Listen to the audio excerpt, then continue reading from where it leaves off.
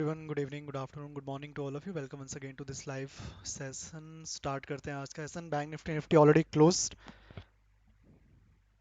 And फिलहाल देखोगे natural gas को तो कल अच्छी सेलिंग आई थी मार्केट में, नीचे से बाइंग अच्छी आई, फिर वापस रेजिस्टेंस से सेलिंग आ गई थी। आज भी मार्केट हल्का सा गैप डाउन ओपन हुआ था और परसों वाला कल वाला जो रेजिस्टेंस था वहाँ से वापस सेलिंग है, उसके बाद साइडवे चला गया। उस रेजिस्टेंस को हम मार्क नहीं करेंगे क्योंकि ऑलरेडी वो हाई लेवल को हिट करके गिरा है नीचे। तो प्लान क्या कर सकते हैं, देखो अभी फिलहाल के लिए नेचुरल गैस बहुत ही टाइट रेंज में है, ऊपर एक रेजिस्टेंस नीचे एक सपोर्ट। तो किसी एक साइड निकल जाए तो ज़्यादा बेटर है, उस पर ट्रेड करना ज़्यादा सेफ रहेगा।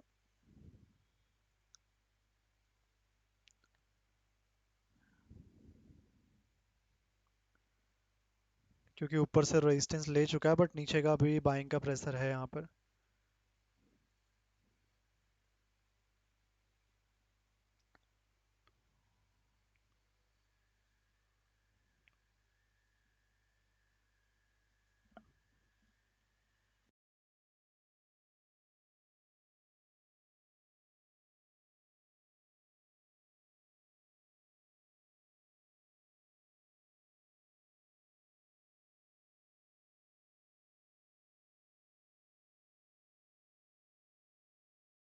12:30 ऑलरेडी हो चुका है, तो लंदन सेशन ऑलरेडी ओपन है। 5:30 न्यूयॉर्क सेशन की ओपनिंग रहेगी।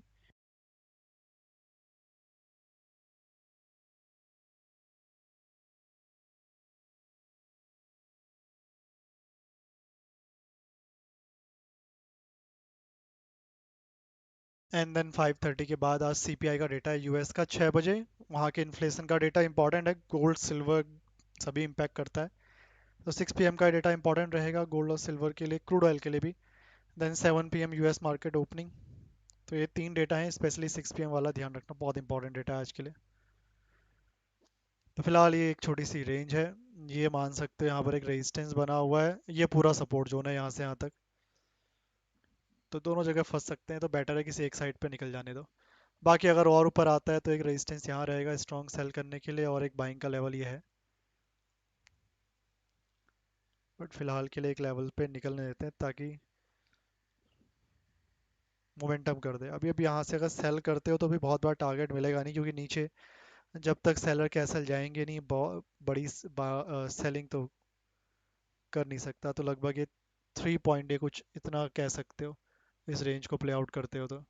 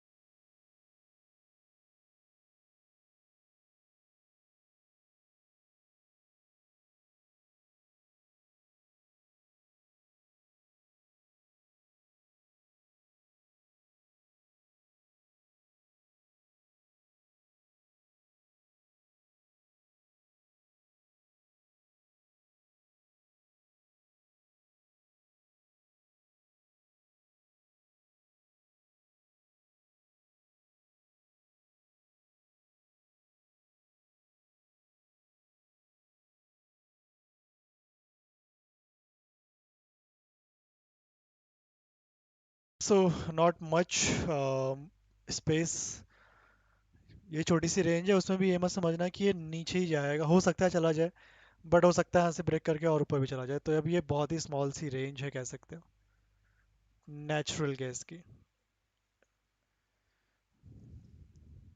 लेट्स सी, वैसे लास्ट टाइम तो यहाँ पर एक बार सपोर्ट ले लिया है इसने ये। थोड़ा सा अगर नीचे वाले लेवल पे करेक्ट होके आए और यहाँ से वापस जाए सपोर्ट लेके तो बेटर है मेरे अकॉर्डिंग। क्योंकि ऊपर से तो लिक्विडिटी कल ले ही चुका है, तो अब रुकना तो नहीं चाहिए वहाँ पे वापस।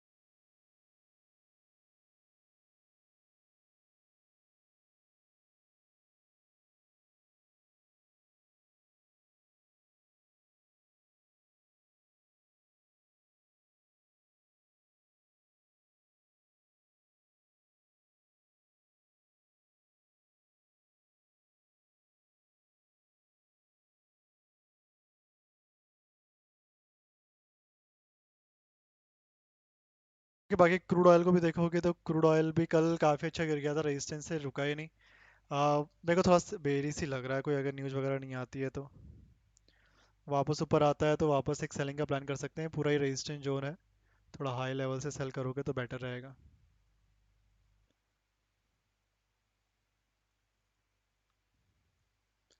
बाकी नीचे आता है तो वापस कोई इतना स्ट्रॉन्ग सपोर्ट तो नहीं है बीच में, वैसे हैं सपोर्ट यहाँ पर दो तीन, बट वो सारे के सारे टेस्ट हो चुके हैं तो अभी उनको अवॉइड ही करेंगे। नीचे वाले सपोर्ट एरिया पे देखेंगे अगर वहाँ मिलता है तो।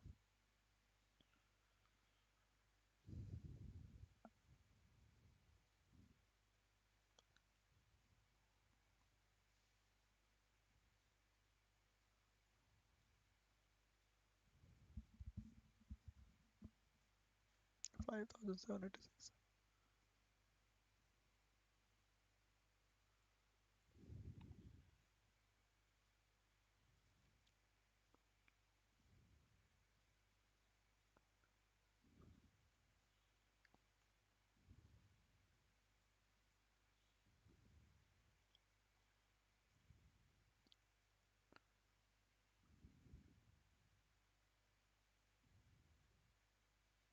आज का लो गया तो फिर और बेरिश हो जाएगा इजीली। ये देखो बहुत अच्छा प्राइस एक्शन है। अगर इसके नीचे कैंडल क्लोज तो ये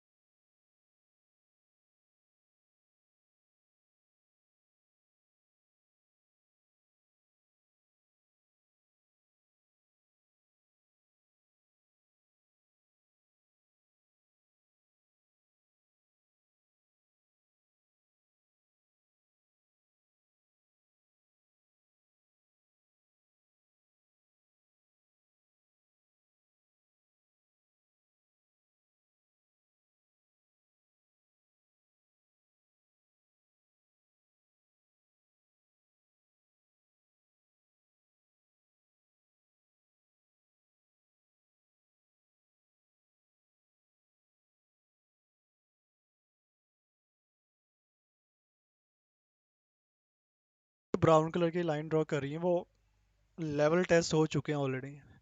वो हैं सपोर्ट भी, but those are already tested level. एक या एक से ज़्यादा बार टेस्ट हो चुके हैं। जो ब्लू लाइंस हैं वो टेस्ट नहीं हुए अभी तक।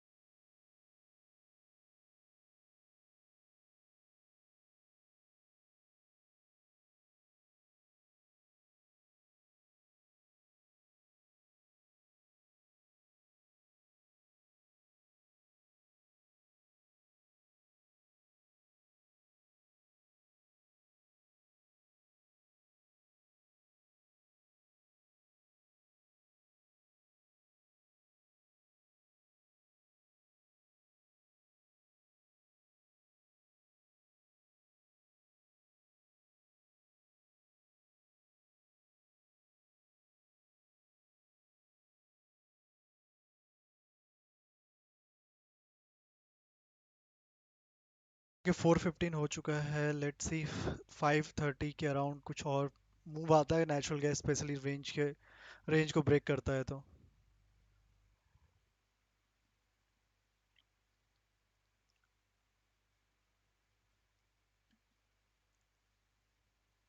ठीक है।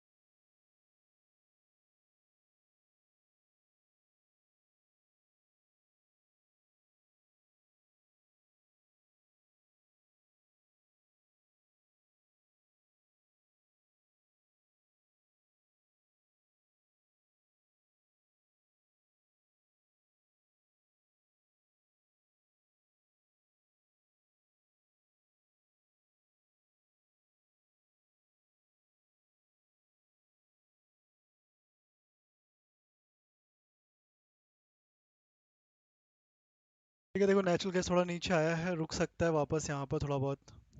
रेंज ब्रेक करे तो बेटर है, अगर यहाँ से वापस सपोर्ट लिया तो फिर सीधा कल के हाई तक ही टच करेगा। बेटर है रेंज ब्रेक करे तो मूव हो जाए।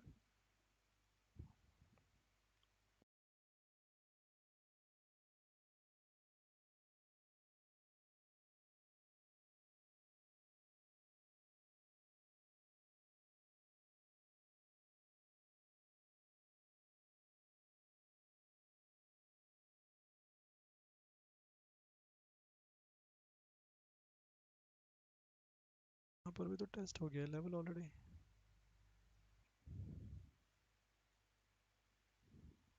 बेस्ट के सिनेरियो है कि इसके नीचे ब्रेक कर दे तो बड़ी सेलिंग आ जाएगी अप्रोक्सीमेटली 285 तक। नहीं किया तो वापस रिटर्न है, तो रेंज बाउंड हो गया बिल्कुल। मुझे लगता है तो इसके ऊपर क्लोज हो जाए तो निकल जाना चाहिए।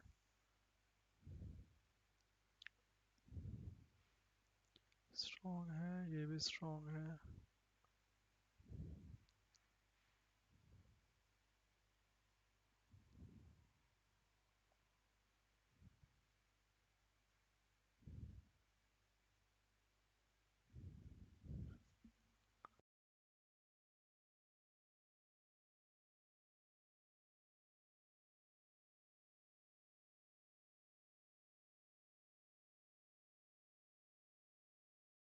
Today any data, yes.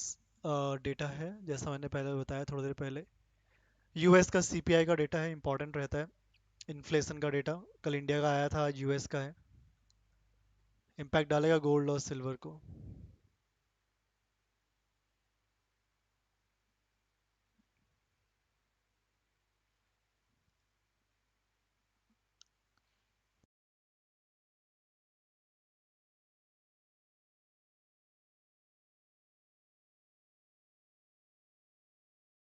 6 PM पर है कोर सीपीआई और month on month and year basis पे। 6 PM इंडियन टाइम के अकॉर्डिंग। 1.5 घंटे बाद ऑलमोस्ट। अभी कितना 4:21 हो रहा है ना। हाँ almost 1 hour 30 40 minute. Great. Candle open equal to high. Natural gas में देखो candle open equal to high बनी है, लेट्स सी ब्रेक करता है नहीं या फिर रेंज बाउंड ही रहता है आज नेचुरल गैस इसी रेंज में। मैं तो एक्सपेक्ट कर रहा हूँ कि ये नीचे ना ब्रेक कर दे 291.3 के नीचे कहीं क्लोजिंग बेसिस पे 15 मिनट में कंटिन्यू हो जाएगी सेलिंग। नहीं तो फिर साइडवे चला जाएगा इसी रेंज में।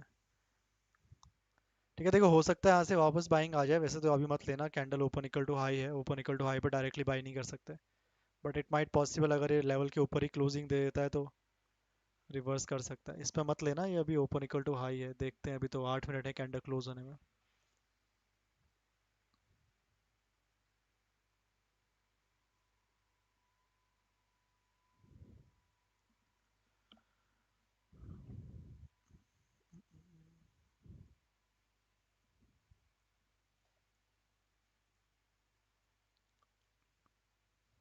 नहीं ये भी नहीं है,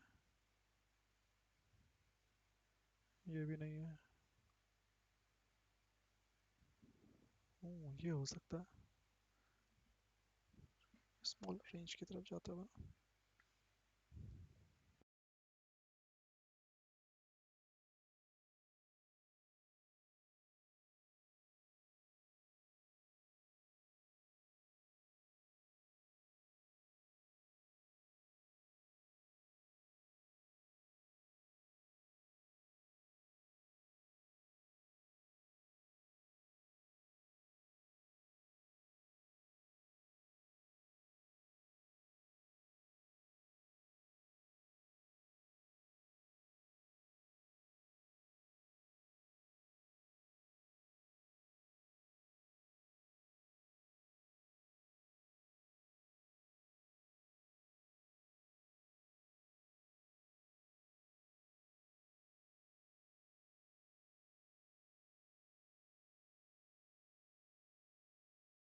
candle is very important now.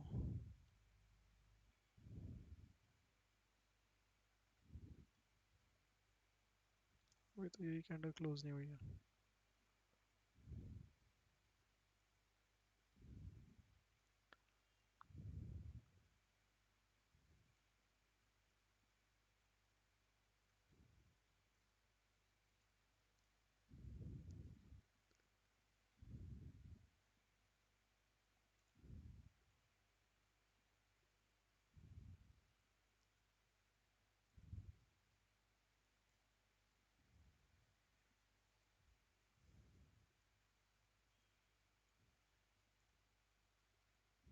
ये जब बनाया था ना यहाँ पर open equal to high break कर दिया था। जैसे ब्रेक किया रिकवर करा जरूर, लेकिन फिर वो काम का नहीं है क्योंकि उसमें ऐसा उड़ा दिया था ऐसा।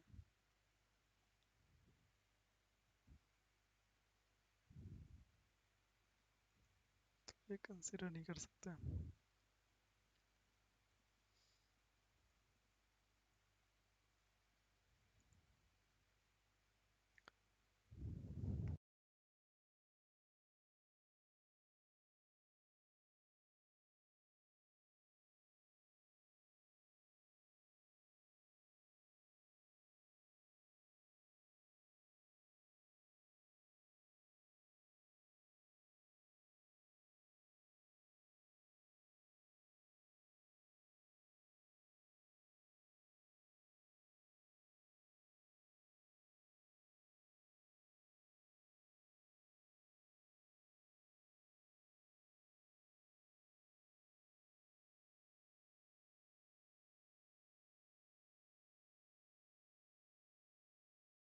लाइक भी करते रहो गाइस, कम ऑन, जिन लोगों ने लाइक नहीं किया है।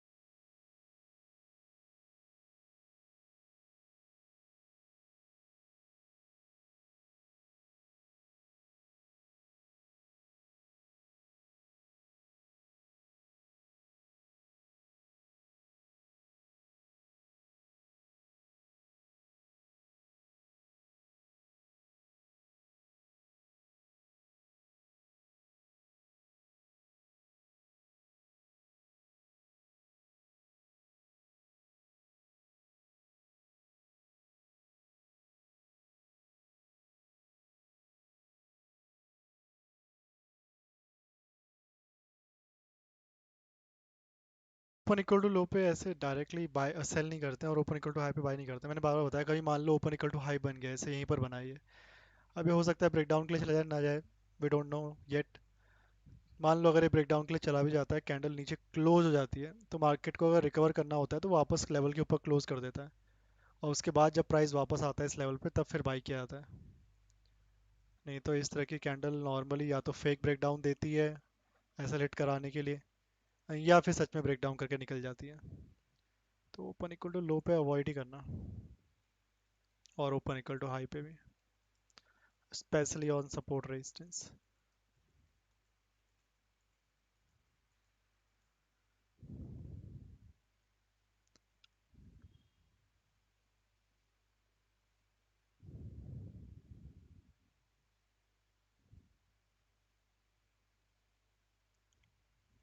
ठीक है, बाकी उसको जाना होगा तो वो डेफिनेटली दो चीज़ कर सकती है, या तो इसके नीचे ब्रेक करके वापस ऊपर क्लोज कर देगी, नेक्स्ट कैंडल पे ले लो, या फिर अगर लेवल के नीचे क्लोज कर देती है तो लेवल के ऊपर वापस क्लोज होने का वेट करो।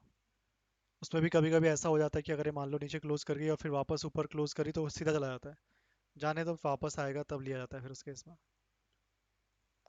That is a standard procedure. ठीक है, ये यहाँ पर देखोगे ना, ये जो open equal to low green colour की कैंडल है, इसने सेम ही चीज़ करी है। यहाँ पर रेजिस्टेंस था, इसने ओपन इक्वल टू लो बनाया है। इसने पहले ऊपर के एसएल उड़ाए हैं, डेफिनेटली मैं मान के चल रहा हूँ जिस तरह का कैंडल वो बनाया, क्योंकि इसको जाना नहीं चाहिए था 296.1 के ऊपर, ये गया है 296.4 तक। तो यहाँ पे पहले एसएल उड़ाए थे इसने, फिर कैंडल नीचे आ गई, क्लोज हो गई, फिर नेक्स्ट कैंडल पे एंट्री मिली है।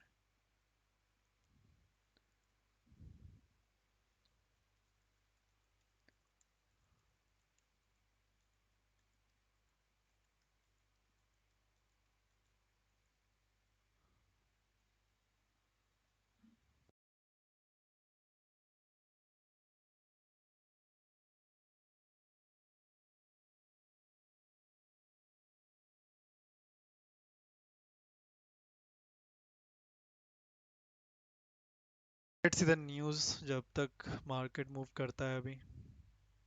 Australian PM will approach China ties in calm consistent manner.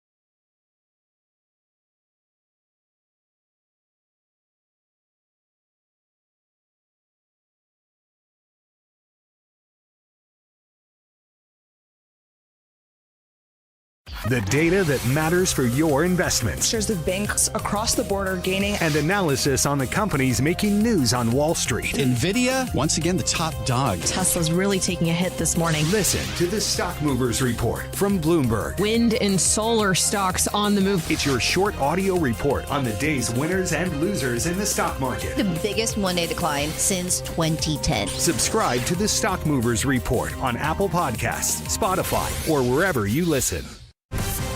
News when you want it with Bloomberg News Now. I'm Nathan Hager. And I'm Karen Moscow. Karen, we begin with big news in the chip industry. NVIDIA says it plans to resume sales of its H20 AI chip in China. That has shares of the world's most valuable company up more than 5% to a record this morning. We get more from Bloomberg's Tom McKenzie. You just need to put this in the context of the last few years of continually tightening restrictions when it comes to export controls, both under the Biden administration and under the Trump administration.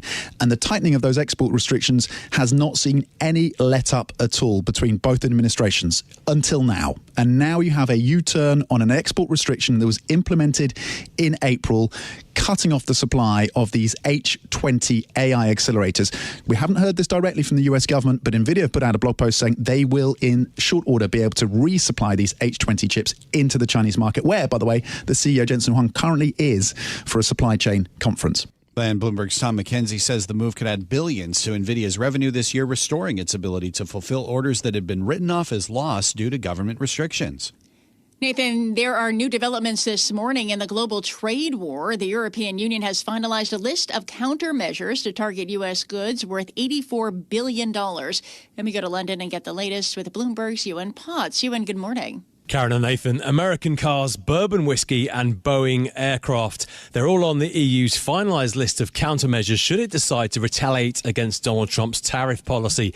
In total, Brussels would target $84 billion worth of US goods. This after the EU's trade chief said that Trump's tariffs set to kick in on August 1st would be effectively prohibitive to transatlantic trade. Talks between the two sides are continuing. In London, I'm Ewan Potts, Bloomberg Radio. Okay, Ewan, thank you. Turning back to markets, bank earnings are about to take center stage. JP Morgan Chase, Wells Fargo, and Citigroup all report before the opening bell. And we get a preview from Bloomberg Global financial correspondent Sonali Basak. JP Morgan is kicking off big bank earnings, and the valuation has risen materially through the course of the year because investors expect more and more M&A deals to come through to fuel investment banking gains and net interest income to hold up strong with interest rates relatively high. Now, the question is, who's winning in the Wall Street game? Is JP Morgan going to bring in more trading revenue than its two big investment banking rivals, Morgan Stanley and Goldman Sachs, which report the following day? We'll also be hearing from Citigroup and Wells Fargo, and the question will be around how much more net interest income can be squeezed out of the U.S. consumer. In New York, I'm Sonali Basak, Bloomberg Radio. All right, Sonali, thank you. And ahead of those bank results, we did hear from BlackRock this morning. The world's biggest asset manager says it pulled in $46 billion to its investment funds. Assets hit a record of $12.5 trillion as clients rode out the volatility of President Trump's second quarter tariff policies. Nathan, it's also a big day on the economic front with a key reading on inflation this morning. At 8:30 a.m. Wall Street time, we get the Consumer Price Index for June, and we get a preview with Bloomberg's Charlie Pillett. Wall Street will be focused on how much of an uptick we might see in inflation because of tariffs. Christina Hooper is chief market strategist at Man Group. We could certainly get a significantly higher number. If we look at the Cleveland Fed nowcast, core CPI is tracking at about 3% year over year. Economists surveyed by Bloomberg are looking for a year-over-year gain in the core CPI, excluding food and energy, of 2.9%. In New York, Charlie Pellett, Bloomberg Radio. Okay, Charlie, thanks. And as we wait for that inflation report, speculation is growing on who will eventually replace Jay Powell. The Washington Post is reporting the White House economic advisor Kevin Hassett as emerging as a leading contender to become the next Fed chair. Hassett was a key advisor during President Trump's first term. The Post says the president thinks Hassett will be more responsive to lowering interest rates. Jay Powell's term as chair doesn't end until May. And a programming note, Nathan, another key member of the Trump administration, will be a guest on Bloomberg Radio and Television this morning. At 7 a.m. Wall Street time, we'll be speaking live with Treasury Secretary Scott Bessent on Bloomberg Radio, Bloomberg Television, and the Bloomberg Podcast page on YouTube. Karen, President Trump is threatening new tariffs on Russia over its war in Ukraine. The president aired his frustrations in an Oval Office meeting with NATO Secretary General Mark Rutte. We are very unhappy, I am, with Russia. But we'll discuss that maybe a different day. But we're very, very unhappy with them, and we're going to be doing very severe tariffs if we don't have a deal in 50 days. Tariffs at about 100%. President Trump said the duties would come in the form of secondary tariffs, a term he's used before for import taxes on countries that do business with America's adversaries. President Trump also says the U.S. is sending top-of-the-line weapons to Ukraine paid for by NATO member states. Secretary General Rutte said all of it should send a message to Russia. I would reconsider whether I should not take negotiations about Ukraine more seriously than I was doing at the moment, if I was Vladimir Putin. But when I'm Ukraine, I think this is really great news for them. NATO Secretary General Mark Rutte says Germany, the Nordic nations, and Canada will play a major role in fulfilling Ukraine's military needs. Meantime, the Financial Times is reporting that President Trump asked Ukrainian President Volodymyr Zelensky if he could strike Moscow with long-range weapons. Zelensky reportedly told the president in their 4th of July call that he could if the U.S. supplied the arms. Time now for the Bloomberg Sports Update, and we bring in John Stashower. John.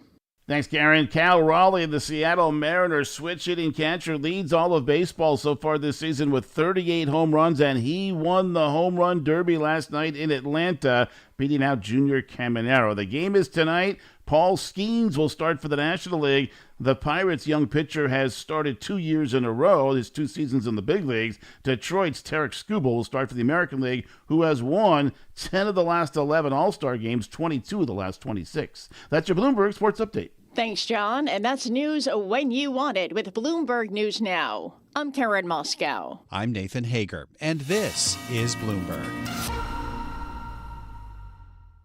The data that matters for your investments. Shares of banks across the border gaining. And analysis on the companies making news on Wall Street. NVIDIA, once again, the top dog. Tesla's really taking a hit this morning. Listen to the Stock Movers Report from Bloomberg. Wind and solar stocks on the move. It's your short audio report on the day's winners and losers in the stock market. The biggest one-day decline since 2010. Subscribe to the Stock Movers Report on Apple Podcasts, Spotify, or wherever you listen. The data that matters for your investments. Shares of banks across the border gaining. And analysis on the companies making news on Wall Street. NVIDIA, once again, the top dog. Tesla's really taking a hit this morning. Listen to the Stock Movers Report from Bloomberg. Wind and solar stocks on the move. It's your short audio report on the day's winners and losers in the stock market. The biggest one-day decline since 2010. Subscribe to the Stock Movers Report on Apple Podcasts, Spotify, or wherever you listen.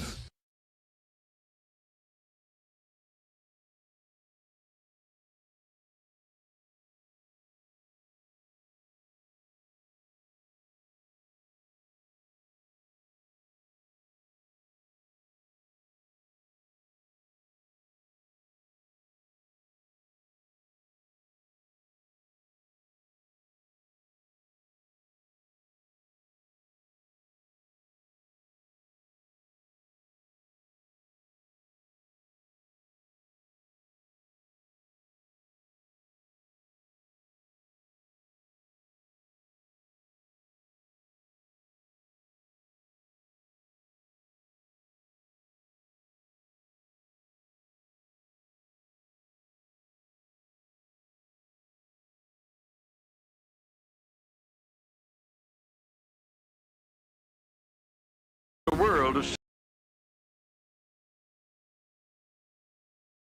So when and where will that meeting take place?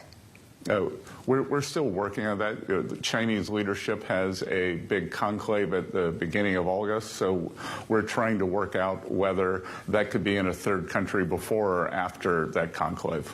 Will the administration release the framework of the Geneva and London talks? Well, we have released some of it, and I'll tell you that now, having settled on tariffs, on the export controls, we can move on to the next stage of talks. And I think it's very important, both for the global economy, for the U.S. economy, and for the Chinese economy, for us to move on and talk about China opening its markets and the increased domestic and consumer production there. Are you hoping to get to that next phase before August 12th, when that's currently the détente between these two economies? Yeah, I think we're in a very good place, and I tell market participants not to worry about August 12th. Should they worry about what's happening with Europe with respect to the 30% tariff rate? They don't seem to be worrying, but I'm just curious whether that's the final rate or whether the letter was part of a negotiation that Europe received from President Trump. Well, Lisa, what I would say is President Trump's able to create a lot of leverage here, because he's indifferent. He's indifferent whether we take in the 30% rate or whether the Europeans come to us with a much better deal. As I've been saying for a while, that if countries or trading blocs don't come with their best deals, then the rates could boomerang back. So President Trump's leading this, and what I will tell you is that a lot of the deals, and this is where his leadership's been invaluable, a lot of the deals that I thought were excellent deals keep getting improved upon every time he takes up the maximum pressure strategy. There is a theory in markets, and you don't even have to calm them. They're pretty calm. They're watching all of these rates rates, and they're not freaking out in parlance on Wall Street. They're taking this in stride. We're close to all-time highs, if not at all-time highs. Do you see this as giving a green light to Trump, to President Trump, to keep going, to take hardline approaches, and to keep trying to get better and better deals? Look, I think this narrative of this obsessive focus on the market isn't right. President Trump views this as a generational opportunity to reset trade in a fair and sound manner for the American people. So the idea that some market ups or downs are going to be the deciding factor here, what we are concerned about, and President Trump is laser focused on, is getting the best deals, because we were not having fair trade, and now we're seeing, with these countries coming to the table, the quality of the deals gets better and better. So we're not going to rush just because of some market deadline. Now, I think what the market's seeing is market's willing to look forward 3, 6, 12 months, and this is going to be good for the U.S., it's going to be good for the global economy. If you do get some sort of signal from the market, though, that this isn't going to be good for the U.S. economy, is there a trigger point? Is there sort of a sense at which it acts as a gut check and sort of pulls back some of the negotiating tactics? Look, I think the market understands what we're doing. Sometimes individual market people don't. Sometimes the television personalities don't. But good thing about President Trump is he always tells you what he wants, and what he wants is fair trade here. I won't take that as a slight on me and my colleagues around the table, Mr. Treasury Secretary, but you did tell me on April 2nd, on Liberation Day, that this was the ceiling when it comes to those rates. But since then, we have actually had some tariff rates the president announced in letters higher than those rates he announced on that big chart on April 2nd. So is there no longer a ceiling when it comes to tariff rates when you are dealing with trading partners? I think that I said if they come and they negotiate in good faith, then those are ceilings. And some of the talks got off to very slow starts. So who's negotiating in good faith at this moment and who's not? Again, I congratulated the UK the other day, as I told many of our trading partners, and Anne-Marie, I may have said on that day or a few days after April 2nd, I'd advise countries to move quickly, because with President Trump, the first deals are usually the best deals. And the UK came in early. They got a great deal, and everybody else is kind of dragging right now. Well, when it comes to Japan, you're headed there at the end of this week. Do you expect to come back with a deal? I'm going to Japan to represent the United States government and the American people at the International Expo, which we used to know as the World's Fairs. So this coming Saturday is going to be America's Day, and I'll be taking a delegation, includes the Labor Secretary, Deputy Secretary of State, will be representing the U.S. So this is a celebration of the U.S. more than trade talks. Mr. Secretary, before you go, just a final question. I'm embarrassed to say that my knowledge of college basketball is nothing like yours, but I can tell you back in the 90s in English football, there used to be a concept of player managers. There used to be certain managers of football teams that also put themselves on the field, and they played too. Effectively, they had two jobs. And I'm wondering, from your perspective, whether that's something you'd be interested in. We've seen that throughout the administration. Is that something you think that you could pursue, both the Treasury Secretary and the Fed chair? Look, I think I have the best job in town. I will do what President Trump wants. We got a lot of great Fed candidates, and I'm confident it's going to be a robust process, Jonathan. Has he asked you? What's that? Has he asked you? Are you part of the process?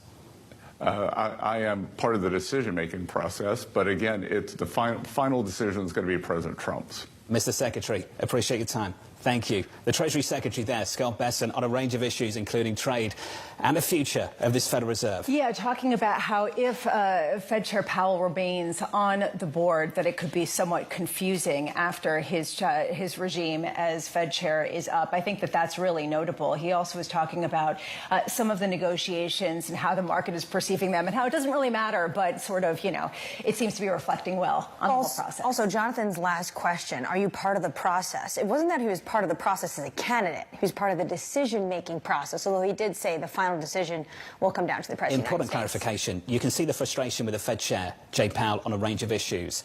They'd like a decent understanding, I think, about his future once his term has expired. Will he be stepping down and vacating his seat as the Fed governor? And I think the Treasury Secretary was pretty clear about what the administration would expect to see in the next 12 months. Absolutely. They are also hoping to see, when it comes to inflation coming down, an opportunity for this Fed to cut rates. Of course, the Fed will say, show me the tariff rates, then maybe we can cut rates. And then also interesting, I really think this is the clearest signal we've yet to get from someone in the administration or the Fed that Jay Powell is not staying on after he is Fed chair. He could stay on as a governor till 2028, but the Treasury Secretary is saying it's confusing if an ex-chair stays on the Fed board when a lot of people, including Democrats, are throwing criticism at this administration for this idea of a shadow Fed chair. I think that was a clear signal that Powell is going to go when his chairmanship is done. We'll continue the conversation throughout this morning. Let's take the opportunity to get you an update on stories elsewhere with your Bloomberg Brief. Here's Yahara Arnott. Hey, Yahara. Hi, John.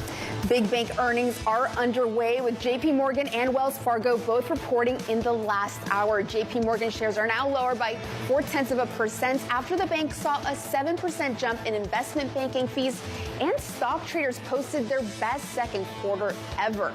Meanwhile, Wells Fargo shares are lower nearly 2% after it cut its full-year guidance for net interest income. Next up is Citi, which reports in the next hour. Meanwhile, the European Union is drawing up retaliatory tariffs for U.S. goods in case the two sides don't reach a trade deal. The list of American products is worth $84 billion and includes Boeing aircraft, cars, and bourbon. President Trump said yesterday he is still open to negotiating after announcing a 30% levy on EU imports that will kick in on August 1st. And staying on trade, the Port of LA saw its busiest June ever after a slump in May, with the whipsawing trade war pushing shippers to beat shifting deadlines. But trade forecasters expect a severe drop for the rest of the summer and through the holidays, which start in November, which is typically peak season at the ports. That's your Bloomberg Brief. John? Yahara, thank you. Up next on the program, inflation is dead. The economy is roaring, business confidence is soaring, incomes are up, prices are down, and inflation is dead. It's dead. Without us, you have no world. And we put our country on solid footing. In just a moment, Sarah Hunn of Alpine Saxon Woods.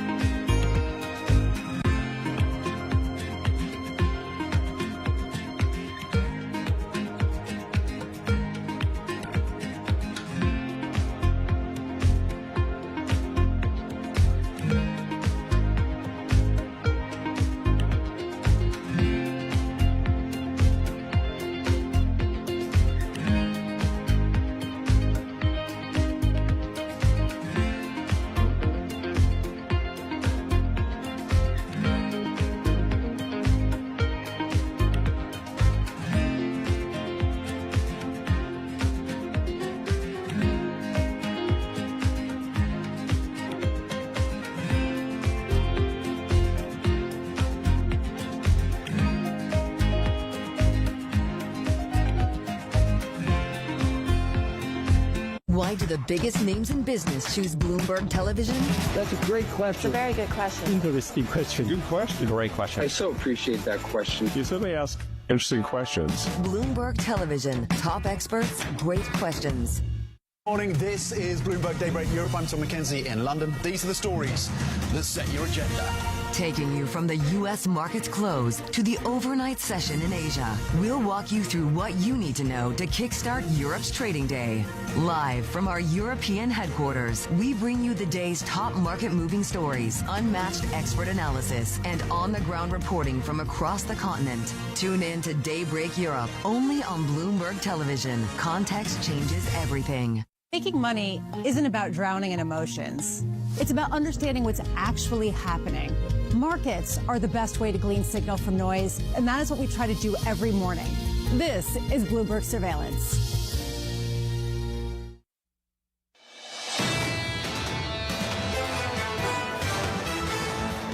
Equities are positive by 0.4% on the S&P, up as well on the Nasdaq. Under surveillance this morning, inflation is dead. The economy is roaring, business confidence is soaring, incomes are up, prices are down, and inflation is dead. It's dead. We're doing great. We have no inflation. Think of it. Our stock market hit record highs. Everything's hitting a record high. We're really running good with no inflation. Without us, you have no world. And we put our country on solid footing. Inflation data due at 8:30 Eastern Time. About an hour away. Joining us now is Sarah Hunt of Alpine Saxon Woods. Sarah, good morning. Good morning. Is inflation dead? I think it's quiet at the moment, but I wouldn't completely rule it out. I think that there's some possibilities that it could pick its head up, but I think that it's hard for people to anticipate data when we spend a whole lot of time anticipating a bunch of stuff that didn't happen. So I think there's a little bit of fatigue there, so it's hard to say right now. It's difficult to forecast. There's still some debate over the data we've already had. What's underpinning these softer than expected reads, and why won't it last?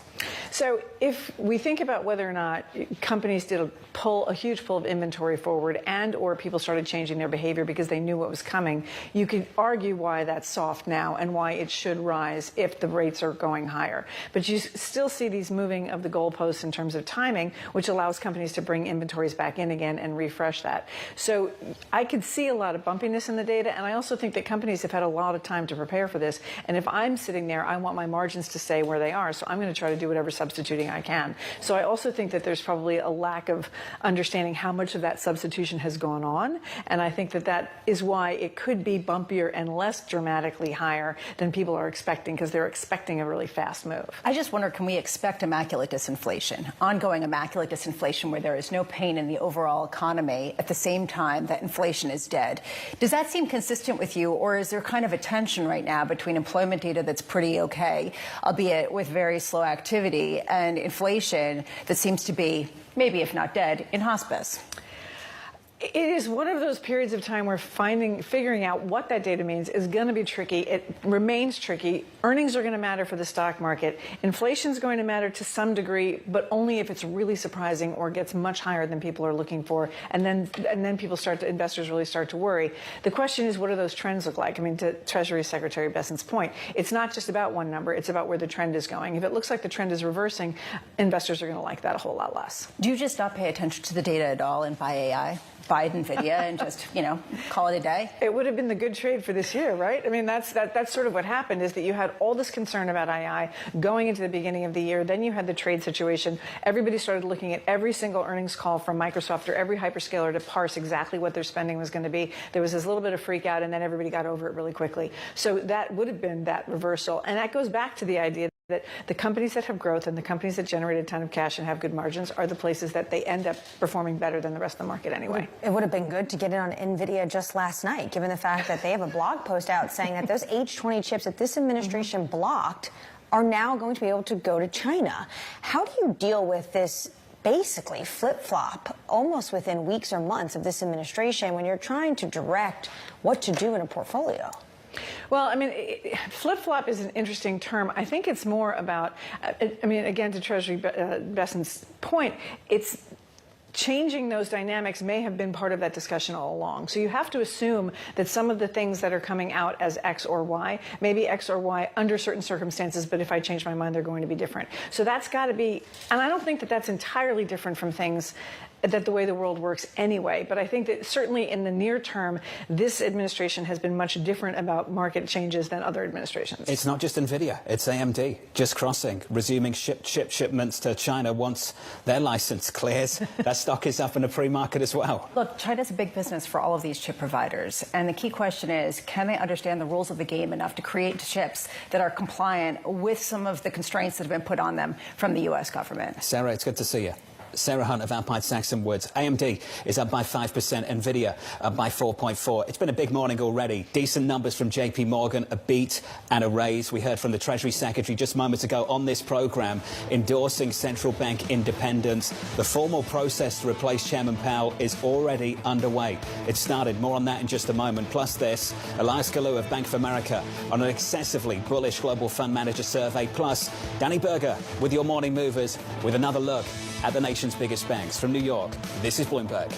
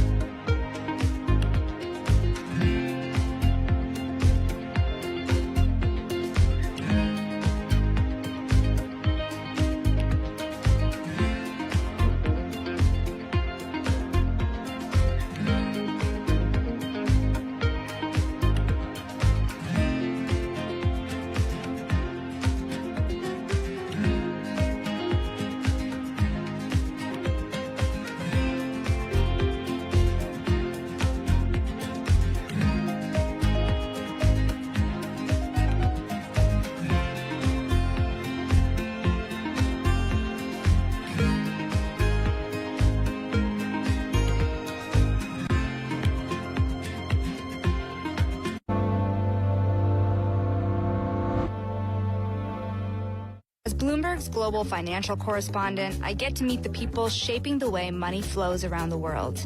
And I want to bring you with me.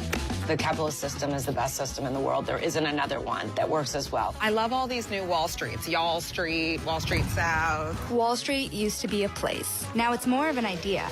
I hope you survived the day. I did. It was a busy day.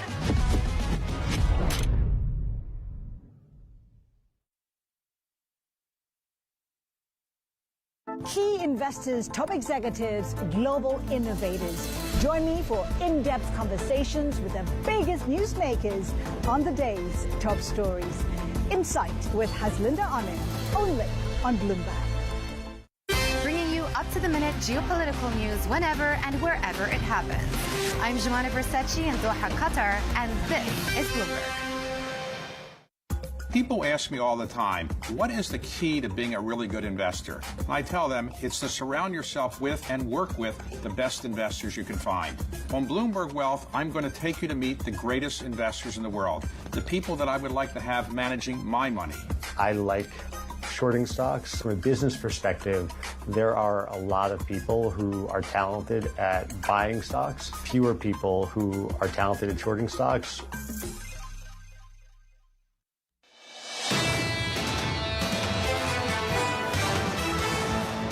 This from the Bank of America Fund Manager Survey so far this morning. Sentiment getting toppy. They say investor sentiment is the most bullish since February 2025, the biggest surge in profit optimism going back to July 2020, and a record surge in risk appetite over the past 3 months. Sentiment's getting toppy. Yeah, although interesting when they say that this typically has been the indicator, they've sold, and it would have been a good thing to sell. Right now, they're not saying to sell, because ultimately, how do you fade something that seems to be underpinned by a whole host of different themes? Just as difficult to really just outright pull against. We'll talk to Bank of America directly about that survey in just a few minutes' time. Futures up on the S&P, up by 0.4%, on the S&P 500, up by 0.6% on the Nasdaq. Some big stories out there for the banks and for big tech as well. With 2 hours until the opening bell, with your morning movers, is Danny Berger. Hey, Danny. Hey, John. Yeah, a lot to work through this morning. The first of which, about more than an hour ago, we got earnings from the big banks. Interesting to see J.P. Morgan give up its gains. At first, when it announced, we were off to the races, a beat and a raise. Investment banking did better than expected. Traders, a record first half. You see some ebbing of that sentiment. It's now down 0.4%. Wells Fargo really taking a hit, though. It missed on its net interest income, even though it did see a beat on EPS. We also had some of the smaller banks reporting. Bank of New York Mellon, for example, they reported those shares are still up, but they are off of the highs of the morning, only up 0.5%. Really seeing sentiment again across these banking names start to ebb. For them, it was also a beat and a raise, really reinvesting a lot of their maturing securities at higher yields, helping them to up their revenue. Finally, moments ago, this breaking, John, you had mentioned it before the commercial break, AMD saying that it was preparing now to export its MI308 chips to China. This is a chip that had been blocked, but it says that the U.S. Commerce Department is now re-reviewing those licenses. When it initially got blocked, it said it was an $800 million hit it would take to its earnings. So with the resumption of that, shares are up 5.6%, John. This is a big change in Washington, a big change we're following this morning. We'll keep tracking. Danny, thank you. On our radar this morning, Treasury Secretary Scott Bessent telling us not to put too much emphasis on this morning's CPI data, saying it's more important to look at the trend. Bessent adding the process to find a replacement for Fed Chair Jay Powell has already started. What's interesting what's going on with the Fed, and he's talking about this process. The process is already started. He's saying he is part of the process in the sense that he is giving that guidance to the president about a decision, almost sort of put some distance between himself and potentially going over and running the Fed. Then he said this: traditionally, the Fed chair also steps down as a governor, and there's been a lot of talk of shadow Fed chair causing confusion in advance of his or her nomination. I can tell you, I think it'd be very confusing for the market if a former Fed chair to stay on. This is the big question for this administration. After Powell's chairmanship is on, will he stay on as governor in 2028? I think it's a clear signal that it's not likely. There's a larger issue here, which is how does this administration want to reshape the way that the Fed really does approach monetary policy? Is there some sort of larger overhaul that Kevin Warsh was really alluding to when he was talking about regime change and how they calculate certain aspects of the economy? And that, I think, increasingly is going to be the question as we parse through who the replacements to some of those empty seats will ultimately be. We witnessed all the pressure on Chairman Powell over the weekend, and we woke up Monday morning and hardly saw any movement in the price action whatsoever. I think the fact that we have Scott Bessent in the Treasury seat right now brings this market a lot of comfort to come out and talk about central bank independence the way he did, draw a line under it and hopefully move on, I think is some of the reason why you haven't seen markets move in quite the way they would if Secretary Bessent was saying the kind of things that Kevin Hassett was over the weekend. People view him as sort of the arbiter of calm, and President Trump obviously looks at him to that, given the fact that he says, I come out in royal markets, and he comes out and he calms them. At the same time, Scott Bessent seems to be coming out and saying the market is taking everything in stride because they see the long game. And overall, the long game is not to disrupt the independence of the Fed, and it's not necessarily to create a trade war just for the sake of it, but it's ultimately to get income and to create a more fair landscape. You know, whether that's actually what the market decides after we see the rates, et cetera, we shall see. But I think it gives you a sense of what the framework is that he sees. He understands the bond market. Yes. If you want lower rates, don't fire the central bank governor. If you want higher rates, fire the central bank governor, or the Fed chair in this case. I'm guessing he wouldn't come out and say drop rates to 1%, and he thinks that that's appropriate for the Fed funds rate, because probably if Scott Scott Bessent were to say that, you would see a real reaction in the long end. We'll have more on that conversation in just a moment. I want to turn to the bank results we've had so far. Kicking off on Wall Street early this morning, JP Morgan reporting equity and FIG trading revenue that beat estimates. On the flip side, Wells Fargo missing net interest income estimates and cutting its full-year guidance. Two very different stories this morning. Yeah, although one consistency, and that is that their loan loss provisions came in lighter than expected, both of them. So if you're worried about credit quality, well, it looks like that's not as much of a concern. You know, you see both of the shares down, and they're down for different reasons. JP Morgan shares have been up some 40% this year. I mean, this has been the high flyer, and so some people are saying the bar is just too high at this point for them to cross. Wells Fargo is more interesting, especially given what we heard earlier this morning. How much do they have more optimism ahead of them because of the, what was it, the asset cap jail that they had been in that had been lifted? Is that something that they can see? I mean, how does the market judge that if they're not giving any good guidance to that extent? Citigroup's up next. We'll hear from another one in about 25 minutes' time. I said two big sector stories, one in the banks, Lisa going over the financials. We need to talk about tech. Chip makers rising in the pre-market. NVIDIA planning to resume selling its H20 AI chip in China. AMD, just moments ago, also preparing to resume shipments of its MI308 chip once its export license is cleared. It's a U-turn from the administration. It is a U-turn. This chip was developed under the Biden administration, so it could be export compliant to send to China. Trump administration comes in and they say you cannot sell the H20 to China. And guess what? We have had Kevin Hassett, we've had the Treasury Secretary in the past say this is not quid pro quo. We're not going to make sure that we do anything that goes against our national security. But what did he say to us this morning? NVIDIA chip decision is part of a, quote, mosaic of the China talks, basically saying this was part of an agreement. And he used the term a chip we were going to use when it comes to the deal making, the detente they had with Beijing. Yeah, he also said something else that I thought was really provocative and interesting, which is he doesn't want, or they don't want, China creating a digital Belt and Road.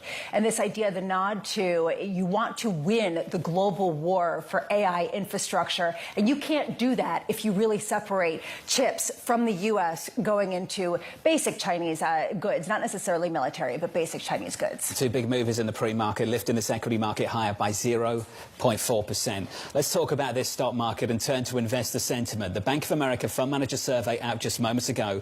The title, Sticky Toppy Pudding. Joining us now, Elias Galou of Bank of America. Elias, welcome to the program, sir. Just across the board, optimism, optimism, optimism.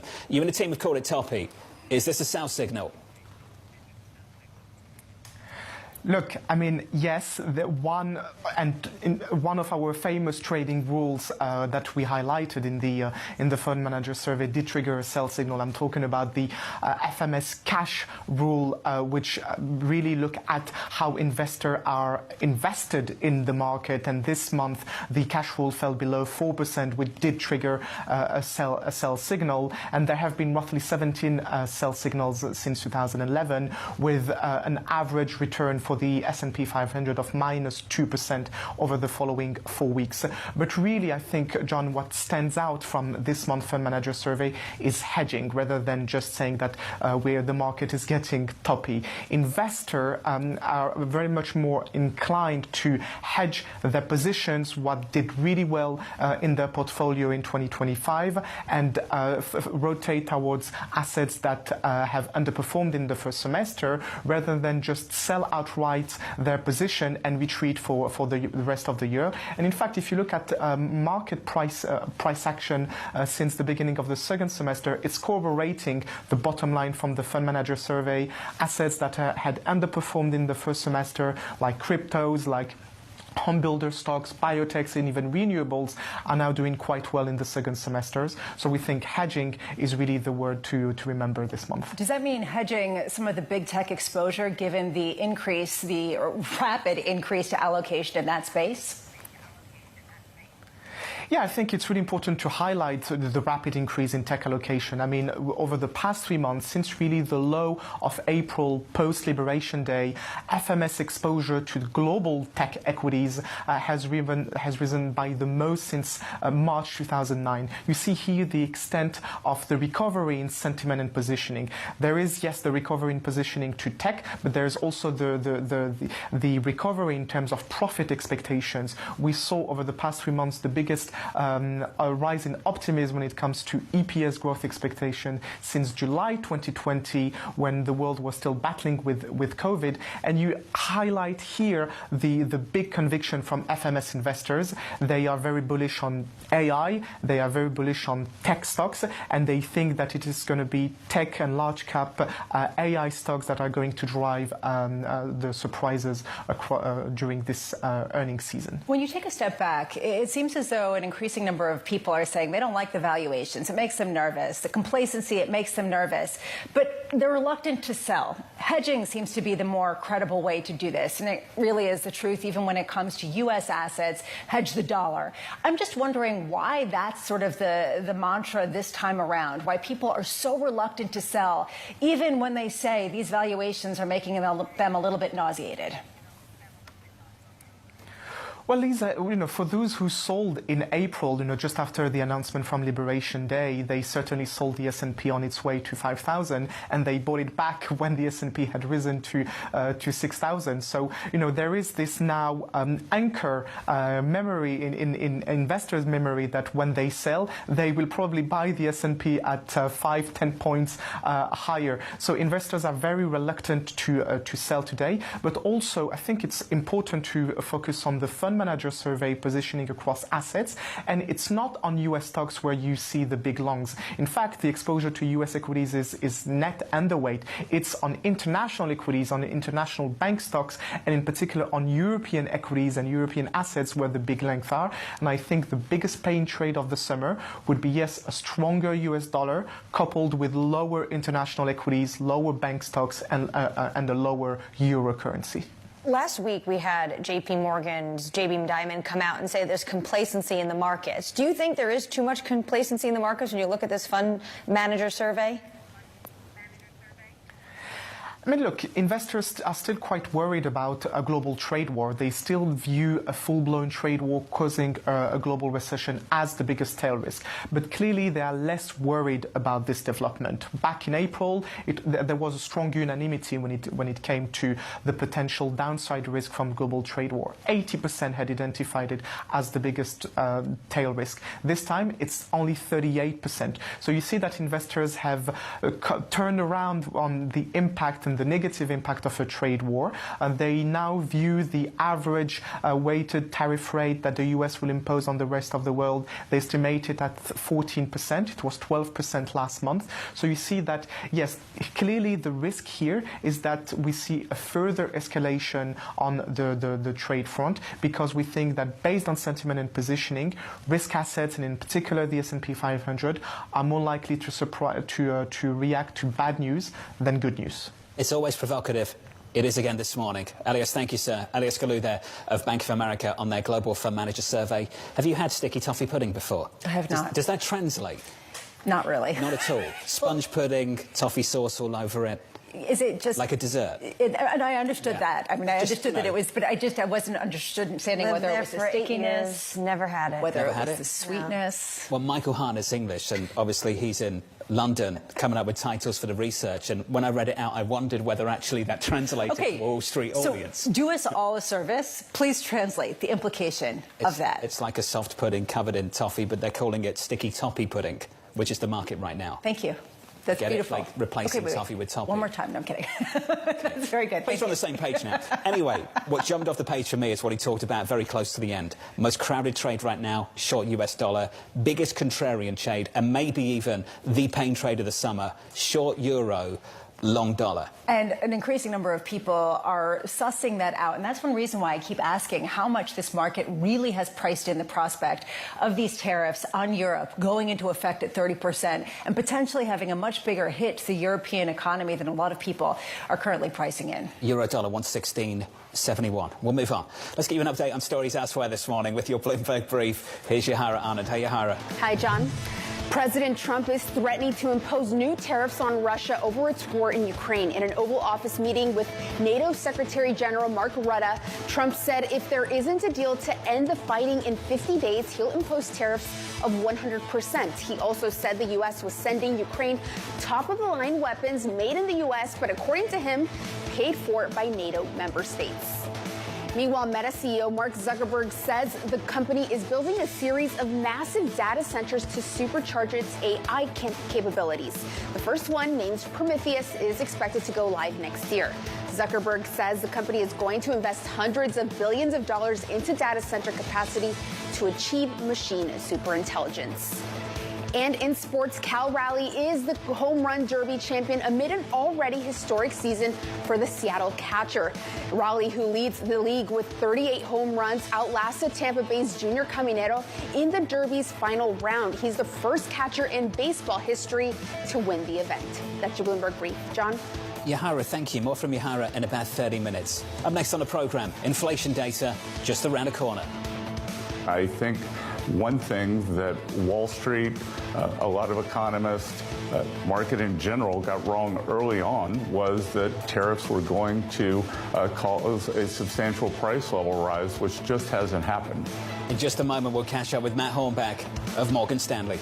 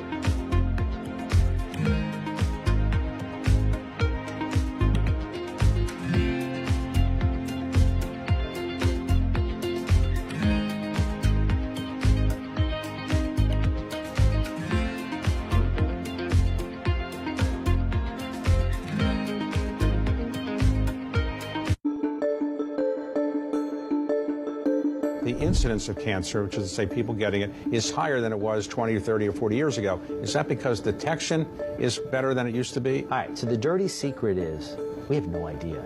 We don't collect data well in the United States. What we do know is that there's not a dramatic rise in cancer in the United States, but what we are seeing is a troubling trend is younger people are getting more cancers. That's real. We have no idea why, but we are seeing younger people, more colon cancer, more breast cancer, and other cancers in younger individuals, 20, 30, 40-year-olds, that we never used to see. What do you think could possibly be the cause? I assume pollution or the environment in some ways? We assume it's either something in the environment, we assume it's diet, it's ultra-processed foods, it's microplastics, it's changes in the microbiome. We really don't know.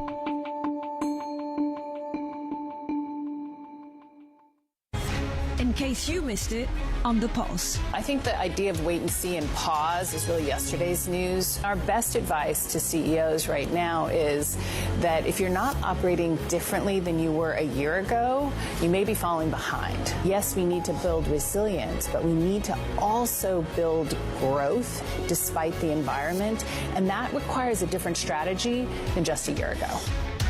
Don't miss the pulse, live every weekday. From the world of politics to the world of business, Joe Matthew and Kaylee Lines deliver news, insight, and analysis live 2 times a day, every trading day. Balance of Power at 1 and 5 Eastern, only on Bloomberg. Get your fixed income fix. Watch Bloomberg Real Yield every Friday at 12 p.m. Eastern, right here on Bloomberg. Context changes everything.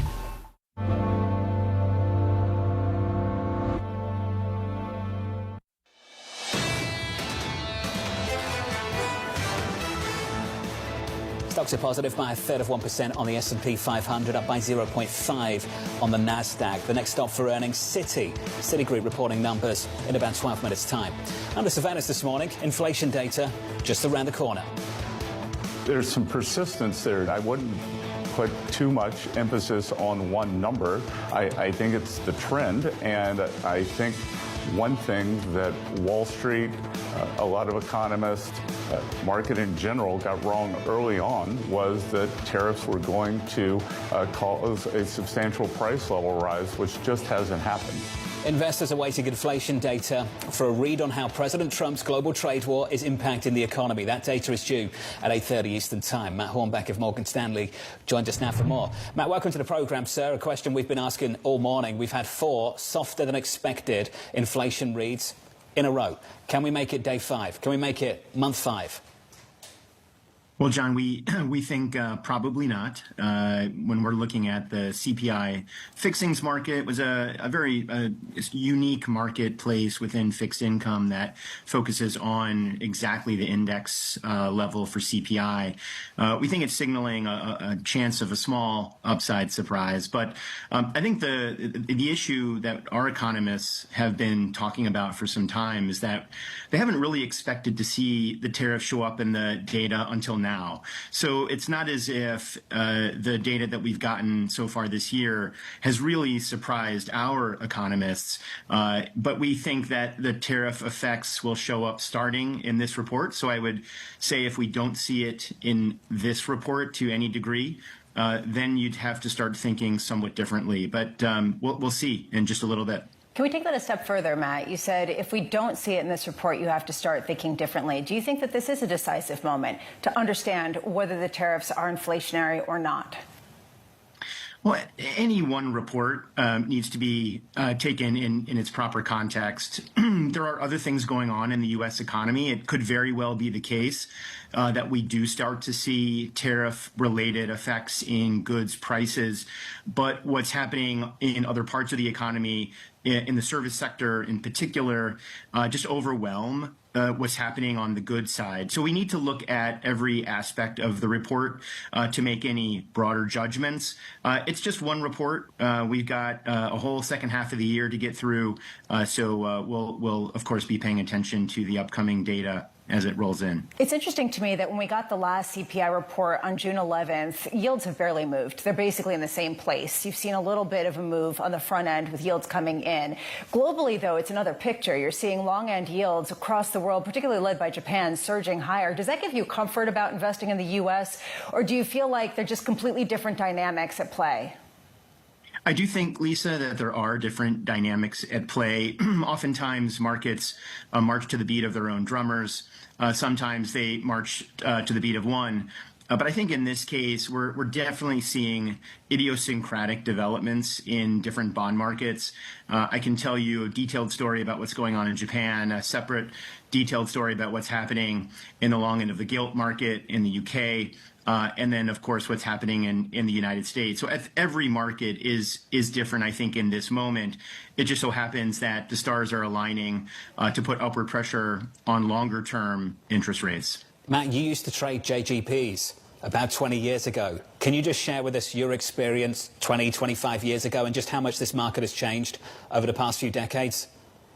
Yeah, I will tell you, I did not expect my experience 25 years ago to be brought up at this point, but here we are. I do think that the long end of the JGB market is just different in the sense that, I mean, the supply picture is largely the same. There's always been a tremendous amount of supply in the Japanese government bond market. But what's different is the demand side of the equation. The life insurance companies in Japan are selling fewer life insurance products to the people of Japan, in part because the people of Japan have other investment options, in particular related to the NISA scheme, which essentially allows the people of Japan to invest for their retirement in a tax-efficient way. That didn't exist 25 years ago. And so there are some different demand dynamics happening in Japan.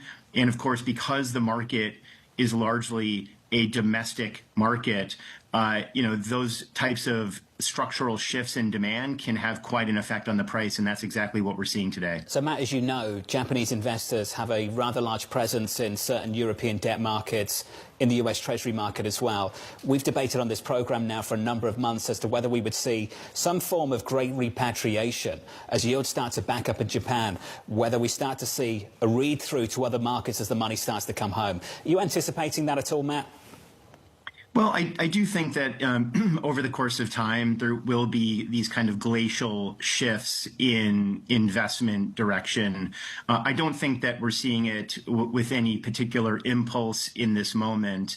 But ultimately, if yields in the long end of the JGB curve continue to rise, those assets will become much more attractive to investors that sit outside of Japan. And so, of course, the price determines a lot in this business that we're in. If the price cheapens up, you're going to see investment capital chase valuation. And so that could be something that defines the second half of this year.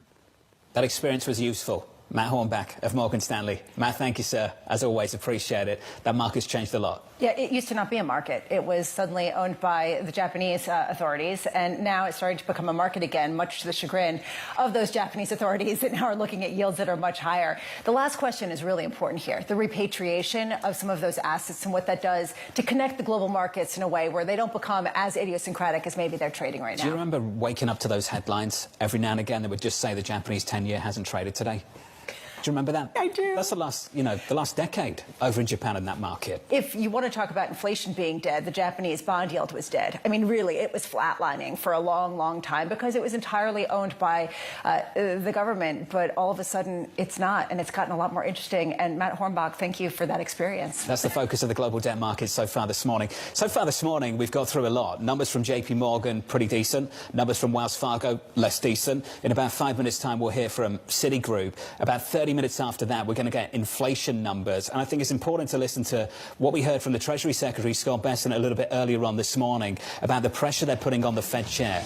The pressure now on the Fed chair, not to leave immediately, but to vacate the seat once his term expires, to allow them to nominate a new governor. Absolutely, because he thinks it will cause confusion if a Fed chair stays on as a governor, especially with a lot of controversy around this idea of a shadow Fed chair. Much more still to come on our conversation with the Treasury Secretary, Scott Bessent, plus Greg Battle of BNP, Jared Cassidy of RBC, Neil Dutta of Renmag, and David Kelly of JP Morgan.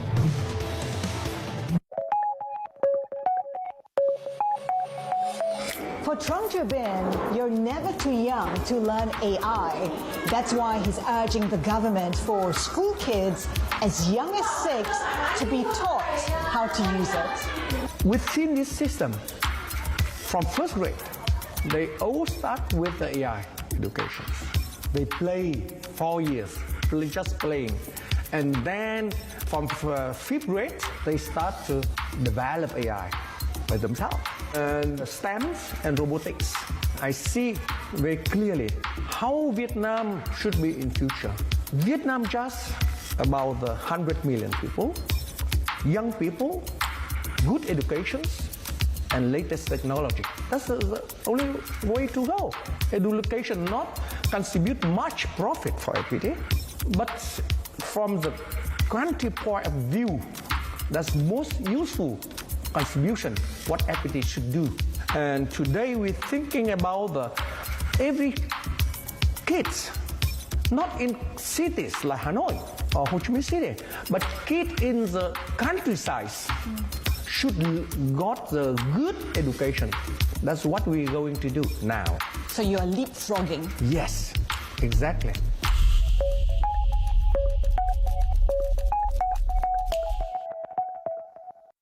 In case you missed it, on Bloomberg Surveillance.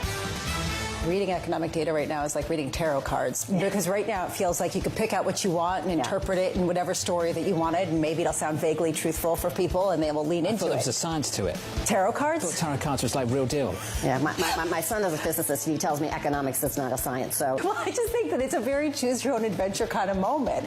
At what point do you know this data is reliable? Don't miss Bloomberg Surveillance live every weekday. in case you missed it on Bloomberg Crypto. What is 21 Capital's strategy once it is up and running in the stock market? To buy as much Bitcoin as we possibly can. We've been successful with convertible bonds to date.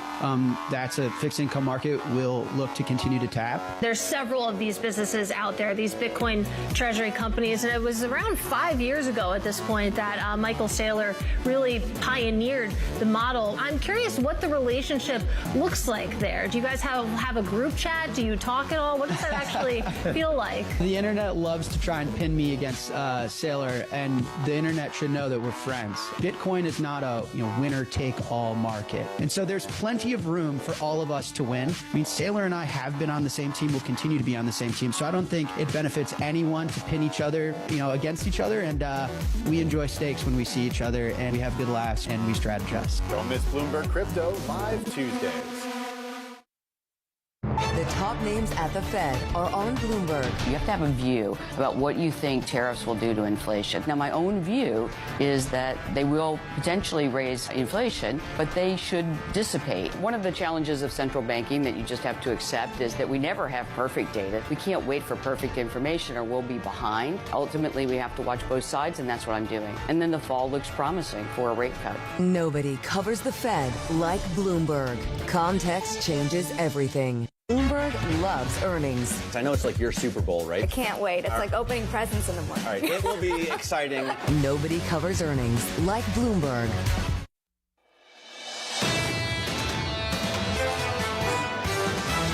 The tariffs could definitely create some inflationary headwinds. The effects of the tariffs are actually going to take some time. We will not start seeing the inflation effects until a few more months down the road. It's still too early for us to start to see a wave of inflation. The risk to us is that we see a more persistent impact of inflation. This is Bloomberg Surveillance with Jonathan Farrow, Lisa Abramowitz, and Anne-Marie Hordern. Live from New York City this morning. Good morning to you all. The third hour of Bloomberg Surveillance starts right now with equities doing okay, led by the chip sector and some of the biggest banks in this country. Equity futures on the S&P up by 1/3%, on the Nasdaq 100 up by 0.6. 30 minutes away, CPI in America, inflation data at 8:30 Eastern Time, and lots of banks in between.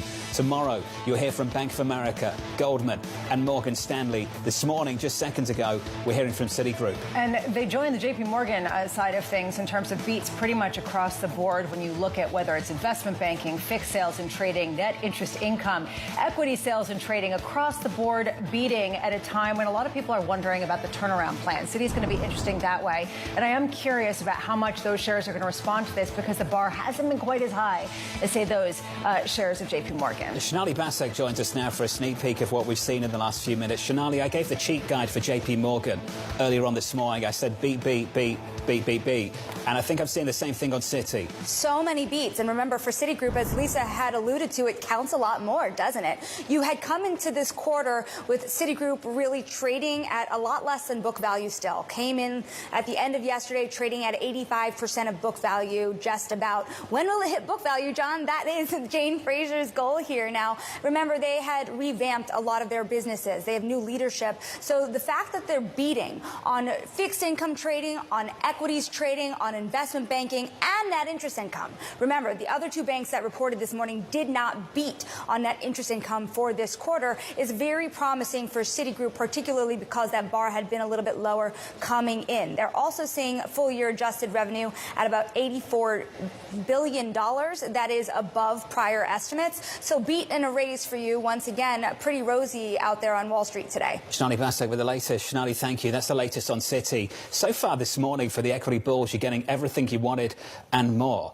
A beat for some of the nation's biggest banks, a beat and a raise from JP Morgan, a beat from Citi, reversing some of the chip curves, at least that's expected with regards to exporting into China at AMD, at Nvidia. If we have a clean sweep, it would need to include, at 8:30 Eastern Time, a softer than expected inflation print. Immaculate disinflation, ongoing strength in corporate America, ongoing suggestion of strength among consumers at the same time that you're not seeing a read-through of those promises promised tariffs in some sort of increase in prices for consumers, you get the trifecta, we get a new high. That's what a lot of people are expecting. And the Treasury Secretary was talking about how one print doesn't really matter. It's the trend. So really leaning on to the fact that before today, we had 4 months of straight softer CPI prints. And they're leading into that when they start continuously this jawbone of Jay Powell. Something else that is good news for the markets. He made it very clear the president is not looking to fire the Fed chair. I imagine, though, that Fed chair is going to face a lot of pressure if we get another soft read at 8:30 Eastern Time. Social media posts are going to begin straight away. You can almost draft them. If you get a softer CPI print, Trump is going to come out yet again and said, what did he say yesterday? Inflation is, quote, dead, doesn't exist. Well, there's still some inflation. Of course, the issue that this Fed has is the fact that they haven't set the tariff rates. And having this discussion with the Treasury Secretary, he says we're not going to rush deals based off some market deadline. Well, it's not really a market deadline. It's their deadline. They just keep pushing the can down the road. The S&P this morning firmer by 1/3%. We begin this hour with stocks higher as investors await key inflation data. Greg Battle of BNP Paribas writing the following. Investors looking to hedge over CPI should consider the Russell 2000. While the vol isn't obviously cheap, the index has been sensitive to CPI surprises. Greg joins us now for more. Greg, good morning. Good morning. Let's just get into what you do expect to see at 8:30. Let's start there. What are you and the team looking for? Yes, our economics team are looking for a print in line with consensus, which is a tick up sequentially to 0.3, both for the core and the headline. I'm not sure that's going to be enough to move the market one way or the other. Is this a decisive moment in terms of either we see the influence from tariffs or we don't?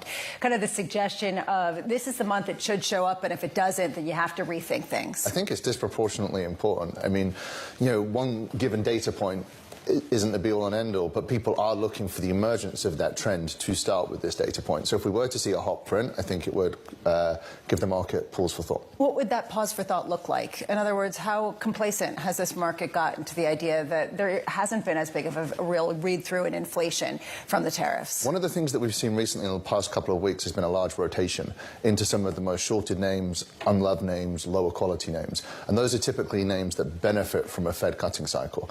So I think what we could see is a reversion of that rotation if we were to see a hot print. So not necessarily a wholesale sell-off, but just sort of shifting around, which seems to be the way people are thinking about things right now. I think if we got a hot inflation print and that worried the market, you could see two things. One, you could see the market reverse some of the gains, and you could see that rotation under the surface reverse. And in the index space, that would be things like small and mid caps, Russell. Why would I want to leave what's working so well right now, which is mega cap tech? Yeah, and all the right things keep happening, including this morning on Nvidia and AMD. Yeah, I'm not sure that you would. I mean, the one message we've had for large cap tech, and you can express this through NASDAQ, is starting to look at delta replacement strategies. This is the idea of owning the upside in the optionality, so you can benefit from a trending higher and overshoot if you like, but mitigating some of that risk at all-time highs. Can we sit on earnings just for a couple of beats? Yep. What are the big tailwinds now for earnings? Because we were talking about the fund manager survey from Bank of America earlier on this morning. Optimism has snapped back around earnings just like that, so quickly, even with all the policy volatility down in Washington, D.C.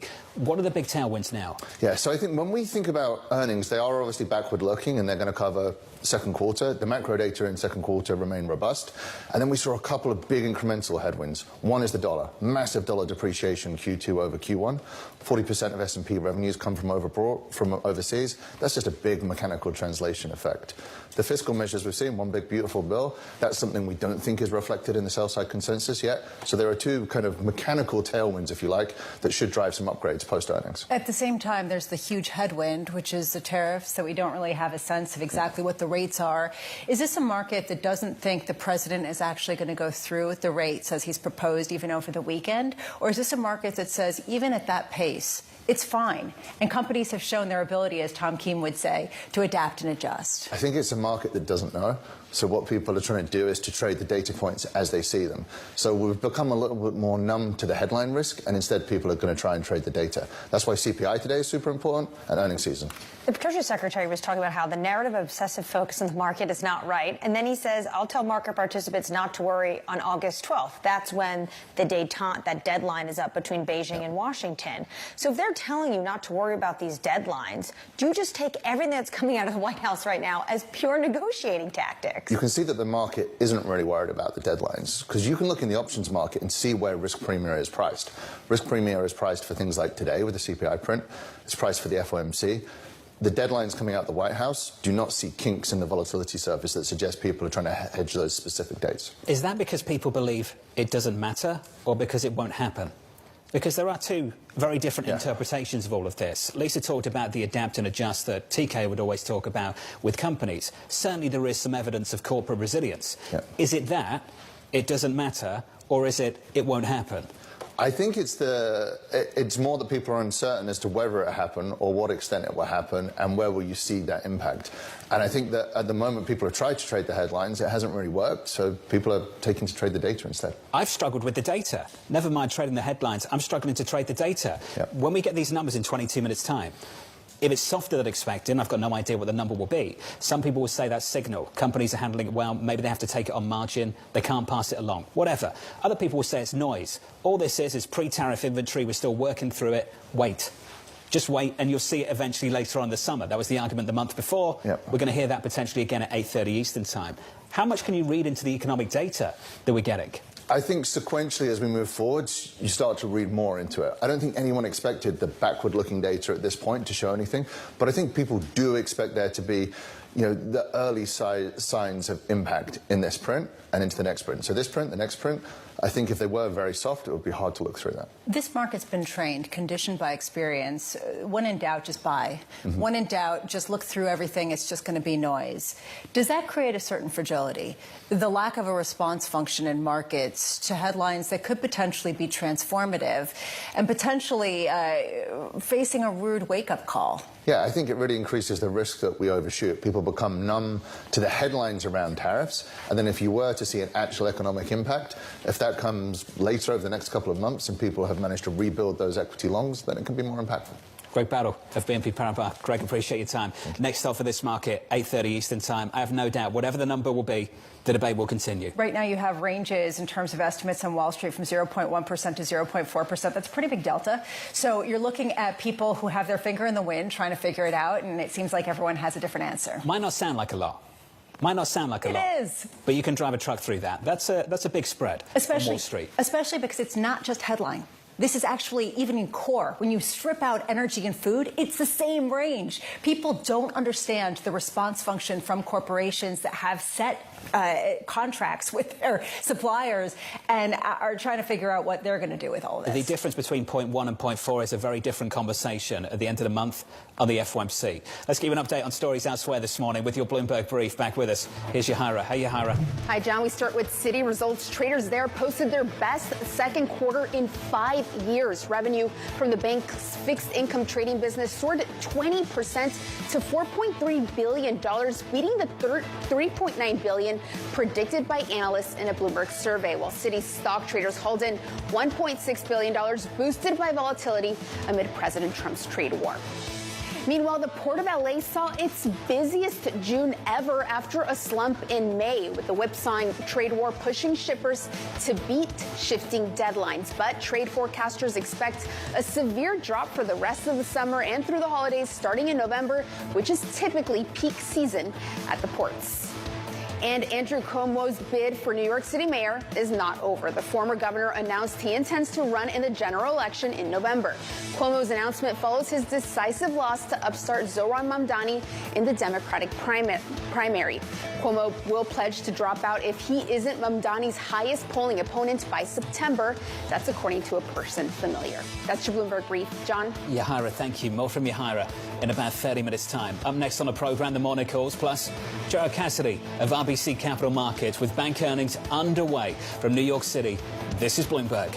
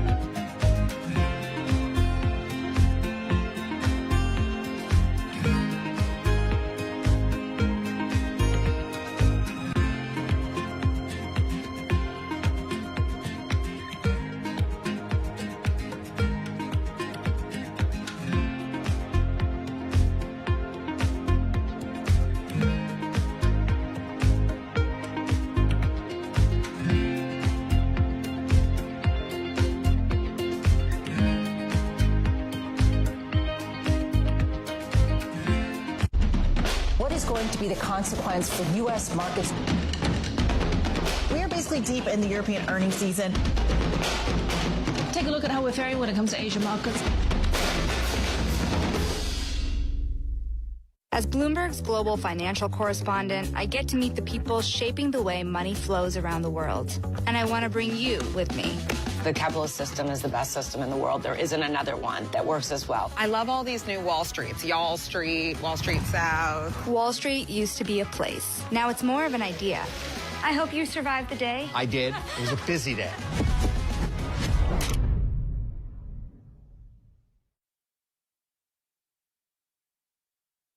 Bloomberg brings you breaking news 24 hours a day. Powered by more than 3,000 journalists and analysts in more than 100 bureaus across the globe.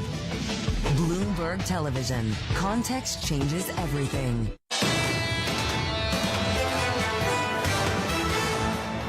Be a judgment that the Chinese indigenous manufacturers already have an equivalent chip. So if there's an equivalent chip, then the NVIDIA H20 could be sold. One thing that we do not want is a digital Belt and Road springing up around the world because other countries or China are substituting for our American chip manufacturers. It's a change in Washington, D.C. That was the Treasury Secretary, Scott Bessent, on these chip manufacturers. NVIDIA up in the pre-market by 4.5%. AMD up by close to 5%. This is the same administration that in April said you cannot export this chip. The concerns were about national security. Now they were saying this was a chip in the negotiations. It was part of the, quote, mosaic of the trade talks in Geneva and London with China. And then when it comes to that August 12th deadline, the Treasury secretaries, I tell market participants not to worry. All I can say is Jensen Huang has a front seat. And this is the view he's been putting out there, digital Belt and Road. And if you want to compete in terms of international use of U.S. technology, you cannot have these bans, et cetera. That's gaining clout in the White House. That's what that meant to me, given the fact that Treasury Secretary Bessent really referred to that kind of idea. I think it's more than just having a front seat. I think he's almost driving the car. This is an individual that went and met President Trump. Now you see this reversal. He announces it himself on his blog and in China to his Chinese customers. This was the person that also really was pushing this administration to get rid of the diffusion rule, putting the world into AI buckets on where and how they could export some of these chips. And the Trump administration did that. And he is getting a mass amount of money flowing in from the Middle East, and now he's going to get back on China's market. There's some big moves in the pre-market. Those two names driving gains this morning. Equity futures on the S&P higher by 0.3%. On the NASDAQ up by 0.5%. That's the price action. Here are your morning calls. First up, Morgan Stanley downgrading Freeport McMoran to equal weight, coming ahead of a 50% tariff on U.S. copper imports. Elsewhere, your second call from JP Morgan downgrading Solar Edge to neutral, pulling back after the stock's outperformance since May. That stock is down by 1.65%. And finally, Jefferies downgrading DoorDash to hold, saying there is not enough to justify continued outperformance. That name is down about 1% in early trading. Let's turn back to the big banks. JP Morgan and Citi beating expectations. Wells Fargo cutting guidance and missing net interest income estimates. Joining us now is Bloomberg's Sonali Basak. Sonali, a few different stories there already this morning.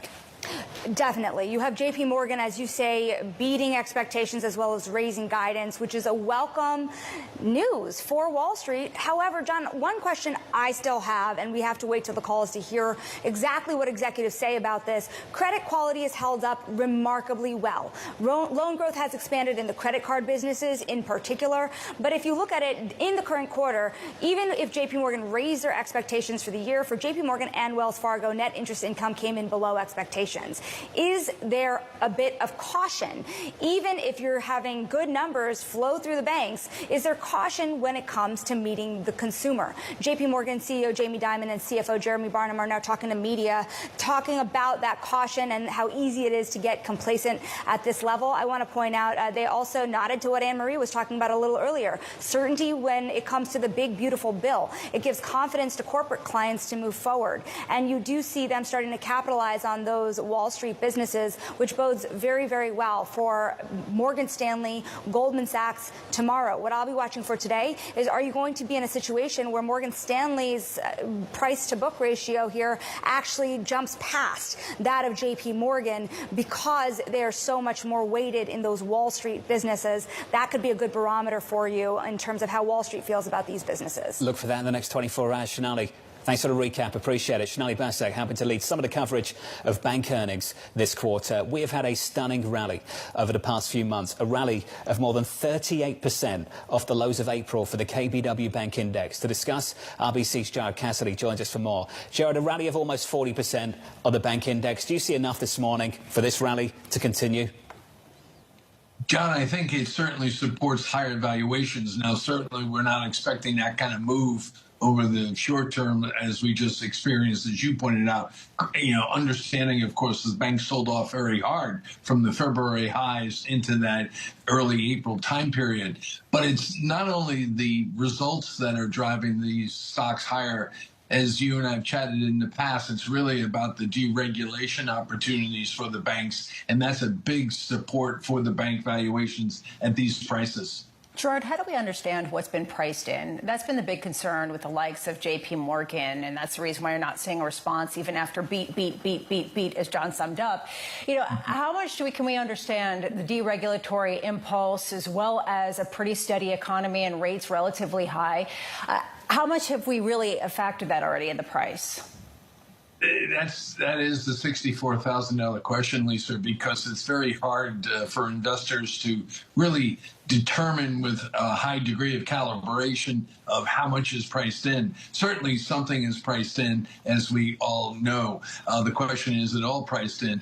And I think what we'll have to wait and see is as we enter into the fall and we see what these new guidelines will be for the Basel III endgame, that will determine how much really is priced in. We expect the results or the proposal when it comes out to be quite favorable for the banks. So certainly a portion of this good news is clearly priced in. The question, as you point out, is it all priced in? We don't think so, but a good portion of it is. Right now, the call for JP Morgan is ongoing, and Jamie Dimon has come out, a couple of headlines here. I'm not listening to the call, obviously. We're here. But some of the headlines include this. Independence of the Fed is absolutely critical. Putting aside this question about the independence of the Federal Reserve, what would happen if the Fed dramatically dropped interest rates? What would happen to the outlook for banks, given that they've really benefited in terms of where rates are currently? It's interesting because you certainly don't want the Fed funds rate falling back down to the levels of where it was right after the pandemic of 0 to 25 basis points. And I'm not suggesting even in our first rate cut we'd ever see that. But if we can have a gradual decline in the Fed funds rate of, let's call it 75 to 100 basis points over the next 12 months, that is still very favorable to the banks. It's really kind of off the cliff drops that would be disruptive, meaning if we got a 100 basis point rate cut, which again, nobody's expecting, but that would certainly be disruptive. But a gradual decline of 75 to 100 basis points at the front end of the curve and the long end of the curve stays anchored around 4.5%, we would view that very favorably for the banks. Jordan, I'd love to get your take on the tariff volatility. It's clearly been an opportunity for these banks when it comes to trading, but at the same time, they do talk about this uncertainty that still lingers overall in the economy because of that uncertainty. Do you think that the volatility that's emanating from Washington, D.C. has been helpful to these banks, or more so that they would rather clear-cut clarity as soon as possible?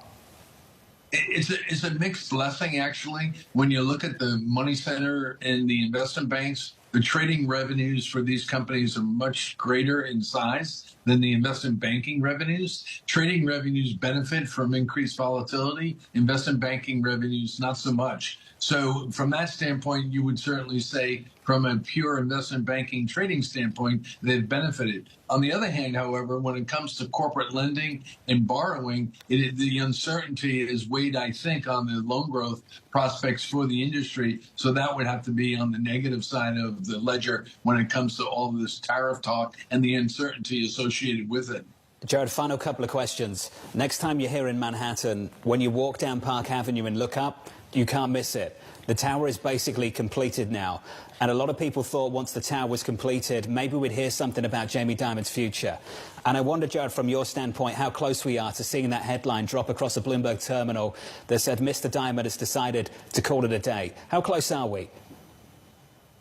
John, I think if I was asked that before their investor day, I would have said it maybe sooner than we all realize. But Jamie Dimon made it very clear at his investor day. He's, having a time of his life. He's having a lot of fun, and he's delivering great numbers, and he has no real plans of retiring anytime soon. So I think we're going to have to wait longer than when that tower is completed for him to announce his retirement. 5 more years?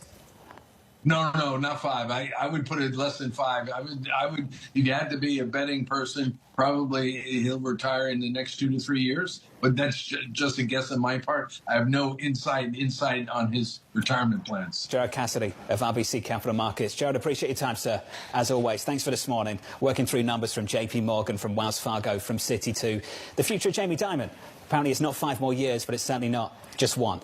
I have a theory, which potentially, if you have President Trump in the White House, and President Trump clearly respects Jamie Dimon, and Jamie Dimon can say certain things, and he clearly had an impact on President Trump, then if he stays in at the helm of JP Morgan for the remainder of President Trump's helm, then when President Trump leaves, then, we can start talking about politics again. Besson to the Fed and Dimon to the Treasury. I don't know. I'm just thinking out loud. So, Democrats are idiots. That was a line you used recently. I don't know if that was an audition for a seat that might be opening. You can collect them. Collect the quotes, I'm just throwing out there, this would make sense for him to be in that role and then to, look for a better. The tower's not open yet. The man clearly wants to hold court, at least for a year. Cut some ribbon in his tower. Do all of that. Take some photos. Have you ever been to a ribbon cutting? No, I haven't. It's really, I've always the sort of pomp and circumstance, the size of the scissors, the size of the ribbon. The idea of smashing the champagne against a boat. It's more my scene than a ribbon cutting. Is that so? Yeah, you seem like a real champagne. Isn't that more your scene? Sort of smash champagne against boats. Definitely, ribbon cuttings are underwhelming. Yeah, I'm not into that. I don't like the broken glass. And if you go down on the bottom, you cut your feet. All right, let's move on. Serious stories up next. We've got US CPI. You wouldn't know based on this conversation. Neil Dutcher of Renmac joins us in just a moment. David Kelly of JP Morgan Asset Management here to react. We've had a string of softer than expected inflation reads in the United States of America. We've had 4 months of it. Will this be month 5? The data drops in about 5 minutes' time. Going into it, your scores look like this. Equity futures on the S&P 500 firmer by 0.2%. Bond yields are higher at the front end by 3 basis points going into this. 3.93.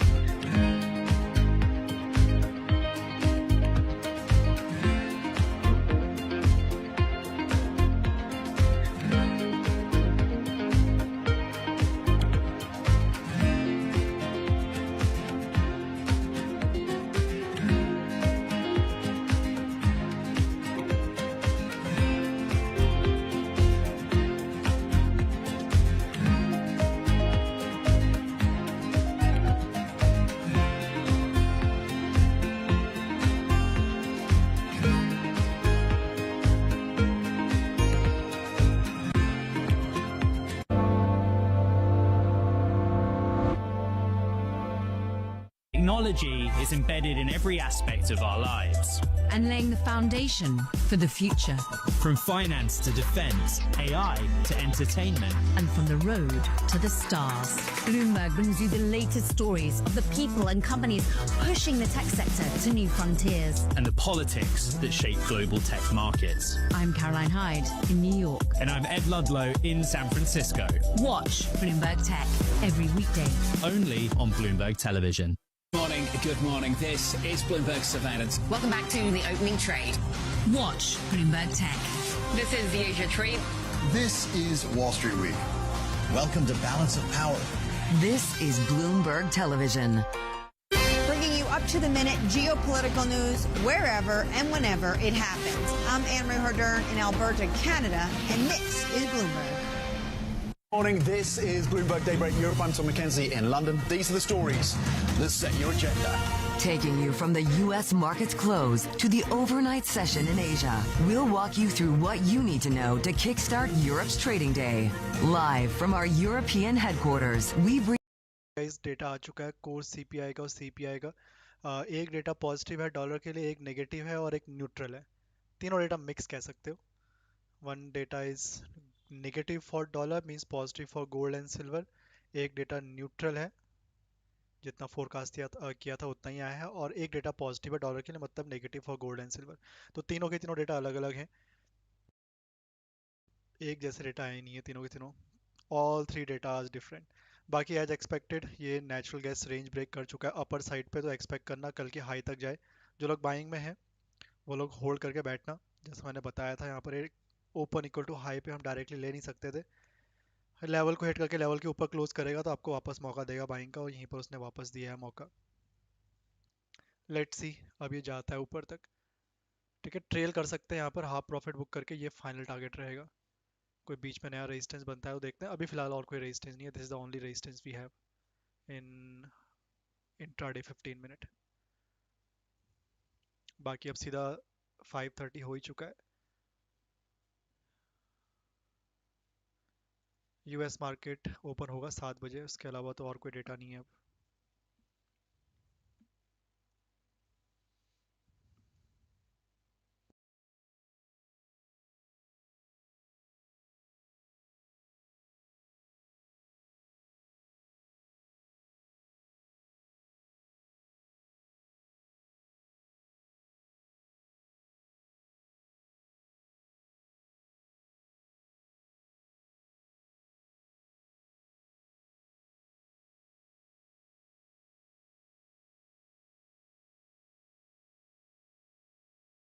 बाकी crude में भी वापस cell कर सकते हैं ऊपर. Let's see ये ऊपर तक जाता है तो अब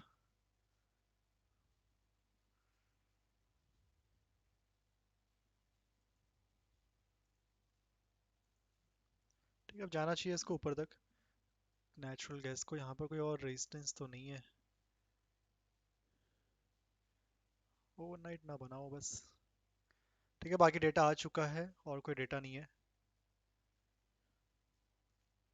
इसको अगर देखें तो ये लगभग कितना बन रहा है.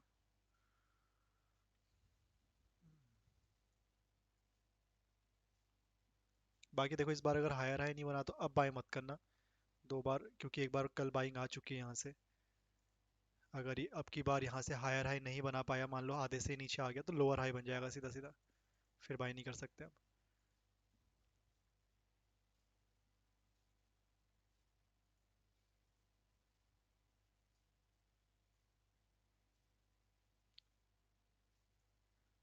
पॉइंट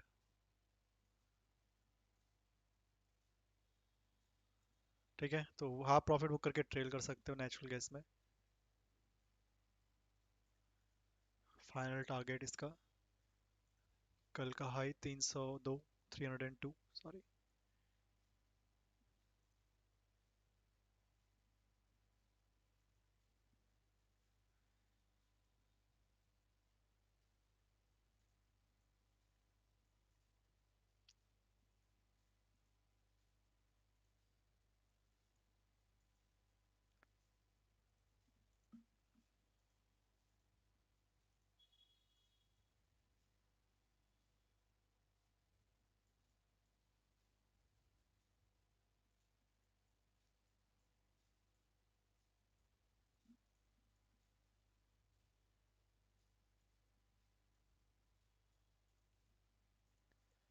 क्योंकि अगर यहीं से नीचे आ गया तो लोअर लो बना देगा सीधा सीधा 285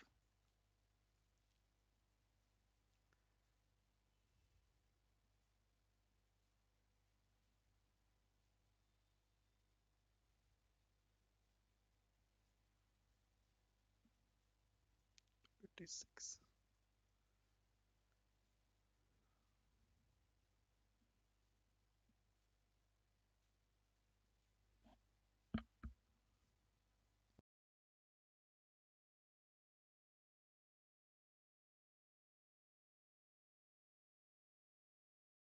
But services are providing an important offset. Neil, is that a good enough reason for two Fed governors on the FOMC later on this month to stick their hand up and say, I think we should cut rates? I mean, I don't think they'll be as noisy about it in July, only because, the last employment report gave them some calm, right, because the unemployment rate went down. But, ultimately, for me, it's about, what is nominal income doing? When you take like the sum product of jobs, hours, and earnings, and you look at it over the last several months, it doesn't look particularly encouraging. At the same time, you've seen the work week decline, particularly in the areas that are seeing the most robust jobs growth, like education and health, right? So if you start to see jobs in those areas slow down, what's left? I still continue to have like... data आ गया data बता दिया है तीनों data अलग अलग आए हैं सीपीआई का एक पॉजिटिव एक नेगेटिव एक न्यूट्रल अब सीधा यूएस मार्केट की ओपनिंग है और कोई डेटा नहीं है आज in one area, that means that quantity is going to go down in other areas. So, Neil, just to sort of sum up what you've been talking about, I think it's really interesting that you see these numbers as not representing strength in the economy, but a sign of weakness in places like services that is bringing down the overall inflation rate that otherwise is getting inflated by certain goods prices going up, like home appliances. At what point is that weakness necessary to keep inflation low? In other words, not necessarily a reason for the Fed to cut, but to hold where they are so that you can have that offset in a way that doesn't allow inflation to really kick back up? I mean, I don't think one rate cut's really going to change that in any material way. I mean, the Fed policy is still restrictive. That means they can start and they'd still be restrictive. They don't have to promise like a broad swath of rate cuts. In fact, they're not doing that. So, I don't think a rate cut in July or even one in September is going to materially, gas में trailing असल जाएगा cost to cost per निकल जाना जो लोग buying में हैं अगर ठीक है अगर नहीं जाता है ऊपर लोअर लो बनाता है तो फिर एम बन जाएगा यहाँ पर बहुत बड़ा वाला वो भी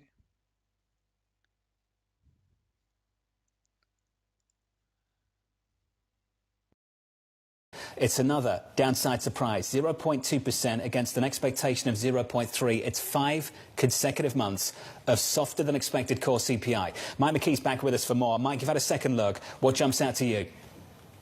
Well, I think Neil pointed out the major tariff implications here. We do see a 0.4% rise in apparel overall and a significant rise in footwear, up 0.7%, male footwear in particular. Now, those things come from China. Other things coming from China that go up or from other Asian countries. Furniture, as he mentioned, was up 0.4%. Household furnishings up 1%. And appliances up 1.9%. They were up 0.8% last month. A lot of this probably has to do with the tariffs on steel. We saw that when we had the steel tariffs in the first Trump administration, that appliance prices went up. Food, 0.3%, still in line. President added extra tariffs on tomatoes yesterday, but in June they were down 1.5%. And I know Anne-Marie is anxious to know that eggs were down 7.4%.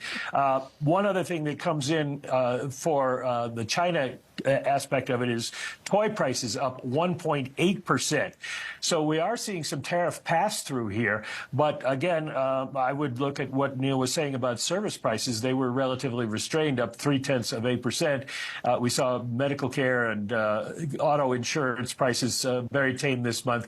So some of the things that we had seen pushing up inflation in the services categories have backed off for a while at least. Mike McKee, thank you, sir. Equities higher in response to some of of this. We're up by 0.4% on the S&P. Yields a little bit lower across the bond market. The yield curve looks like this. 10-year yields this morning down by 2 basis points. Similar move on a 30. So you don't see the tariff inflation on a headline, but you start to see it just a little bit beneath the surface. And you start to see what the response function is of households, that they might be cutting back maybe on eating out to compensate for the increased costs elsewhere, which you wonder on a compositional level whether this tamps down overall inflation, even as you see pockets of higher prices in select areas.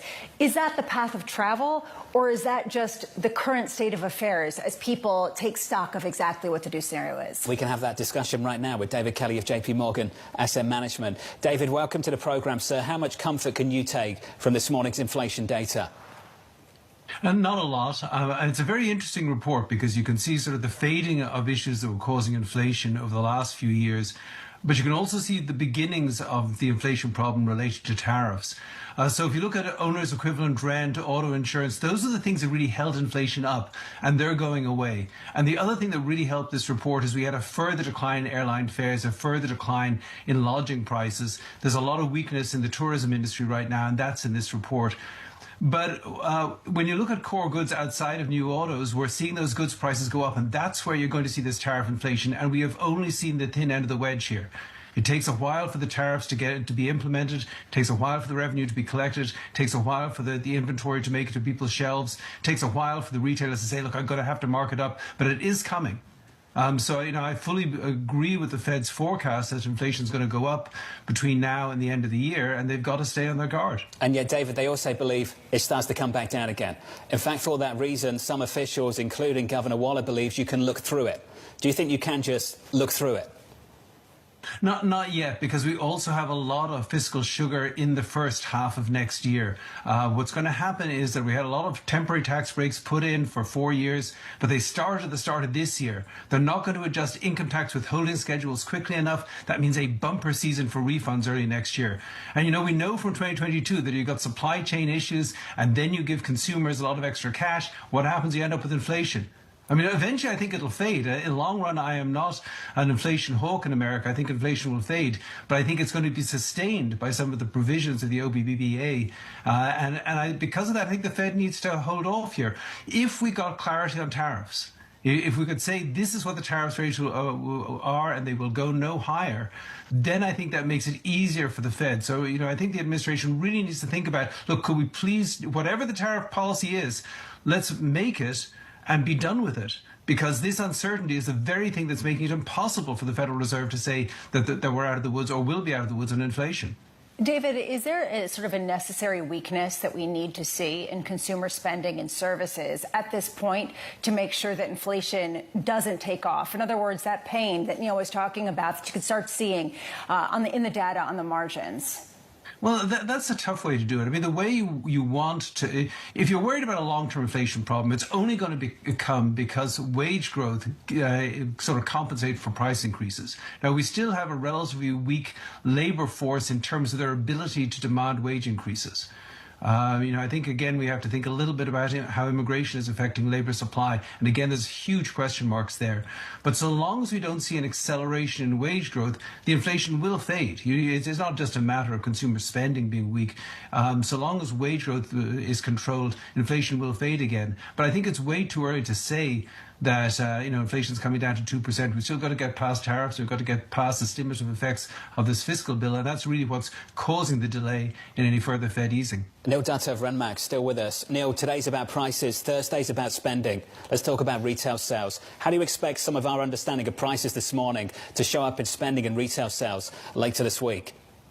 Well, if goods prices are rising and the consensus expects nominal retail sales to rise 0.3, that basically tells you that real spending on goods is declining. That's not exactly an encouraging situation. So, the fact that price increases are showing up and, it's more or less matching what you see in the retail sales data, that basically tells you that the volume of goods sold is going down. Look, it comes back to P times Q. Whatever, whatever goes into price is going to come out of quantity because the nominal anchor hasn't really changed.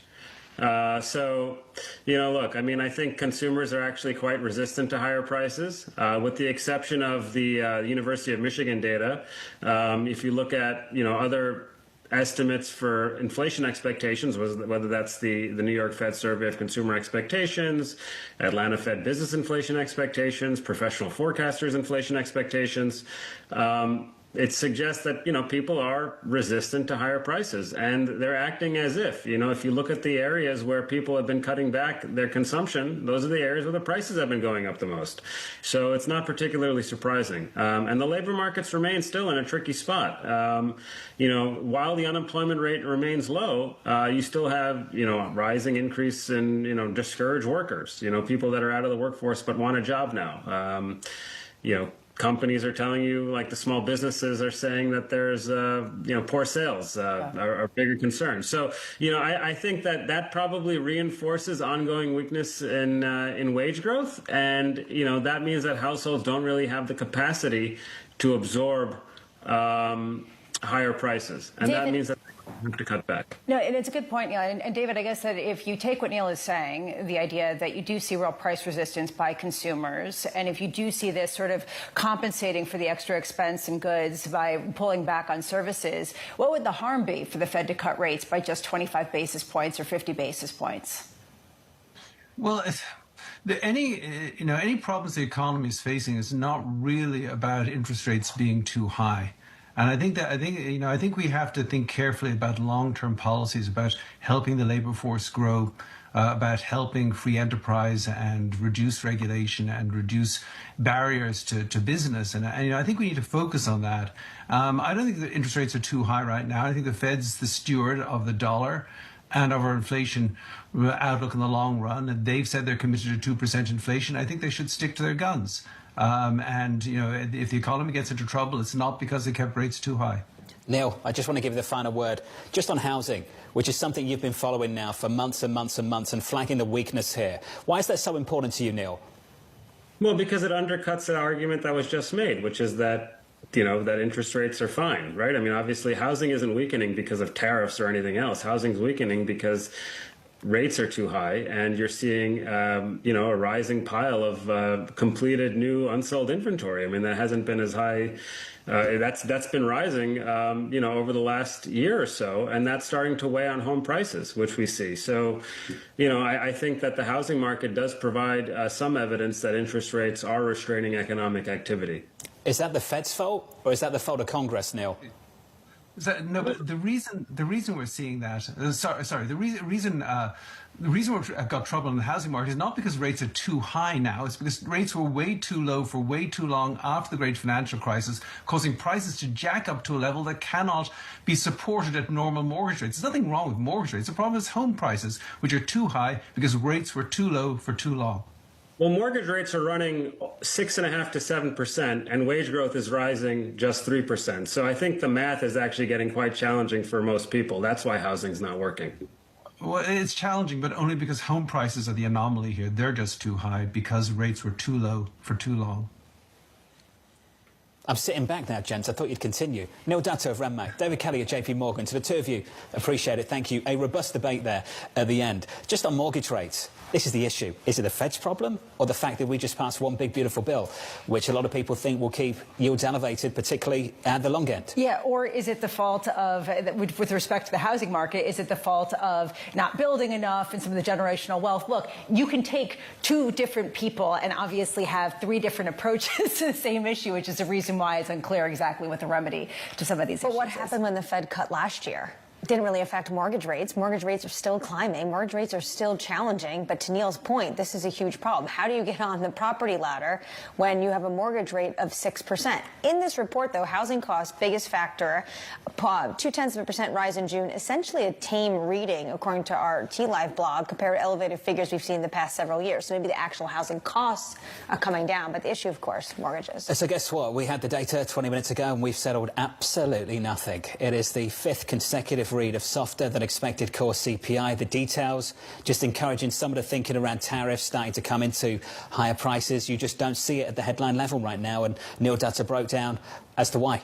this is the reason why people just buy NVIDIA, because ultimately, if you can't parse through this and you can't decide on anything, well, you can decide on one kind of secular story, and that's what people are doing. Futures this morning positive by a third of 1%. The gains continue. NVIDIA, AMD. Let's get you an update on a story elsewhere this morning with your Bloomberg brief. Here's Yahara Anand. Hey, Yahara. Hi, John. Recapping the latest economic data, underlying U.S. inflation in June rose by less than expected for a fifth straight month, as you mentioned. Core CPI rose 0.2% from May, lower than estimates calling for a 0.3% increase. The print was dragged down by car prices. Meanwhile, Fed Chair Jay Powell has asked the central bank's inspector general to review the $2.5 billion renovation of its Washington headquarters. Some Republicans and Trump appointees have criticized Powell for cost overruns around the project. It's a new line of attack as the president continues to criticize Powell for not cutting interest rates further. And this morning's CPI print could bolster his case. Meanwhile, Starbucks will require its corporate employees to work 4 days a week in office starting in late September. The coffee giant currently requires employees in person 3 days a week.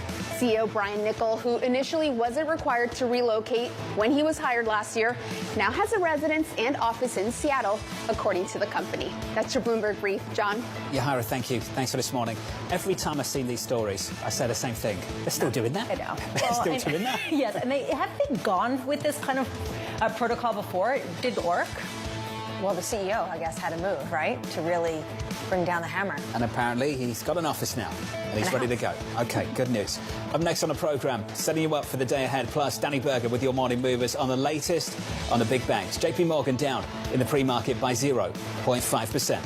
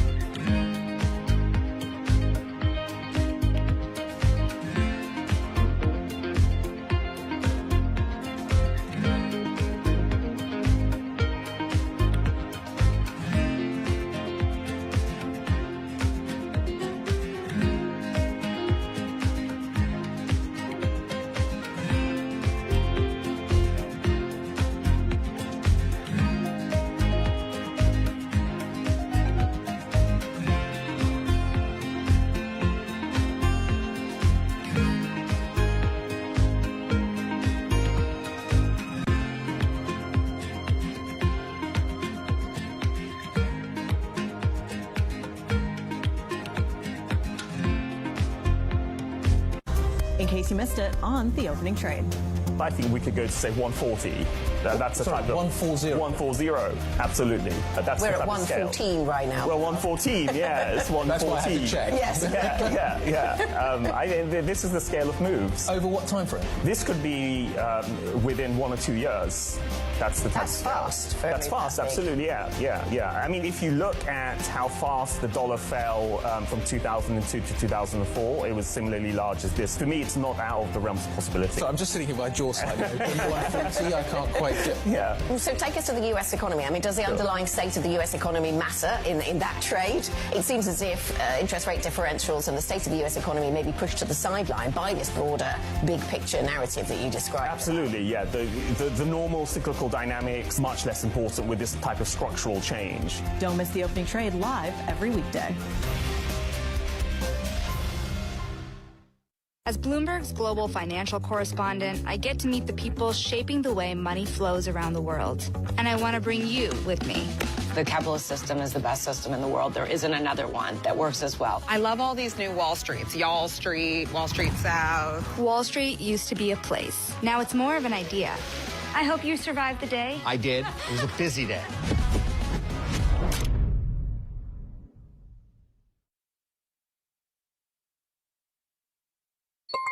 Asia is at the forefront of some of the world's biggest stories. And we're here, where the action starts in Sydney. And in Tokyo, get ahead as the global trading day begins. The Asia Trade, weekdays only on Bloomberg.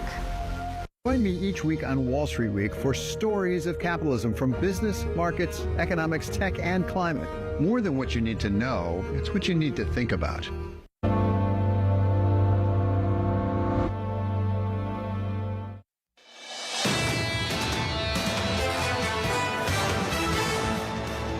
President Trump said numerous times he's not going to fire Jay Powell. There's been a lot of talk of a shadow Fed chair causing confusion in advance of his or her nomination. It'd be very confusing for the market for a former Fed chair to stay on also. I think I have the best job in town. I will do what President Trump wants. The Treasury Secretary, Scott Bessent, earlier on Bloomberg Surveillance. I think we made some progress this morning, some additional clarity on the race to replace Fed Chair Jay Powell. He said the process is underway. He said he is part of that process, but putting a little bit more distance between part of that process as a potential candidate or individual that is interviewing these candidates and guiding the president. He also talked about the fact that it was very clear to me that this administration definitely does not want Jay Powell to stay on as a governorship. And I think it was pretty clear indication that potentially that's not going to be happening. He said his or her. You pointed that out in terms of who the next Fed chair could be. All right, Mickey Bowman, is it now going to be, hey, who knows? You know, Kevin, Scott, you know, Chris and Mickey. Thank you. You're much better at that than I am. Never mind. Okay. It's not a skill worth acquiring, all right? Come on, let's keep going. Need to develop that. 36 minutes away from the opening bell. Equity futures don't do that. Positive, no one wants that. We're up by 0.4% on the S&P. I love this job.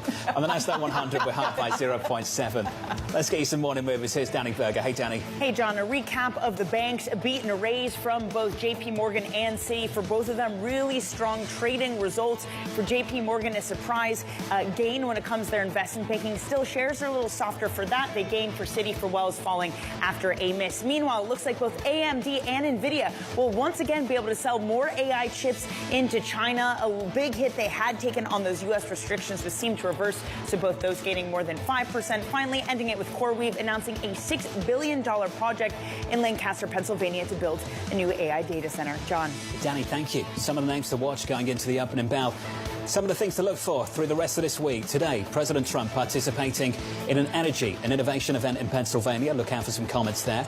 Looking ahead to tomorrow, more bank earnings from Bank of America, Goldman Sachs and Morgan Stanley. Plus, PPI, Thursday, retail sales, another round of jobless claims, and then finally, a useless piece of information, according to some of you, not me, according to some of you, the UMich Consumer Sentiment Survey before the weekend. To me, the big takeaway from today is strength. That's what we're seeing from the banks. We're seeing consumer credit hold in, and that's what we're seeing in terms of inflation not coming in particularly hot. Not coming in particularly hot on the headline. That's something this administration, I'm sure the president is waiting his 4 minutes to send out the Truth Social. This is another yet good inflation report. But under the surface, you're seeing a little bit of tariff impact. Some resilience in the United States of America. Coming up tomorrow, our lineup looks like this. George Goncalves of MUFG, Cara Murphy of Kestra, Phil Camporelli of JP Morgan, and Senator Bill Hagerty of Tennessee. From New York, this is Bloomberg.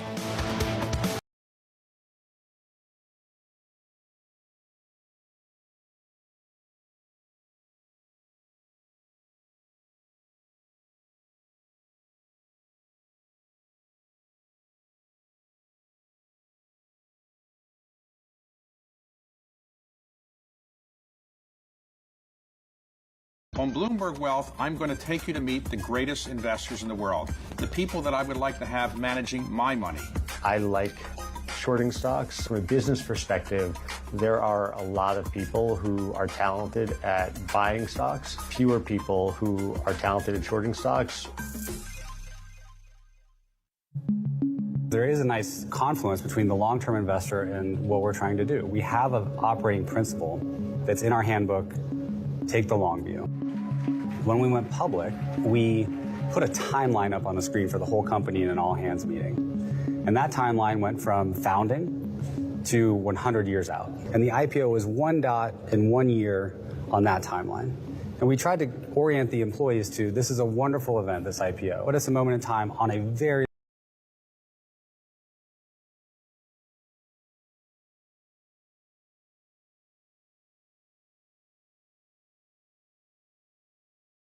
of Wall Street, and particularly Wall Street investors. When they say they are long-term investors, that means they'll keep your stock for like a month. There has been one instance where I did something that was just for short-term stock, and I felt so bad about it that I don't think I'll do it again. What was that? There was one quarter, a few quarters ago, we were not going to beat the quarter. We were going to probably just hit it. And so far, we beat every quarter. So we were all like, wait, what? Our perfect record. We're like a 4.0 student that is going to get a B for the first time. This is not good. And I decided that for a short period of time, at the end of a lesson in our app, we would show 2 ads instead of 1.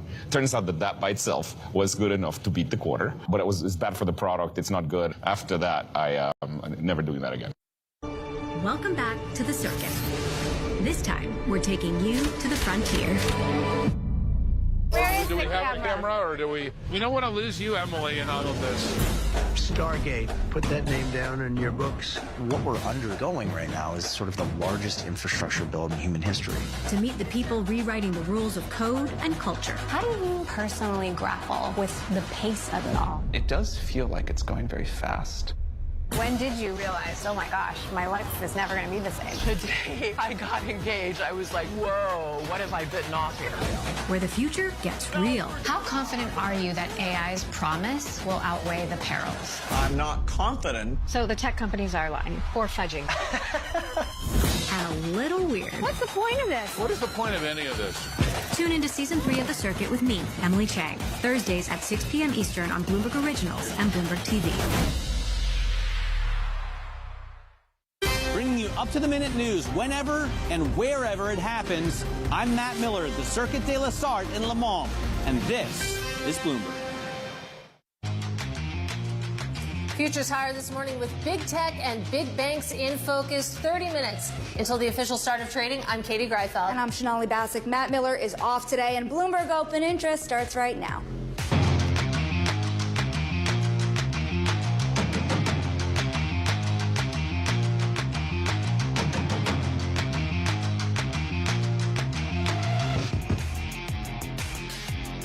Coming up, more fuel for the rally. Core CPI comes in cool for the 5th straight month. And a big win for semi stocks with NVIDIA and AMD getting the green light to resume sales of some AI chips in China. And the earnings parade is underway with JP Morgan leading the way with robust results. Robust results for JP Morgan, not necessarily seeing it in the shares this morning. Not seeing it. You've had a huge run up in shares of JP Morgan throughout the year. So, of course, you're seeing a little cooling off today. Yes, they've guided higher on net interest income, but they also guided higher on expenses. Wells Fargo as well, now down 3.9%. They did not raise guidance. In fact, they missed estimates for net interest income and cut guidance. Citigroup, though, they had their best second quarter for traders in 5 years, thanks to record trading volume. Citigroup finally playing catch up with the group, up now 2.4% pre-market. Katie. So those are the big banks. More to come tomorrow, but let's take a check on what big tech is doing, and it's responding to what's going on with NVIDIA. NVIDIA will resume sales of its H20 AI chip to China as tensions between Washington and Beijing thaw. Remember, the U.S. first restricted NVIDIA's China sales in 2022 due to potential military use of those chips. So this is a bipartisan issue. But let's turn to the other big story of today, and that is this morning's inflation data coming in below forecasts for a 5th month. Treasury Secretary Scott Bessent spoke to Bloomberg earlier today, saying that some economists got the Trump tariffs wrong. I think one thing that Wall Street, a lot of economists, market in general got wrong early on was that tariffs were going to cause a substantial price level rise, which just hasn't happened. For more on the data, let's bring in Mike McKee right now. He is our international policy correspondent and economics. And Mike, you think about this data. I was just reading a note from Ian Lingen over at BMO saying that in normal circumstances, we'd be talking about a Fed cut at the next meeting here. I'm not sure I agree with Ian there because we have to look under the hood to these numbers. The core is up 2.9%, headline 2.7% on a year-over-year basis. And if you look at the chart of those, they're significantly moving higher over the past 2 months. They're going in the wrong direction, and you can see that's especially true with headline there. The reason we got a little bit lighter than expected headline CPI on a month-over-month basis was an expected decline in used car prices of 0.7%. That's due to seasonal factors. But if you're looking for an impact from tariffs, you're getting it. We're starting to see things that come in from countries that have been tariffed, like China, go up. The steel tariffs have pushed appliance prices up by 1.9% after an 0.8 rise last month. इस natural gas का देखो target होने वाला है, यहाँ पर इसको book कर लेना। ये कल का हाई का रेजिस्टेंस है, जहाँ से कल भी 2 बार रेजिस्टेंस लिया था, आज सुबह भी लिया है। ये 4th टाइम यहाँ पर आया है। थोड़ा सा मैं तुम्हें प्राइस एक्शन अगर दिखाऊँ ना, यहाँ पे ये पहली बार सेलिंग आई, लो बनाया है। दूसरी बार सेलिंग आई, हायर लो बनाया है। ठीक है, 3rd टाइम सेलिंग आएगी। सेम जो मैं यहाँ पर आपको बता रहा था कि यहाँ पर आपकी बाइंग आई, हाई बनाया है। दूसरे बार बाइंग आ रही है। अगर लोअर हाई बनाया तो ब्रेकडाउन हो जाएगा, नहीं बनाता है, अगर इसके ऊपर निकल जाता है तो इट मीन्स ये सपोर्ट स्ट्रॉन्ग कहला जाएगा। तो अभी के लिए यहाँ पर एक छोटा सा रिस्क लेंगे, देखते हैं कितना रिस्क ले सकते हैं। बाकी इसके ऊपर नहीं तो मेजर रेजिस्टेंस यहाँ पर ये टेस्ट होना भी पेंडिंग है, तो वहाँ तक अगर चला जाए तो और बढ़िया। बट या ये रुक सकता है यहाँ पर, थोड़ा बहुत तो रुकेगा ही डेफिनेटली, सीधा तो नहीं जाएगा। सो विल सी, क्योंकि ऊपर का लेवल ही पेंडिंग है, वो भी टेस्ट हुआ नहीं है, तो मोस्ट प्रॉब्ली वो ट्राई करेंगे कि उस लेवल को भी टेस्ट कर लें करके।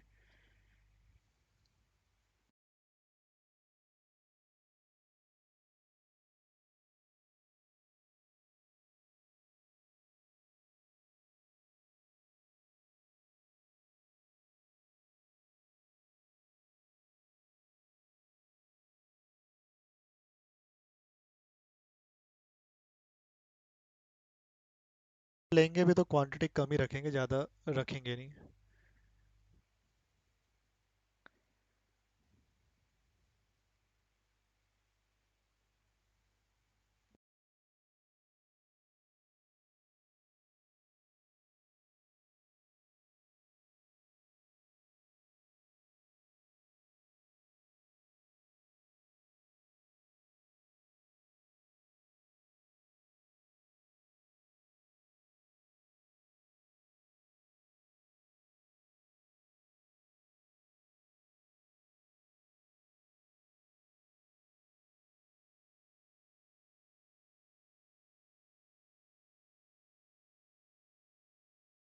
तो काफ़ी ऊपर है, बट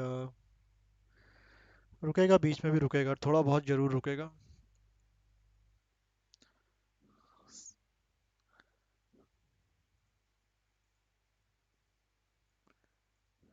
ये है सबसे strong.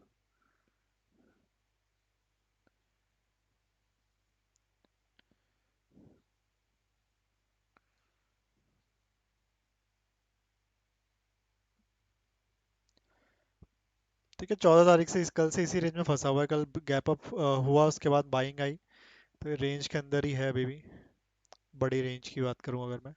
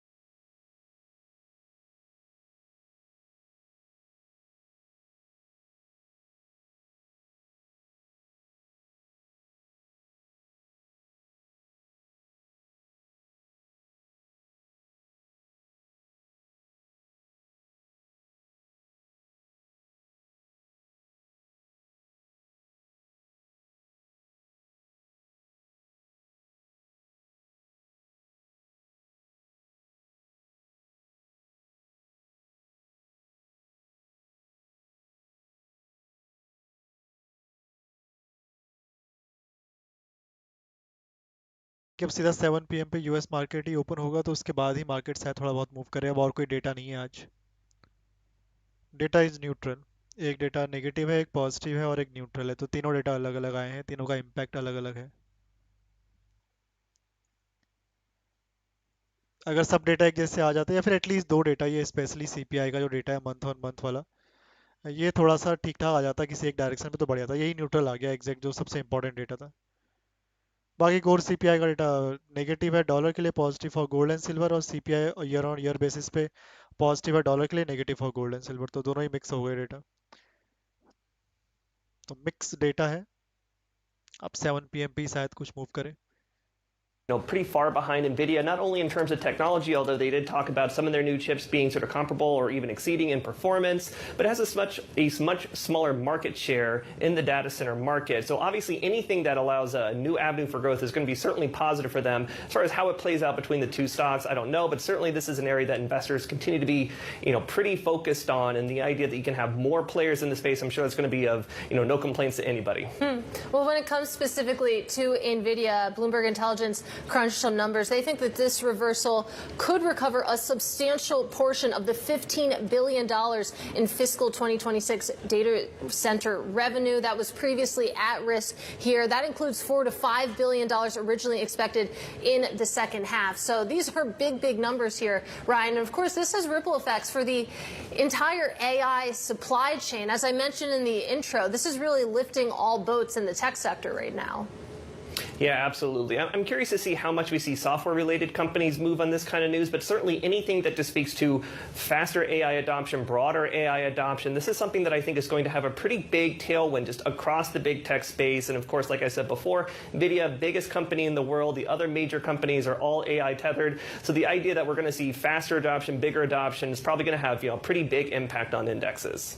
Bloomberg's Ryan Vlastelica, we appreciate your time this morning. Of course, a lot of news coming out of the AI world this morning. And some more movers on our radar. Speaking of AI, CoreWeave announced a $6 billion investment for a data center in Pennsylvania. Katie, I know you and I are watching closely that summit being held by Senator David McCormick, bringing a lot of bigwigs to the state. CoreWeave now up almost 8%. Expect more announcements throughout the day. Yeah, I think we're expecting $70 billion worth of announcements.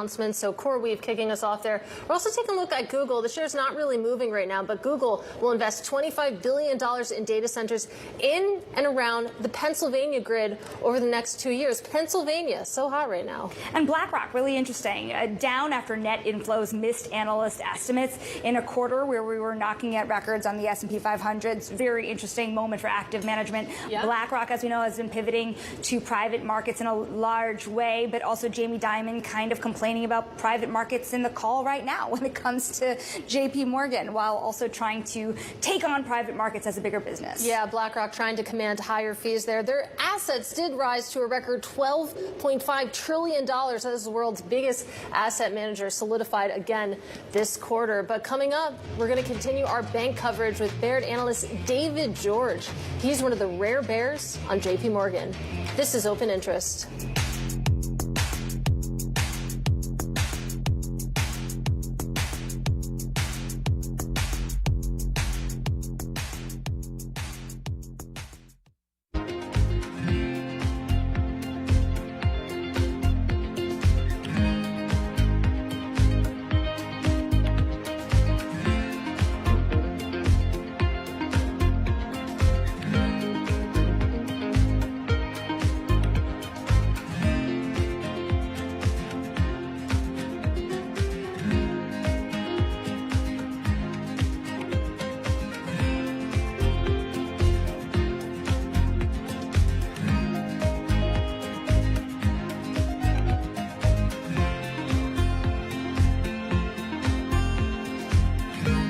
This is Bloomberg Daybreak Europe. I'm Tom McKenzie in London. These are the stories that set your agenda. Taking you from the U.S. market's close to the overnight session in Asia, we'll walk you through what you need to know to kickstart Europe's trading day. Live from our European headquarters, we bring you the day's top market-moving stories, unmatched expert analysis, and on-the-ground reporting from across the continent. Tune in to Daybreak Europe, only on Bloomberg Television. Context changes everything. Today's CFOs are reshaping the C-suite. Bloomberg's chief future officer shines a spotlight on these dynamic leaders. What's the hardest part of being a CFO? It's hard to come up with that. It's the vast responsibilities, the need to be engaged in different topics. It's remembering which audience I'm speaking to and what I can say in that context. The job is not just being the executive of the finance function, it's being an executive for the company. I would say it's prioritization. Complete the sentence. The hardest part of being the CFO is telling people no. It's hard. It's the right thing to do, but it's always hard. So being just like a touch of a heartbreaker, basically. Yeah. We have a plethora of good opportunities. Some are really, really good. But as we strive for the great ones, sometimes those really, really good ones have to be left behind. Chief Future Officer, only on Bloomberg.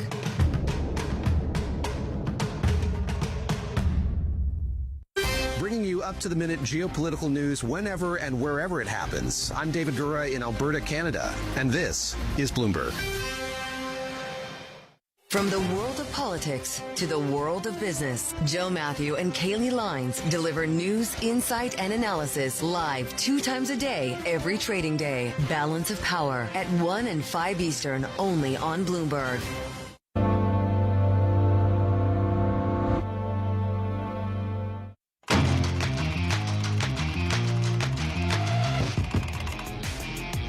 And now to high interest, a look at what's making headlines around the world. The rare earths producer MP Materials is soaring in the pre-market on a report that it will supply Apple. Fox Business said Apple is set to announce a $500 million deal with the company for rare earths magnets from its Texas facility. Apple and MP Materials did not respond to requests for comment. And remember, this is a stock that has already been up more than 211% this year and another 11% this morning. And the advertising technology company Trade Desk is rallying pre-market on the news that it will join the S&P 500 index before trading opens on Friday. Evercore ISI says the inclusion is confirmation of its very impressive fundamentals. And JP Morgan is creating a new banking team that will focus on bespoke financing structures across public and private markets. The unit will focus on areas like structured private solutions, infrastructure finance, and direct lending, Katie. And let's stick on JP Morgan. Of course, they reported earnings this morning, and we're joined now by David George. He is Baird senior research analyst. He has a $240 price target on JP Morgan with an underperform rating, just one of 3 analysts who rate this the equivalent of a sell. David, it's great to have you with us. When you downgraded JP Morgan just last month, you wrote that we simply think that expectations are super high here. Taking a look at this morning's numbers, do you think that the bank met those expectations? Good morning. I think they did. The quarter was very good. Fundamentals at JP Morgan really across the board were very good. Capital is in great shape. Credit continues to hold up relatively well. As you mentioned a moment ago, their capital markets businesses are firing on all cylinders. And, we're in a market where many market participants don't really get too concerned about valuation. But from our perspective, it is a big deal as it relates to forward returns. And if you were to get on your Bloomberg screen this morning and look at the price to tangible book or price to earnings of JP Morgan, it would suggest that it's the most expensive that it's ever been. And this is a stock we've recommended as a long for many, many years. But we think the time to take profits and sell JP Morgan is here. Despite what is an excellent fundamental story, it's just a kind of a dichotomy between very high expectations, yet very good fundamentals at the same time. If you have a Bloomberg terminal, that is the DES3 function on that JP Morgan equity that will get you that pretty quickly. You see 2.4 times book value. Pretty crazy, actually. David, one thing I've been wondering about through these reports, if you look at the JP Morgan supplement, you'll see that it's been the first quarter in many quarters that headcount actually declined. At the same time, yes, they've increased their net interest income guidance, but they've also increased their expense guidance. How worryful is the expense guidance across the street this quarter, even at a company like JP Morgan that you haven't seen a headcount decline in a while?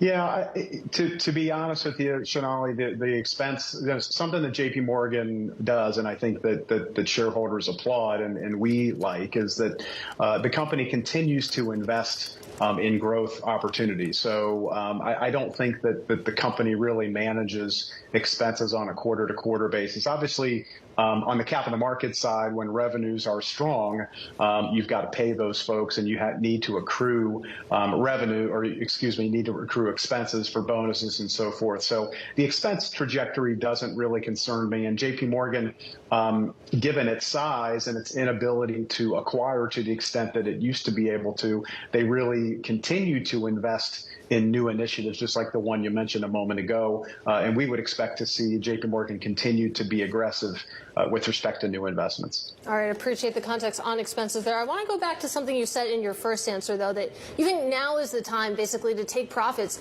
on JP Morgan. You take a look at the long-term stock price. We know it's up 20% year to date when it comes to shares, sitting near all-time high, similar to the S&P 500. So you have an underperform rating right now, David. What would need to change to bump you up to a hold, to a buy? What fundamentals, what investments would you need to see? Yeah, Katie, there's really no, I would say fundamentally, they're checking all the boxes. I don't think any of us on the sell side or buy side can really quibble with anything that we saw in these results. And JP Morgan really has been an incredible executor from a fundamental standpoint. I mean, the ROE of JP Morgan has remained in the 20s despite the fact that the capital has doubled since the GFC. So it's been a phenomenal investment, and they've executed extremely well. At the same time, expectations are really high at 3 times tangible book and over 15 times earnings.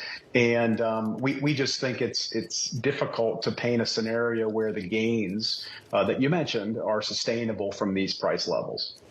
Another question I have, and this has become a bigger and bigger rivalry of late. You have Jamie Dimon on the call talking a little bit about the private credit sector. At the same time, you see firms like Citadel Securities and even Jane Street really beating some banks in terms of how much they're bringing in terms of trading revenue. When you're thinking about the potential for JP Morgan, Goldman Sachs, Morgan Stanley moving forward, how much do you factor in that competition that is coming from the not regulated sector?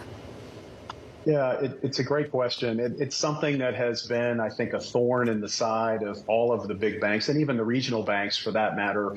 Private credit has taken a lot of share for new credit demand. If you just look at kind of commercial bank loan growth since the COVID period, it's been pretty limited. It's been in the low single digits. And part of that is just inherent demand has been low. But part of that as well, as you mentioned, is that the private part of the market is taking share. So I think that part of the benefit of regulatory reform, and I think you're going to see more banks on the larger end on a risk managed basis try to get a little bit bigger or find ways to get into that private credit market, which, as you mentioned, is experiencing very significant growth. So that's something that we think that there's an opportunity for a lot of these banks to try and to get into. But again, it is something that we're concerned about. If you look at loans to non-bank financial institutions for the group, they've grown quite a bit. So it is late cycle from our perspective. So it's something that we're going to keep an eye on as it relates to kind of the potential knock-on effects of private credit impacting the macro environment going forward. David George of Baird, we thank you so much for joining us on such a busy morning. Of course, another day of bank earnings ahead. A check on futures ahead of the opening bell. We have had an interesting trade. You're seeing the S&P futures up about 0.4%. Welcome relief. Katie, NASDAQ 100 up about almost 0.8%. Russell flying a little bit too, 0.3%. We missed you yesterday. Stuart Kaiser of Citigroup was telling us that traders are sneezing at a 0.5% move these days in the S&P 500. He's getting calls if you're not even moving 1%. I'm sure he is. It's interesting, of course, to see big tech leading. That seems to be the dynamic ahead of the opening bell. We'll see if that lasts through the closing bell, but we know we're expecting a lot of announcements out of Pennsylvania today. We'll continue to track these markets for you. Just about 8 minutes until that opening bell. This is Open Interest.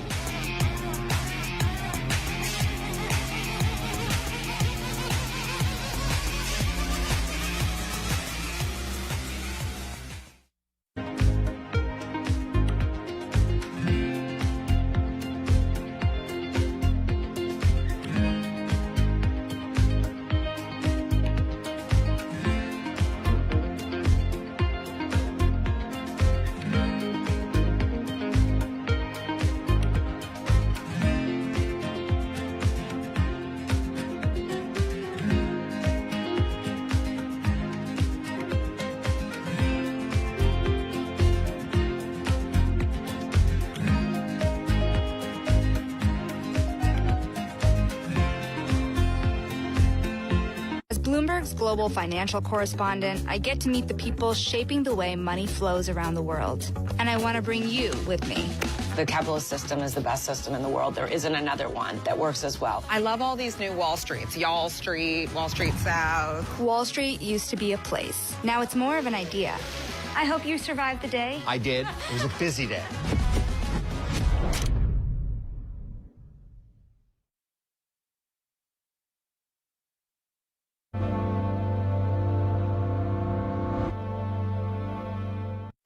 Bringing you up-to-the-minute global news whenever and wherever it happens. I'm Jumana Bersachi in Tehran, and this is Bloomberg.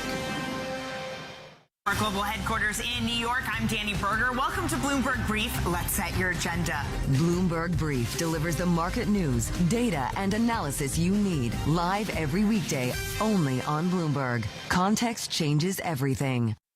People ask me all the time, what is the key to being a really good investor? And I tell them it's to surround yourself with and work with the best investors you can find. On Bloomberg Wealth, I'm going to take you to meet the greatest investors in the world, the people that I would like to have managing my money. I like shorting stocks. From a business perspective, there are a lot of people who are talented at buying stocks, fewer people who are talented at shorting stocks. What is going to be the consequence for U.S. markets? We are basically deep in the European earnings season. Take a look at how we're faring when it comes to Asian markets.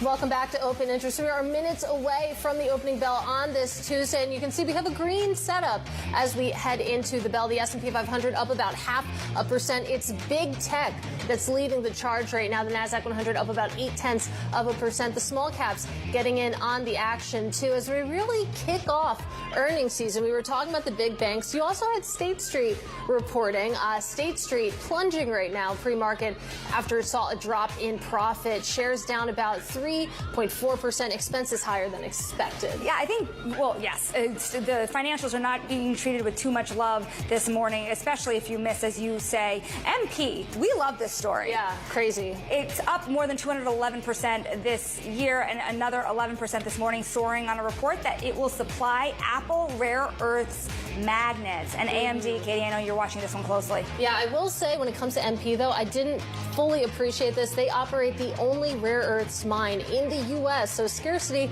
adds value. AMD, as we've been talking about, this is an NVIDIA story as well.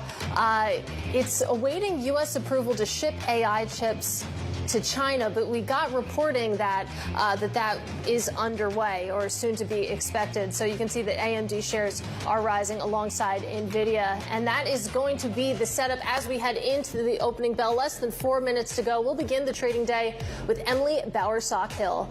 Don't go anywhere. The Open is up next. This is Bloomberg.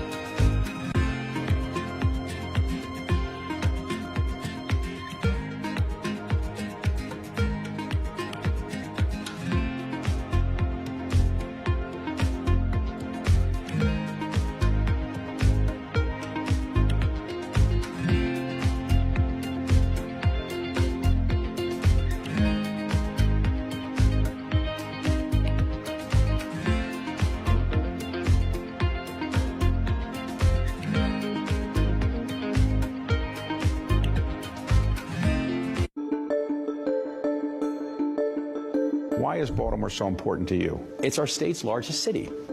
And if your state's largest city is not thriving, your state can't thrive. And that is just a mathematical equation, because the only way this is going to be Maryland's decade is if it's Baltimore's time. And so that's why we did focus on things like being able to extend the Orioles lease and make sure the Orioles could be here for 30 years. It's the reason we focus on things like the Preakness and keeping the Preakness in Maryland for generations to come. While we've invested in the convention center, the reason we focused on housing and getting rid of the vacant housing, the reason we focused on violent crime, and now Baltimore is having amongst the most precipitous drop of anywhere in the country when it comes to homicides and non-fatal shootings and carjackings and auto thefts. So if you can have Baltimore thriving, your state is going to thrive. So if somebody's watching this and they're not from Maryland, but they want to know a little bit about Maryland, what would you encapsulate in a paragraph or two about what people should know about the state of Maryland? I would say Maryland really is American miniature. You tell me what you want to do. And no matter where you're standing in the state of Maryland, I can tell you where to have a world-class experience within 2 hours. We're the home of innovation. We're the home of Johns Hopkins University, the home of the NSA, the home of NIST. We have so much to offer in the state of Maryland, and I think it's one of the reasons that people are so excited about the growth trajectory we're on. Bloomberg brings you breaking news 24 hours a day. Powered by more than 3,000 journalists and analysts in more than 100 bureaus across the globe. Bloomberg Television. Context changes everything. Bringing you up-to-the-minute news whenever and wherever it happens. I'm Matt Miller, the Circuit de la Sarthe in Le Mans, and this is Bloomberg.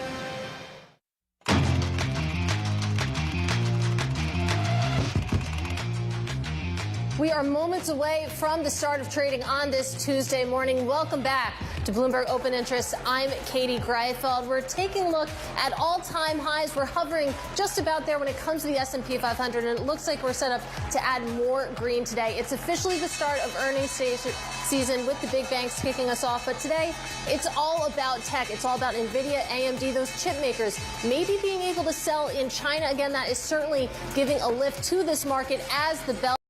इस US market भी open हो गया है। Natural gas में ध्यान रखना, अगर किसी ने सेल किया हुआ है, ठीक है, थोड़ा सा ये लेवल 4th टाइम हिट करा है यहाँ पर। ये पहली बार, 2 बार तो कल कर गया था, एक बार आज सुबह किया है। This is the 4th time. जो नीचे ब्लू कलर की लाइन है, यहीं तक का टारगेट रखना, इससे बड़ा टारगेट मत रखना और ज़्यादा बड़ा क्वांटिटी मत लेना इसमें, या फिर ज़्यादा बड़ी क्वांटिटी में रहना मत। इतना ही टारगेट रखना। इसके नीचे अगर चला गया क्लोजिंग बेसिस पे, हाँ, तब फिर डेलो वापस रख सकते हो, क्योंकि यहाँ पर अभी देखोगे तो यहाँ से जो बाइंग आई है उसमें ये हाई बना है। दूसरी बार बाइंग में हायर हाई बनाने के लिए इस स्विंग के ऊपर एक कैंडल क्लोज करनी जरूरी है, तभी हायर हाई माना जाएगा। ऐसा नहीं होता है तो फिर एक बार यहाँ से सेलिंग आ गई, दूसरी बार फिर से सेलिंग आई है तो इक्वल है, तो इसका मतलब फाइट अभी भी चल रही है। बट इतने बार टेस्ट हो गया तो थोड़ा सा वीक तो हो ही जाता है लेवल, वी ऑल नो। तो अगर सेल किया हुआ है तो यही टारगेट है, इससे बड़ा टारगेट मत रखना। क्वांटिटी कम ऊपर आ जाए इस लेवल पे तो वहाँ तो सेल कर सकते हैं इजीली, कोई इशू नहीं आएगा। ठीक है, US market open, let's see और कितना मूव करता है। लाइक भी करते रहो गाइस, 50 लाइक्स का target. Don't forget to like this new talent in high-level seats there, so they are winning today. Winning today, so too are traders broadly in the S&P 500, which just hit a record high. We'll see if that holds through the close. What's helping it in a big way is NVIDIA. NVIDIA will resume sales of its H20 AI chip to China as tensions between Washington and Beijing thaw. The U.S. first restricted NVIDIA China sales in 2020 due to potential military use of those chips. You can't see it right now, but NVIDIA up at the bell. What you're looking at is that fund managers are rushing back into risky assets at a record pace. A monthly survey by Bank of America found that investors took on more risk in the past 3 months than any point since 2001.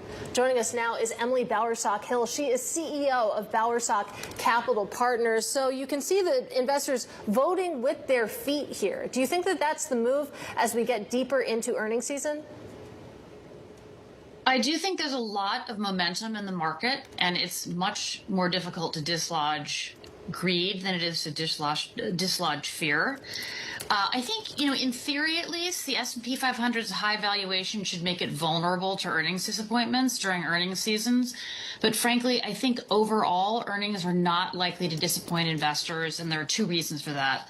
The first is that, big tech continues to spend lavishly on AI. And that spending is going to reverberate through a wide array of company earnings. And the second is that, frankly, expectations are reasonable, and so they're not going to be difficult to beat. We're going to be watching companies that are more dependent on consumer demand very closely. And so McDonald's, Walmart, Amazon. We saw Lazy Boy come out in the last 24 hours with reduced guidance, partly because of the American consumer. So, we will get some disappointments, but overall, I think we've got a fair amount of upward momentum here. And we're going to get some volatility likely in August, tariff related. But I'm not expecting, usually a high valuation is not a cause for a market correction. I want to go back to something Katie had mentioned a little bit earlier, the new record in the S&P 500.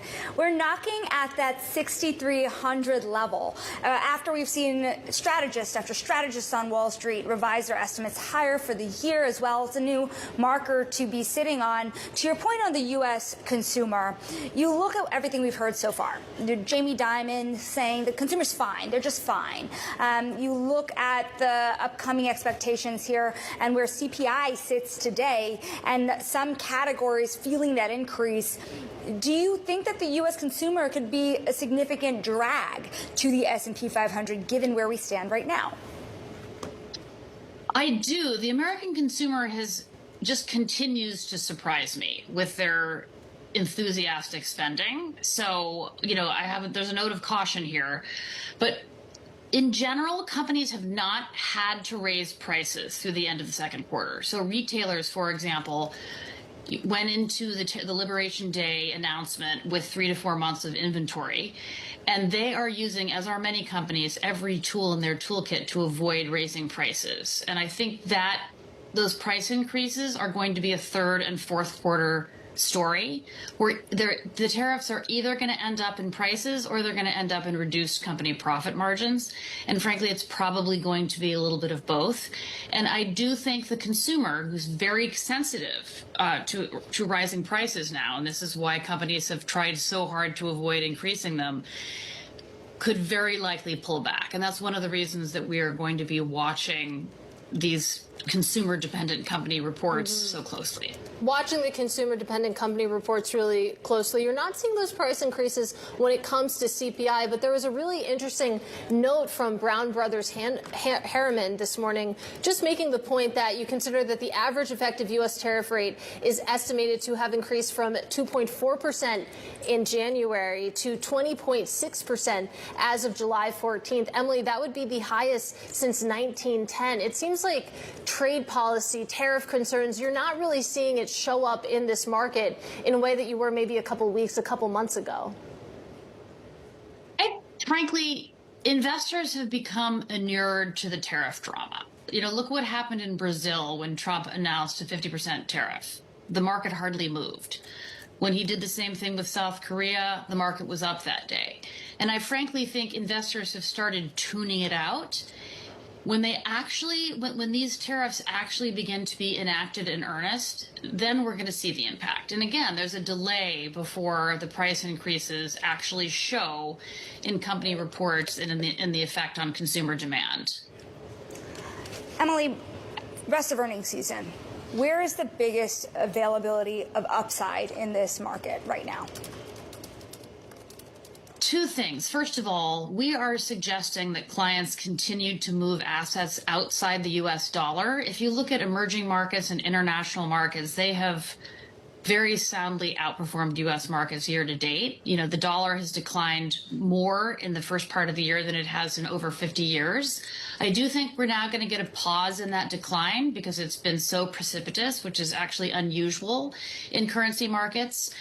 But I think having assets in both stocks and bonds outside the U.S. is going to be very important to portfolios. And I think the Sell America trade, which people have stopped talking about in the last month and a half, is likely to resume over time. I think 3 years from now, 70% U.S. stock allocations, within someone's equity allocation are not going to be the rule as they are now.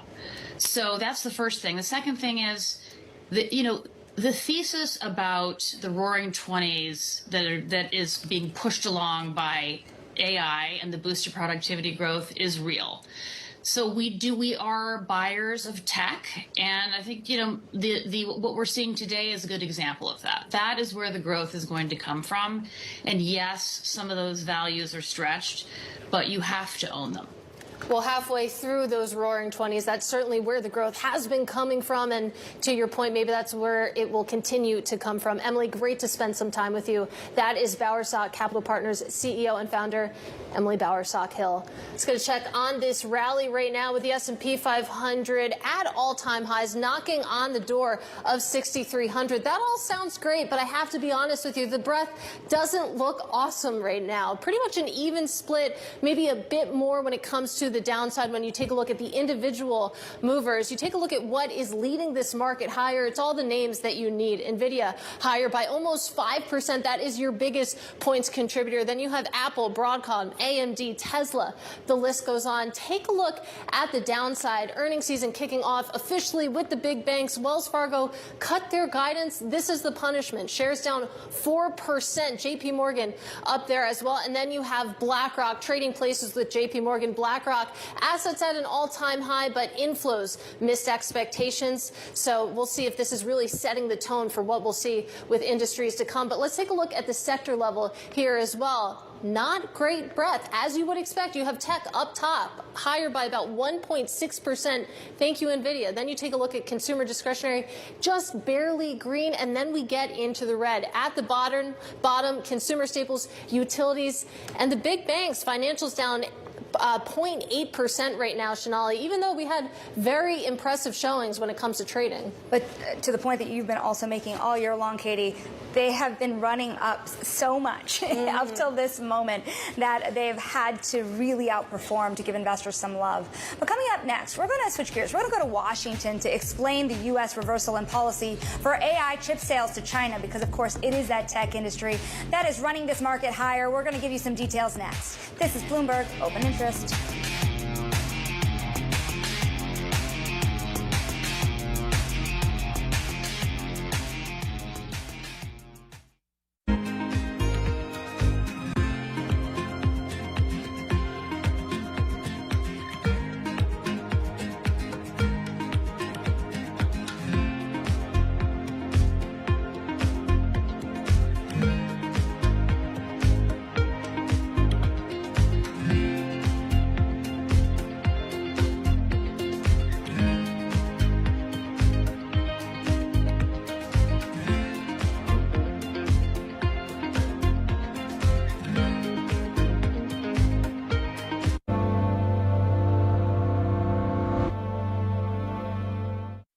In case you missed it, on Bloomberg Crypto. What is 21 Capital's strategy once it is up and running in the stock market? To buy as much Bitcoin as we possibly can. We've been successful with convertible bonds to date. That's a fixed income market we'll look to continue to tap. There's several of these businesses out there, these Bitcoin treasury companies, and it was around 5 years ago at this point that Michael Saylor really pioneered the model. I'm curious what the relationship looks like there. Do you guys have a group chat? Do you talk at all? What does that actually feel like? The internet loves to try and pin me against Saylor, and the internet should know that we're friends. Bitcoin is not a winner-take-all market, and so there's plenty of room for all of us to win. I mean, Saylor and I have been on the same team, will continue to be on the same team, so I don't think it benefits anyone to pin each other, against each other, and we enjoy stakes when we see each other, and we have good laughs, and we strategize. Don't miss Bloomberg Crypto live Tuesdays.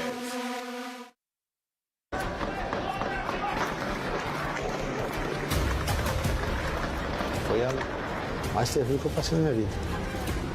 Porque no final, tudo é dinheiro. I think she's a scam up to now. I am a winner.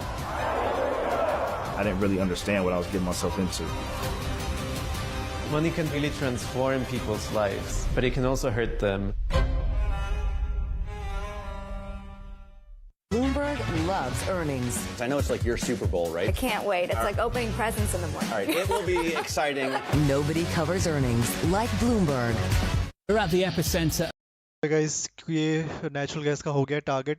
देखो यहाँ पर निकलना है तो निकल जाओ. अगर hold कर रहे हो तो हाफ प्रॉफिट बुक करके ट्रेल कर लेना. सेकंड टारगेट डे लो का ही है. ठीक है. बुक करना चाह रहे हो तो कर लो, वैसे हो गया टारगेट। अगर रुकना चाह रहे हो तो डे लो का वापस टारगेट रख सकते हो। ठीक है, इतना ही टारगेट था मेरे साइड से। अगर जो लोग ट्रेल कर रहे हैं वो इस टारगेट के लिए जा सकते हैं, बट अगर निकलना चाहो तो यहाँ पूरा निकल जाना। जो लोग ट्रेल करेंगे हाफ प्रॉफिट बुक करके रिमेनिंग क्वांटिटी को ट्रेलिंग एसएल पर डालना। ठीक है, इसका मतलब ये नहीं कि नीचे आया तो फिर से बाई कर लेना, वहाँ पर कैंडल देख लेना ओपन इक्वल टू हाई ना बने, क्योंकि अगर फिर से यहाँ आ गया तो हो सकता है फिर से बाइंग एक्टिवेट हो जाए सेम लेवल पे, but open equal to high पे बाई नहीं करते हैं। यहाँ पर तो सारी नॉर्मल कैंडल थी, कोई भी ओपन इक्वल टू लो नहीं थी। तो ये इतना ही टारगेट है, लेट्स सी। और आता है तो जो लोग ट्रेल कर रहे हैं वही लोग जाना, अदरवाइज बीच में एंट्री मत करना। बाकी क्रूड ऑयल भी स्टक हो गया रेजिस्टेंस के अराउंड, ना नीचे आ रहा है ना ऊपर आ रहा है।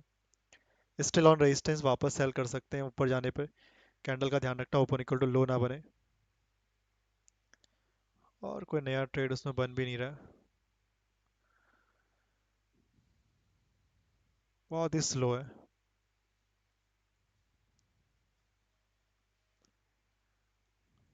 ठीक है, बाकी बुक करना चाहो तो कर भी सकते हो नेचुरल गैस में, जो लोग अगर करना चाह रहे हैं। ट्रेलिंग ऐसा लगा रहे हो तो हाफ प्रॉफिट बुक करके ही लगाना। कंप्लीटली रेंज बाउंड हो गया है।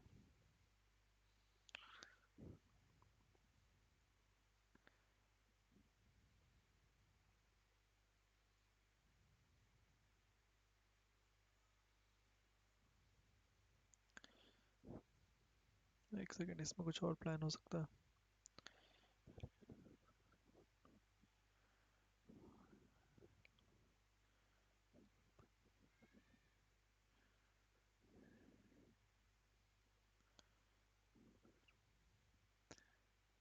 इसको इतना ही रखो यार, यहाँ पे मुझे लगता है रुक जाएगा 294.6।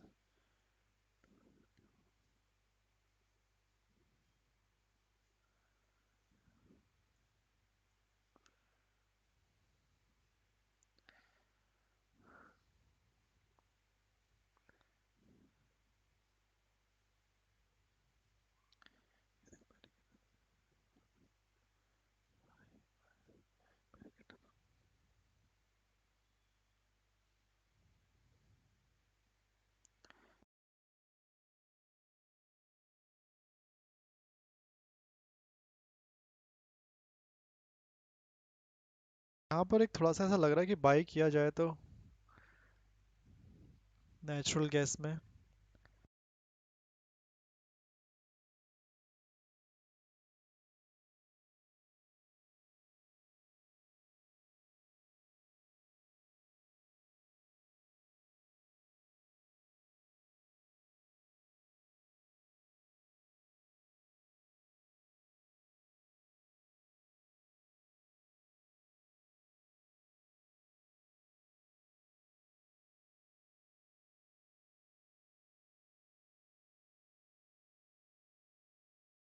ओके, ये तो एक बार बाइंग ऑलरेडी आ गई है इसमें, ये सेकेंड टाइम आएगा शायद। यहाँ पर एक बार बाइंग और देख लेते हैं। 2.1.5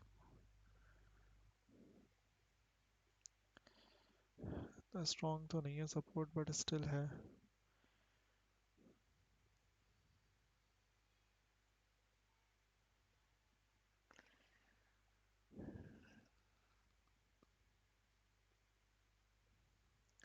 यहाँ पर ना एक बाइंग का ट्रेड प्लान करने का सोच रहे हैं। ये एक ट्रेड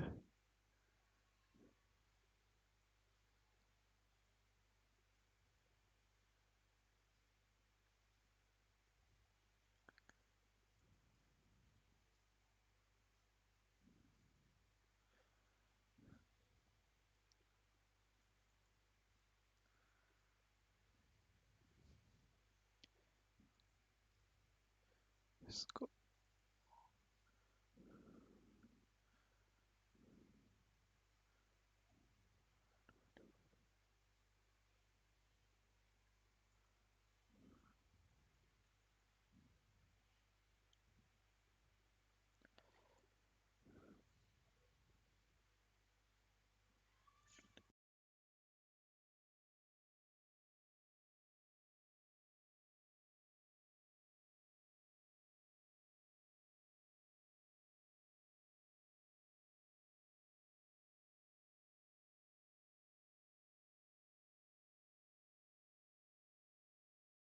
पर एक छोटा सा एक बाइंग का ट्रेड लगा रखा है एक नेचुरल गैस में, ये वो लोग ही लेना जिनको ऑलरेडी प्रॉफिट हो चुका है। ठीक है, छोटा सा ही एसएल है, जाएगा तो निकल भी जाना, होल्ड मत करके बैठना। बट या अगर अभी जाता है तो ऊपर का ब्रेकआउट होना चाहिए, अगर एसएल हिट करेगा तो फिर नीचे का भी ब्रेक ही कर देगा support most probably.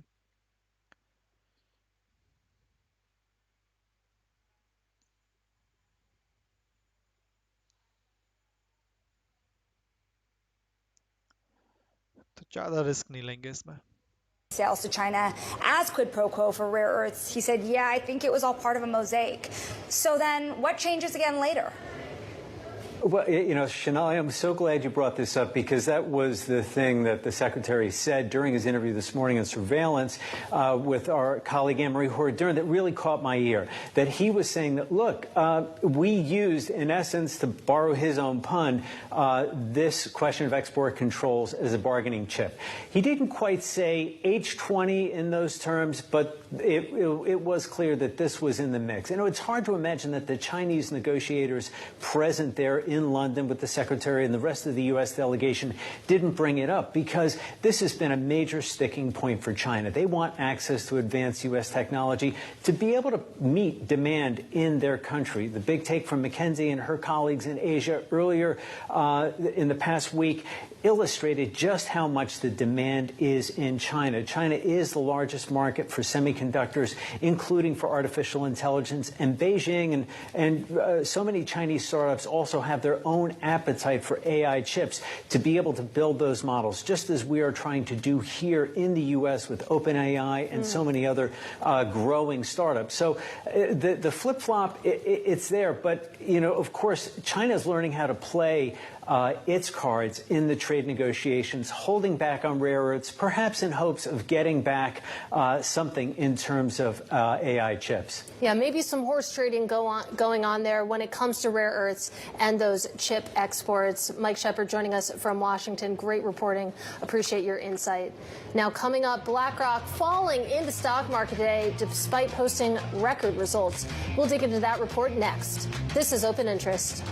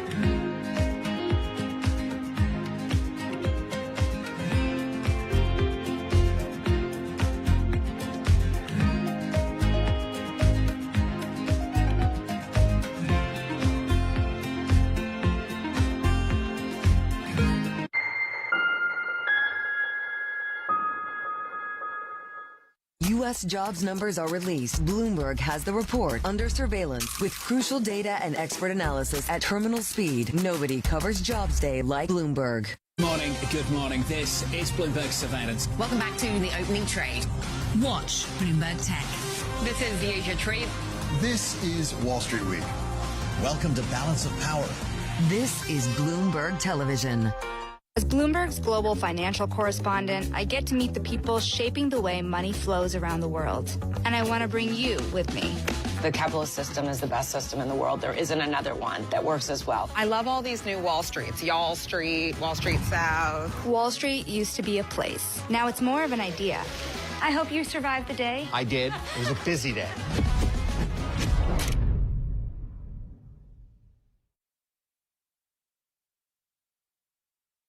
Get your fixed income fix. Watch Bloomberg Real Yield every Friday at 12 p.m. Eastern, right here on Bloomberg. Context changes everything.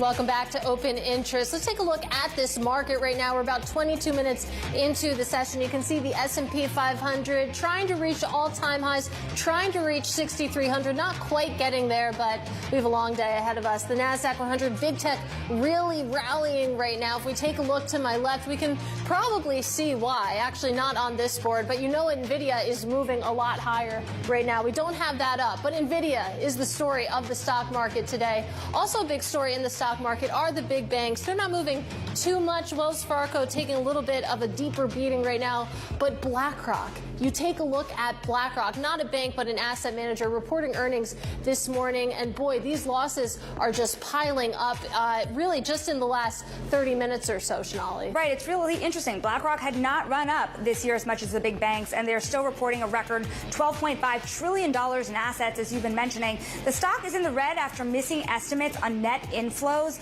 They're having their worst day since early April in the wake of those Trump Liberation Day tariffs being announced. The company's CEO, Larry Fink, saying, quote, "Our expanding client relationships are resonating in higher, more diversified organic base fee growth." For more, we are joined by Bloomberg Intelligence financials analyst Neil Sipes. And it's interesting. I want to contrast Larry Fink's comment with Citigroup's comment. Citigroup saying, given the nature of the beat and continued declines in fee rates, the stock could face near-term headwinds. So BlackRock trying to really force itself towards those higher fee products while those lower fee ones are seemingly under some pressure. Yeah, and that's true. And I think that's generally true across the industry. We know that BlackRock's the largest in the space.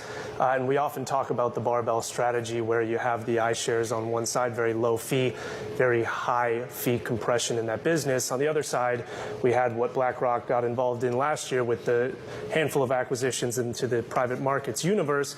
That's where growth is just as fast as the ETF landscape, but fees are multiples higher. And so you kind of see those two businesses sort of marrying each other. I think in the second quarter, you saw the net inflow figure come in a bit light versus expectations. But what I think is still encouraging to see is that organic base fee growth, more of the figure that they want to focus on moving forward, of which of those flows are actually generating more revenue, and that's increasingly the private markets. Yeah, big time. I mean, you think about ETFs, they cost next to nothing. You can be the biggest, and BlackRock is, and still not be earning that much money. But talk to us a little bit more about this push into privates. We know that they've been spending big time to scale up there. And then one of the headlines out from this earnings season is that they're trying to put private assets into retirement funds by 2026. I mean, that has to be one of the white whales here, those retirement funds. Yeah, and I think when you talk about private markets, everyone references that double-digit growth over the next 5-10 years.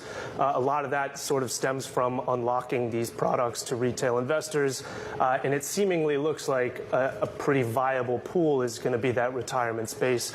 Those are typically longer dated assets that you can sort of more easily model the liquidity that's needed, which is obviously going to be a pretty sizable hurdle for these products of how do you price daily, how do you mark those. And I think over time, you know, BlackRock's talking about 2026 for one of these products. U.S. retirement assets are 40 trillion plus, right? A third of that is already defined benefit. Those are, you know, sponsors that already have access to private markets. 2/3 of that is sort of the DC plans where alts can really get into. And it could be pretty imminent, Katie, but you also see, I would just point out, if you look at Ares, Apollo, and Blue Owl, how they're trading, it's pretty sluggish this year. So even the market not reacting that well to private credit and private markets yet this year. A lot of worries under the surface. Apollo down more than 10% on the year. Absolutely. That is ugly. Neil Sipes of Bloomberg Intelligence, really appreciate you stopping by. Don't go anywhere. We have a big hour coming up. Andrew Sliman joining us. So too is Craig Packer of Blue Owl.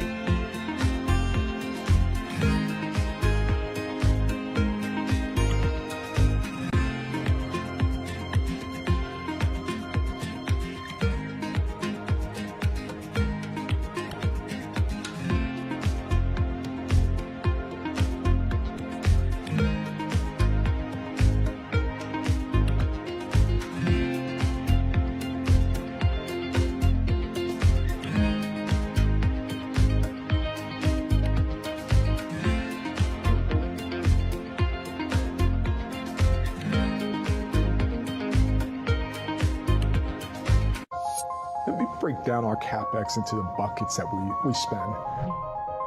Big part of it is to expand our reach of fiber. You cannot wait until there is certainty to build that. These have long lead times that require you to have conviction about where demand is going. Another bucket is, as more people are on our network, we also have to add more coverage and capacity. It's almost like a variable expense. Third, we are modernizing our wireless network right now. Through the investments we're making, we are driving down our unit costs over time and providing more capacity to serve the demand that we think is coming. Do you have less confidence in that 3-year plan now than when you first came out with it, given that some people are having trouble deciding how things are going to look in the next 3 days? No, I really don't. I look at the nature of our business. It doesn't matter the economic cycle. This is a critical goods or service, and we have every confidence demand for it will remain. Will it be harder in a more challenged economic environment if that ends up being the case? Of course, but remember, we are investing at record levels. Slight moderations of that would allow us to deliver a lot more incremental cash to the bottom line. So I have every confidence we're going to be able to deliver our guidance. Key investors, top executives, global innovators. Join me for in-depth conversations with the biggest newsmakers on the day's top stories. Insight with Haslinda Anand, only on Bloomberg. It's a multi-trillion-dollar industry. We'll show you what's happening in ETFs like no one else. ETF IQ, Mondays on Bloomberg.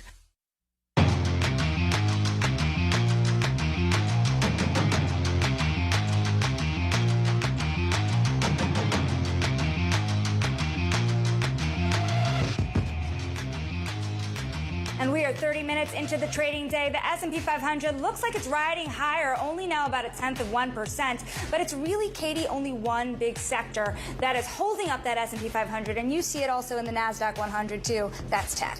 Tech, big time. A lot of that coming from NVIDIA shares higher by about 3% right now. We were higher by 5%, so we're coming back a little bit. We'll see if we can regain some of that momentum. Welcome back to Open Interest. I'm Sonali Basak. And I'm Katie Greifeld. And again, it's a long day until 4 p.m., but we know that the story today, it's big tech and it's big banks. It is. Earnings parade underway. JP Morgan leading the way with robust results, Katie.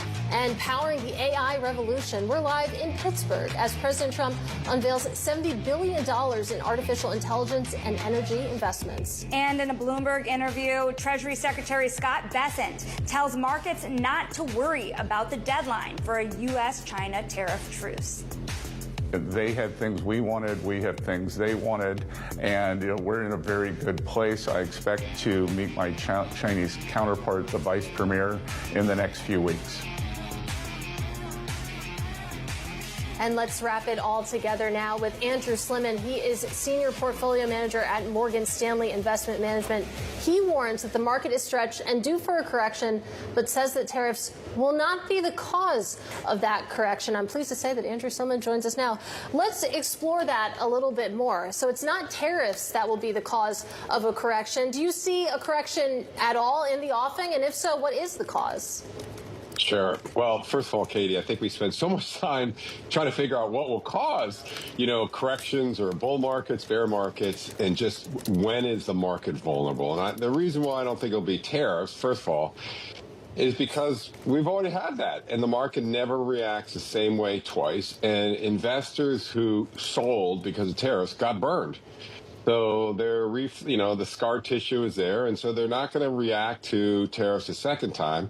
But having said that, one of the things that's really helped us and our clients or investors is understanding where we are in a bull market cycle. And the reality is we're in the middle of the third year of a bull market. The market bottomed in fourth quarter of 2022. We had 2 extremely strong years. And the third year is typically a single-digit return. Now, that's from fourth quarter of last year to fourth quarter this year.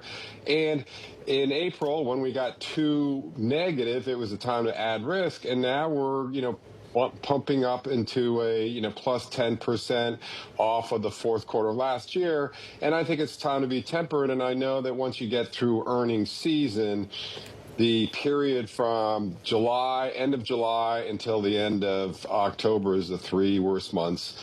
So I don't know what it will be. Maybe it's the Fed doesn't cut rates as the market's expecting. Maybe its rates will move higher than people think. Maybe it will be a growth scare, but I don't think it will be tariffs because the market has already, experienced that. Speaking of rates, you have the president again weighing in, saying to bring the Fed rate down now. We've heard this a lot. But I also want to get your view on the Fed rate cut path, given what we're seeing out of the most recent inflation data. It was a really mixed bag in a lot of ways. You've seen people kind of read it both ways, if you will, if you kind of parse under the hood and look at certain categories of goods that are experiencing some price increases. How do you feel? How much room is there to cut? Well, the question is, what is embedded in the market? And if you look at rate expectations, the bond market's been terribly wrong in terms of expected rate cuts. So right now, I think there's 2 rate cuts from now until year end. So that that won't happen. And so the question is, will it be more or less? And I suspect that could be one of the things that hurts the market if the Fed is a little bit more patient than the now at 62.75 on the S&P, the market is pricing in. I think the risk is less, not more. I wouldn't say that if the market was at 5,700, but at these levels, I think there's more risk of that the market is too optimistic. Yeah, at 6,300, it certainly is a different conversation. And Andrew, with that in mind, where do you feel good about right now? Where do you see the opportunity when you boil this market down to sectors, to different industry groups? Sure. So if you look, Katie, at just beta and risk, right? High risk versus low risk. The relative performance of the high risk, the riskiest stocks relative to the lowest risk over the last 3 months versus history is in the 99th percentile. So basically off the low of April, if all you did was said, I'm not going to look at fundamentals, nothing, I'm just going to buy the riskiest, most extreme, volatile stocks, you've done the best. And that's not a sustainable trading strategy, investment strategy. So I think the point is it's an opportunity to say, well, gee, what are good companies that are doing well that are actually in that low risk bucket? So I think there are, and I highlight Costco as a great example. It's a high multiple, but it hasn't done anything, really since end of April. And that's because it's in the low risk bucket. So I think maybe for the next couple of weeks, this thing continues to move higher. The market with kind of high risk stocks working, but eventually when a correction comes, which I think we'll have in August, people will flock back to some of these stocks that haven't worked really over the last couple of months, and I would say discount retailers, insurance, things like that, where the fundamentals seem to be okay, but they're not sexy enough. Speaking of unsexy, you have Walmart and you have Costco. Their returns this year, they have only risen a little over 5%. So relative to the S&P 500, they have trailed. And part of that is because of the concern around tariff exposure to the U.S. consumer as well. And we have retail sales data later this week, too. I know a lot of traders will be keeping an eye on it. How much potential is there for the retail giants and tariff-exposed companies to be dragging down performance this year? Right. Well, I mean, again, I would go back to the expectation was it was going to really hurt them, and we haven't really seen it in the numbers yet. And so, again, I think the bigger risk for the market is at the macro level that something comes along that we don't expect.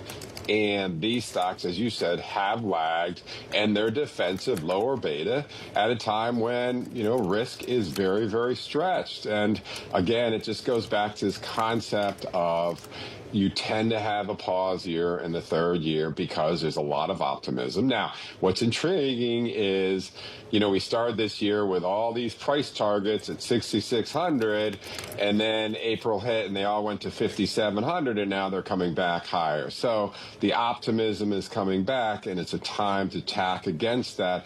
I think that's the better narrative for buying than trying to divine when the discount retailers will be hurt by tariffs. It seems, their lagging performance year to date already embeds some of that. Pick your narrative and stick with it. Andrew, got to leave it there. Always great to speak with you. Hope to see you in studio again soon. That is Andrew Sliman of Morgan Stanley Investment Management. Let's take a look at some of the single stocks moving this hour, which are really pushing the benchmark around. The S&P 500 trying to hold on to gains here. NVIDIA up 3.7%. On a points basis, NVIDIA is adding 17 points to the S&P 500, which is only higher by 10 points. So that really tells you the heavy lifting this stock is doing. AMD higher as well. Both of those companies are preparing to ship chips to China. Again, the market certainly applauding that news. And CoreWeave higher as well on news that it's investing $6 billion in a Pennsylvania data center. Just one of many headlines coming out from Lancaster, which we'll be heading to very soon. It's so interesting to me to watch the summit take place. You have the likes of John Gray, Bridgewater CEO, Larry Fink himself, all kind of attending here to drum up more support. Remember, it was 3 Mile Island that kicked off this discussion last year with Microsoft about that nuclear power plant. Pennsylvania playing a huge role in this AI story. And we'll be talking to Oklo's CEO in just a couple of minutes, to your point on nuclear. And we're going to talk about the banking side as well, because JP Morgan's investment bankers had a surprise gain in the second quarter. We got to take a check on these stocks. Really interesting. JP Morgan now down almost 1%, Katie, about 0.9%. But Citigroup, it's the pair trade. You have Citigroup actually now up almost 0.9%. It's not as high as it was. Wells Fargo, I think that this is such an interesting story. Wells Fargo, remember, coming into this was trading at a higher price to book ratio than even Bank of America. They have cut their net interest income guidance. Their assets have reached a new threshold, actually, after that shackle has been lifted, that Fed asset cap. $1.98 trillion. We did it, you guys. Yeah. But who's watching? And, of course, the market is still not feeding into it quite yet, Katie. Well, bank earnings continuing to roll in, as you know very well. JP Morgan CEO Jamie Dimon saying that private credit may have peaked. We'll discuss next with Craig Packer. He is co-president over at Blue Owl Capital. Next in our Wall Street Beat. This is Open Interest.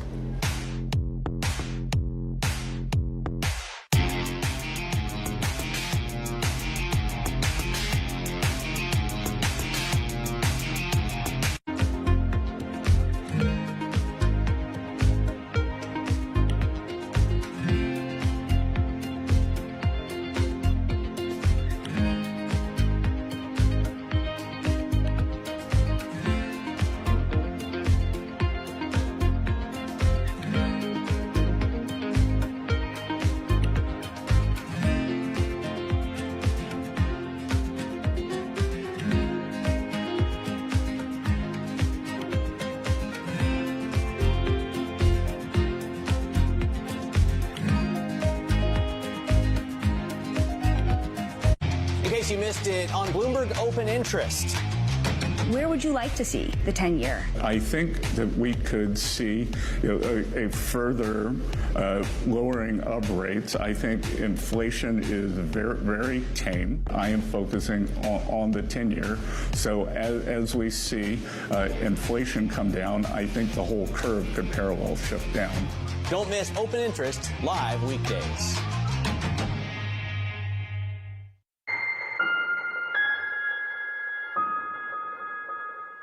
Join me each week on Wall Street Week for stories of capitalism from business, markets, economics, tech, and climate. More than what you need to know, it's what you need to think about. Why do the biggest names in business choose Bloomberg Television? That's a great question. It's a very good question. Interesting question. Good question. Great question. I so appreciate that question. You certainly ask interesting questions. Bloomberg Television. Top experts, great questions. People ask me all the time, what is the key to being a really good Frankly, Narul ji, time for the data का time तो चला गया already. Data 6 PM पे था, वो already जा चुका है. Indian time के according 6 PM is the data time. Core CPI और CPI month on month है year on year basis का, वो data जा चुका है. अब कोई data नहीं है. 7 PM पे US market भी open हो चुका है. So now there is no data schedule. आज के लिए इतना ही डेटा है. लेट्स सी कोई और न्यूज़ वगैरह आती है अगर. ठीक है.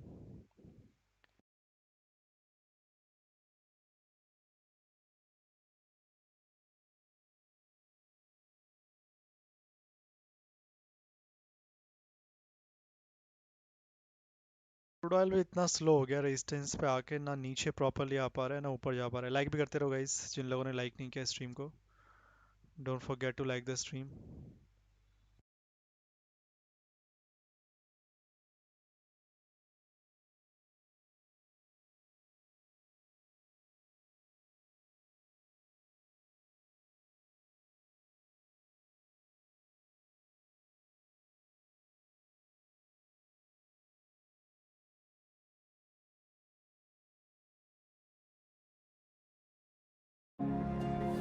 In a world of seismic change, will your business shape the future or be We're going to get right into it with somebody at the very center of the private credit industry, Craig Packer, co-president and head of credit at Blue Owl, one of the biggest firms in the industry.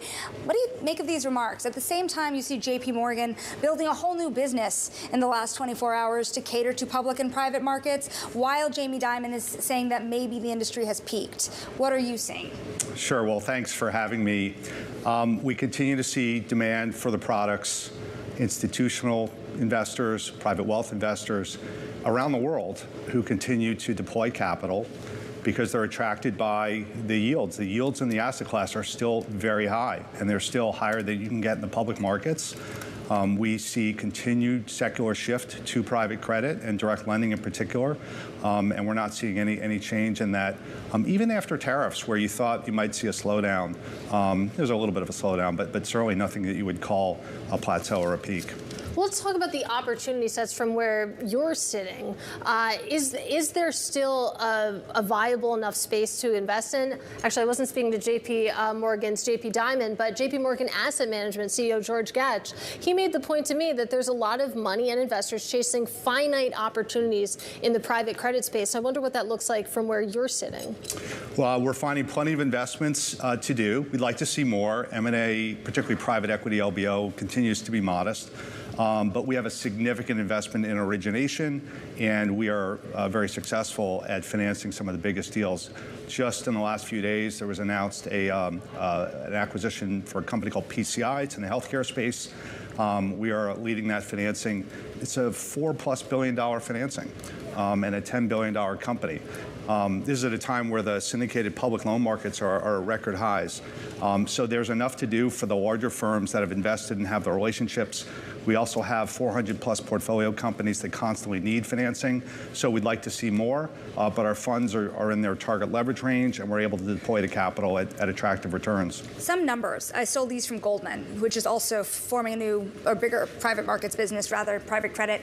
2.6 trillion market in high yield loans, 1.5 trillion institutional loans, 1.5 trillion, 1.7 trillion in private credit. So private credit actually already increasing in size relative to the institutional loan market. When does it increase over high yield? Do you see it surpassing?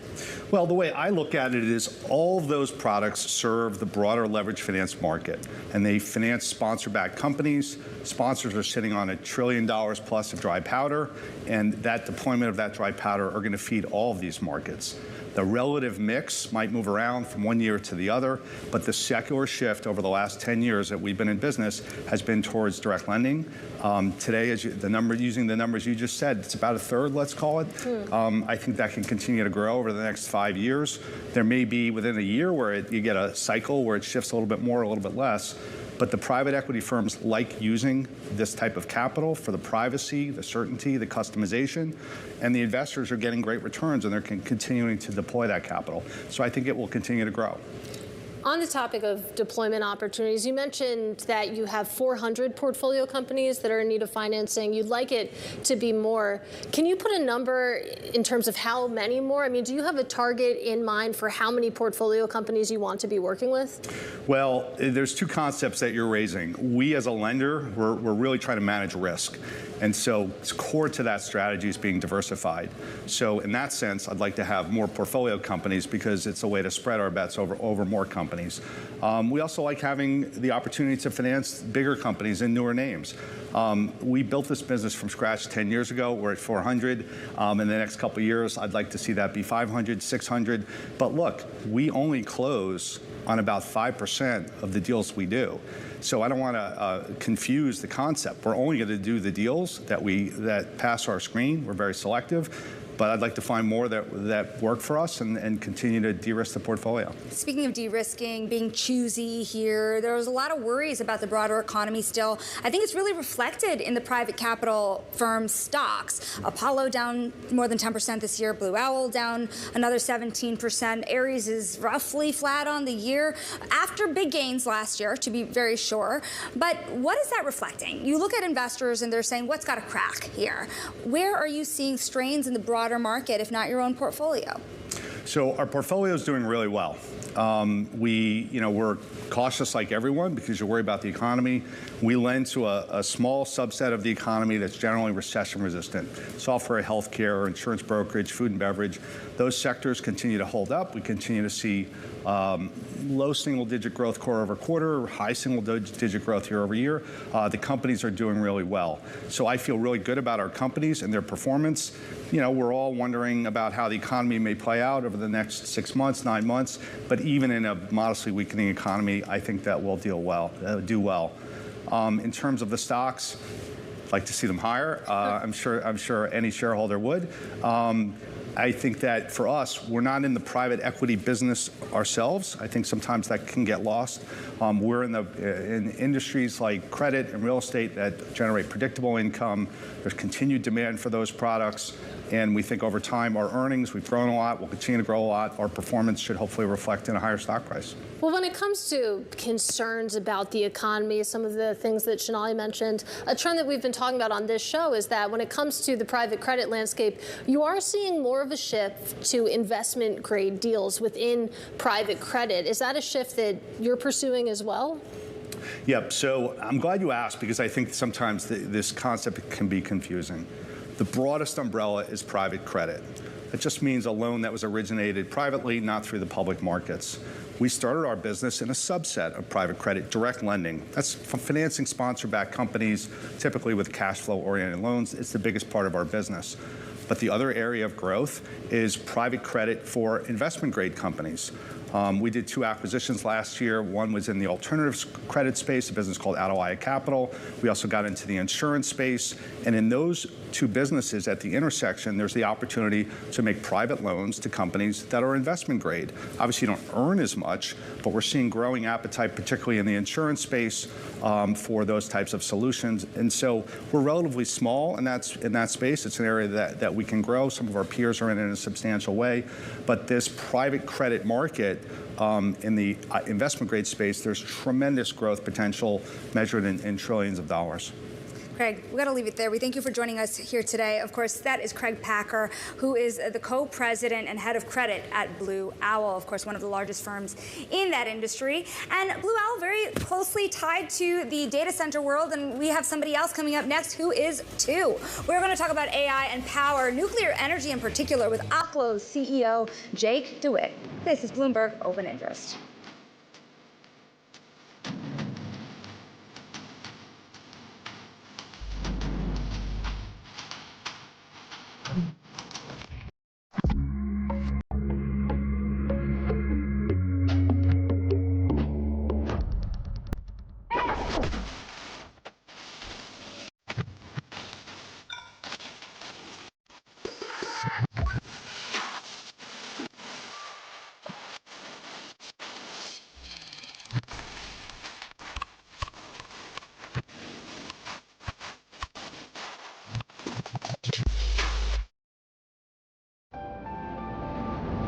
Progress never stops, neither should you.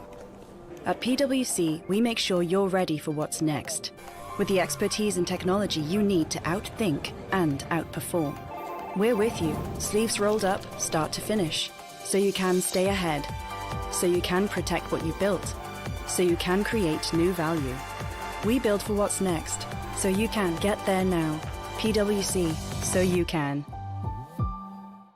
Into Daybreak Europe, only on Bloomberg Television. Context changes everything.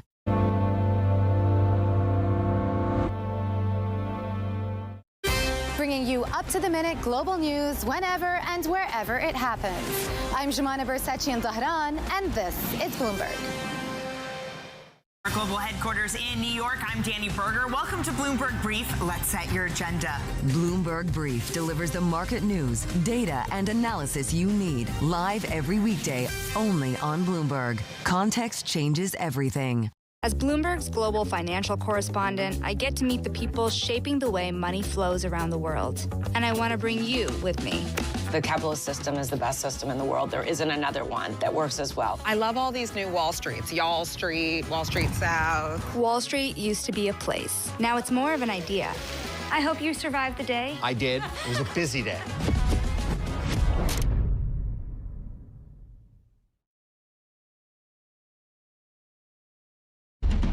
What is going to be the consequence for U.S. markets? We are basically deep in the European earnings season. Take a look at how we're faring when it comes to Asian markets.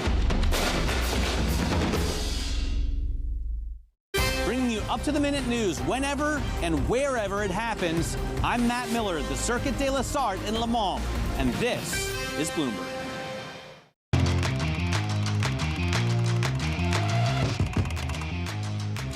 Let's get a check on the stock market right now because we are higher on the S&P 500 by and large, but under that 6,300 level we hit a little bit earlier. So what's bringing us up? NVIDIA is the biggest gainer on a points basis here. Of course, a lot of love there with the prospect of earning more revenue out of China. You have Broadcom also higher and a lot of other big tech names, Broadcom, Microsoft, Advanced Micro Devices, Amazon, Alphabet, just a lot of love there, but not everywhere. Interestingly enough, on a drag, you have Meta Platforms on the downside as one of the biggest points losers, but a lot of financials really dragging down the day. Wells Fargo about 4.7% lower on the day. BlackRock more than 5% lower, one of the worst points drags and having its worst day since the first week of April. Now look at the industries here. Really interesting. You're only seeing one in green as we've been talking about information technology, but the rest of the world in the red really for the day. Dragged down mostly by the materials index. Katie, you have healthcare also lower on the day, and as we've been saying, that big start, the big bang to big bank earnings,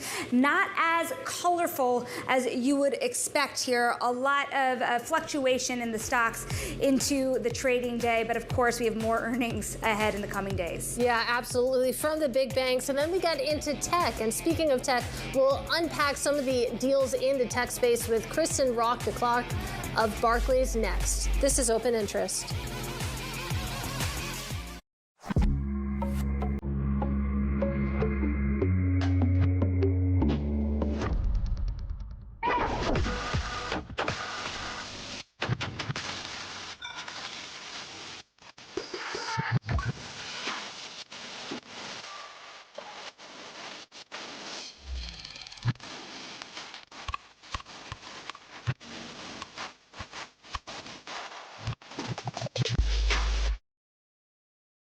In France, when we do something, it often ends up iconic.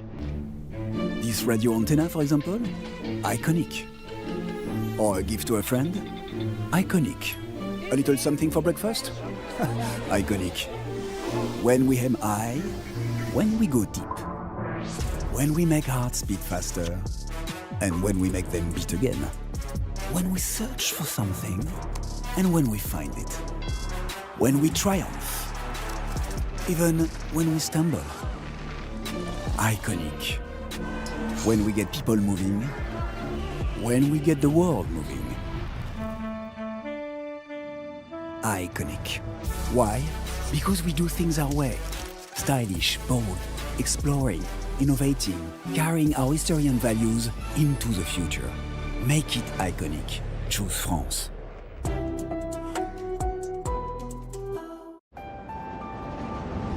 Progress never stops, neither should you. At PwC, we make sure you're ready for what's next, with the expertise and technology you need to outthink and outperform. We're with you, sleeves rolled up, start to finish, so you can stay ahead, so you can protect what you built, so you can create new value. We build for what's next, so you can get there now. PwC, so you can. But from the country point of view, that's most useful contribution what equity should do. And today we're thinking about every kids, not in cities like Hanoi or Ho Chi Minh City, but kids in the countryside should got the good education. That's what we're going to do now. So you are leapfrogging? Yes, exactly.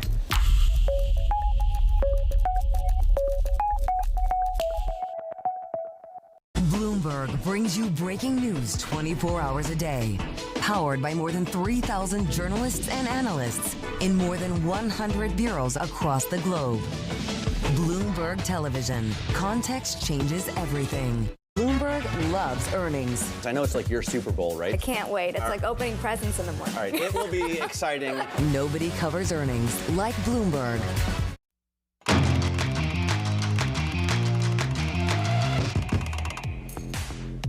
Investment banking is coming back, and so are IPOs. You have investment banks like JP Morgan this morning beating on many of those investment-based business lines. Barclays, one of the investment banks, seeing a lot of IPOs around the corner as well, at least relative to last year. So for that, we're going to bring in Kristen Roth de Clark. She's Global Head of Tech Investment Banking at Barclays, joining us now. How good can this year get? You're finally seeing some love, and the pops that you're seeing are nothing short of stunning. If you strip out Circle, how well are these firms doing, and what type of activity is it going to encourage? Well, I would say we're halfway through the year, and May and June were by far the busiest months of activity.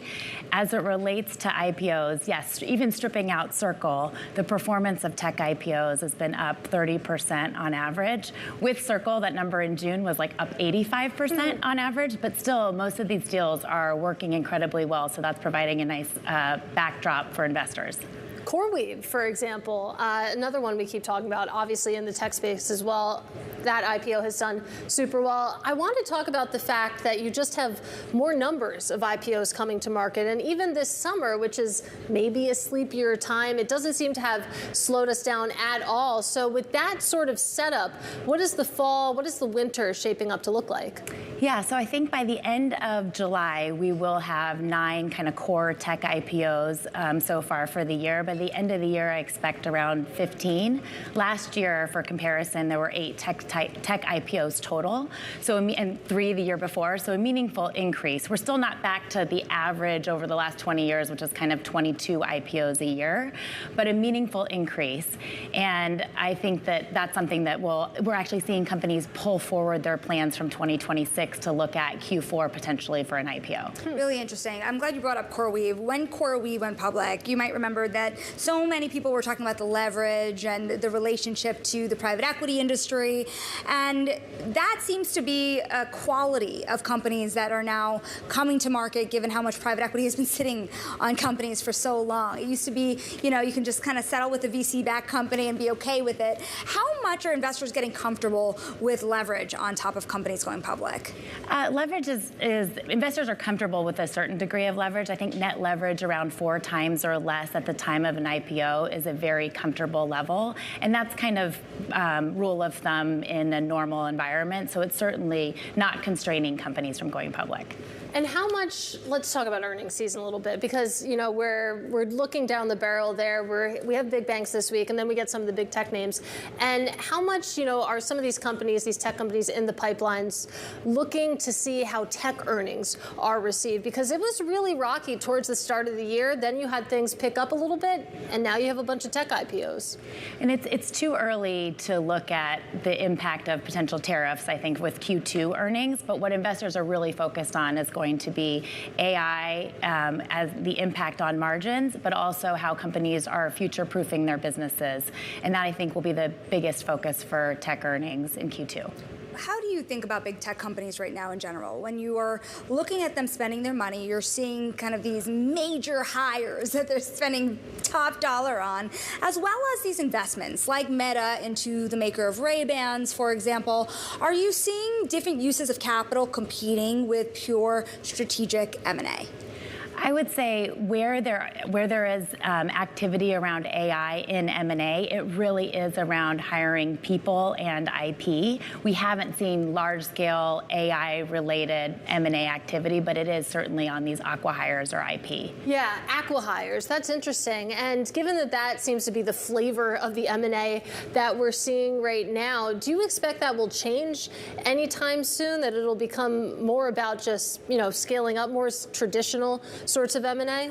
Yeah, and actually, if you look at the M&A volume for tech this year, volume's up 50% versus last year, but number of deals is down actually 15%. So we've seen larger M&A M&A transactions.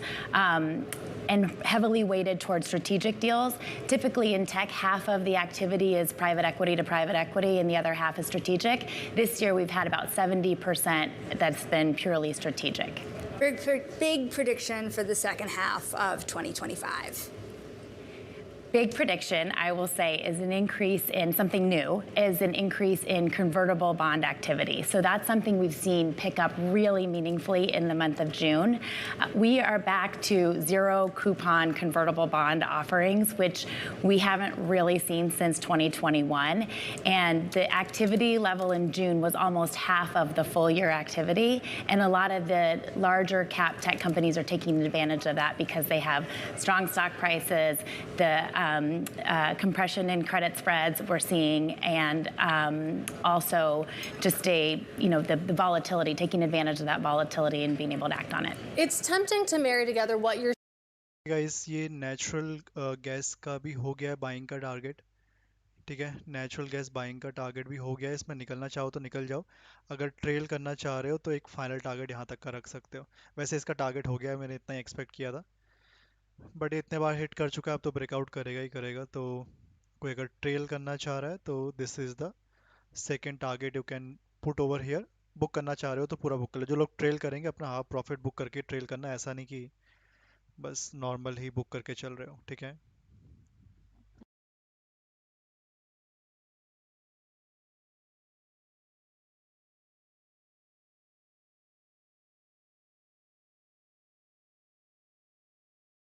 लोग trail कर रहे हैं, second target रखना. यहाँ से फिर एक और सेलिंग का प्लान रख सकते हैं.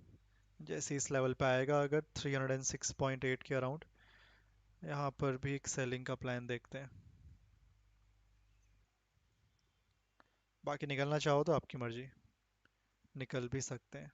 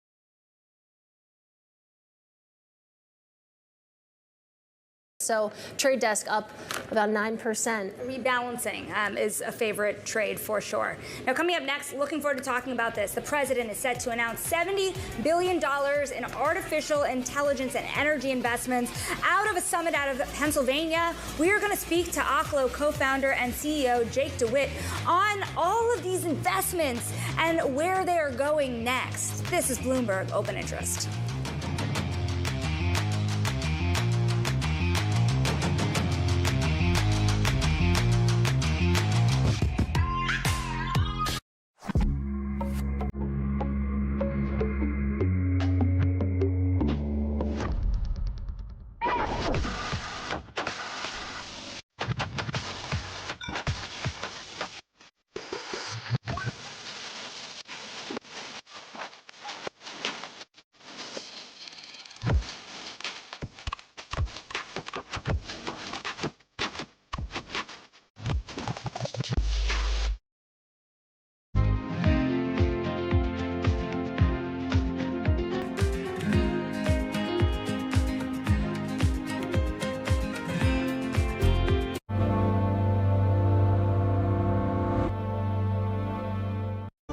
Welcome back to the circuit.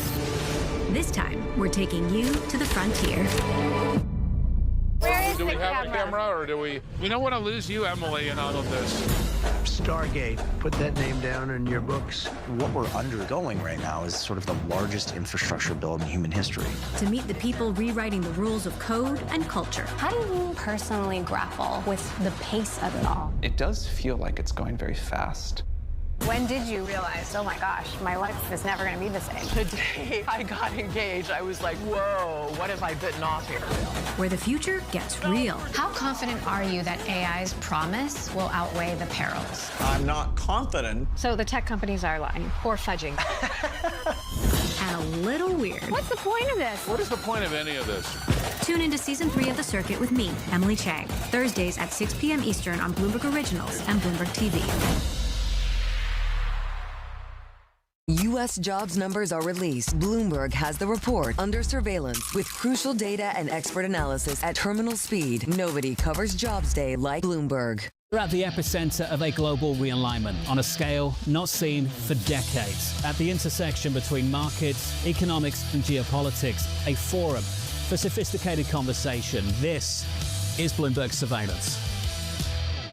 People ask me all the time, what is the key to being a really good investor? And I tell them it's to surround yourself with and work with the best investors you can find. On Bloomberg Wealth, I'm going to take you to meet the greatest investors in the world, the people that I would like to have managing my money. I like shorting stocks. From a business perspective, there are a lot of people who are talented at buying stocks, fewer people who are talented at shorting stocks. Get your fixed income fix. Watch Bloomberg Real Yield every Friday at 12 p.m. Eastern, right here on Bloomberg. Context changes everything. Good morning. This is Bloomberg Surveillance. Welcome back to the opening trade. Watch Bloomberg Tech.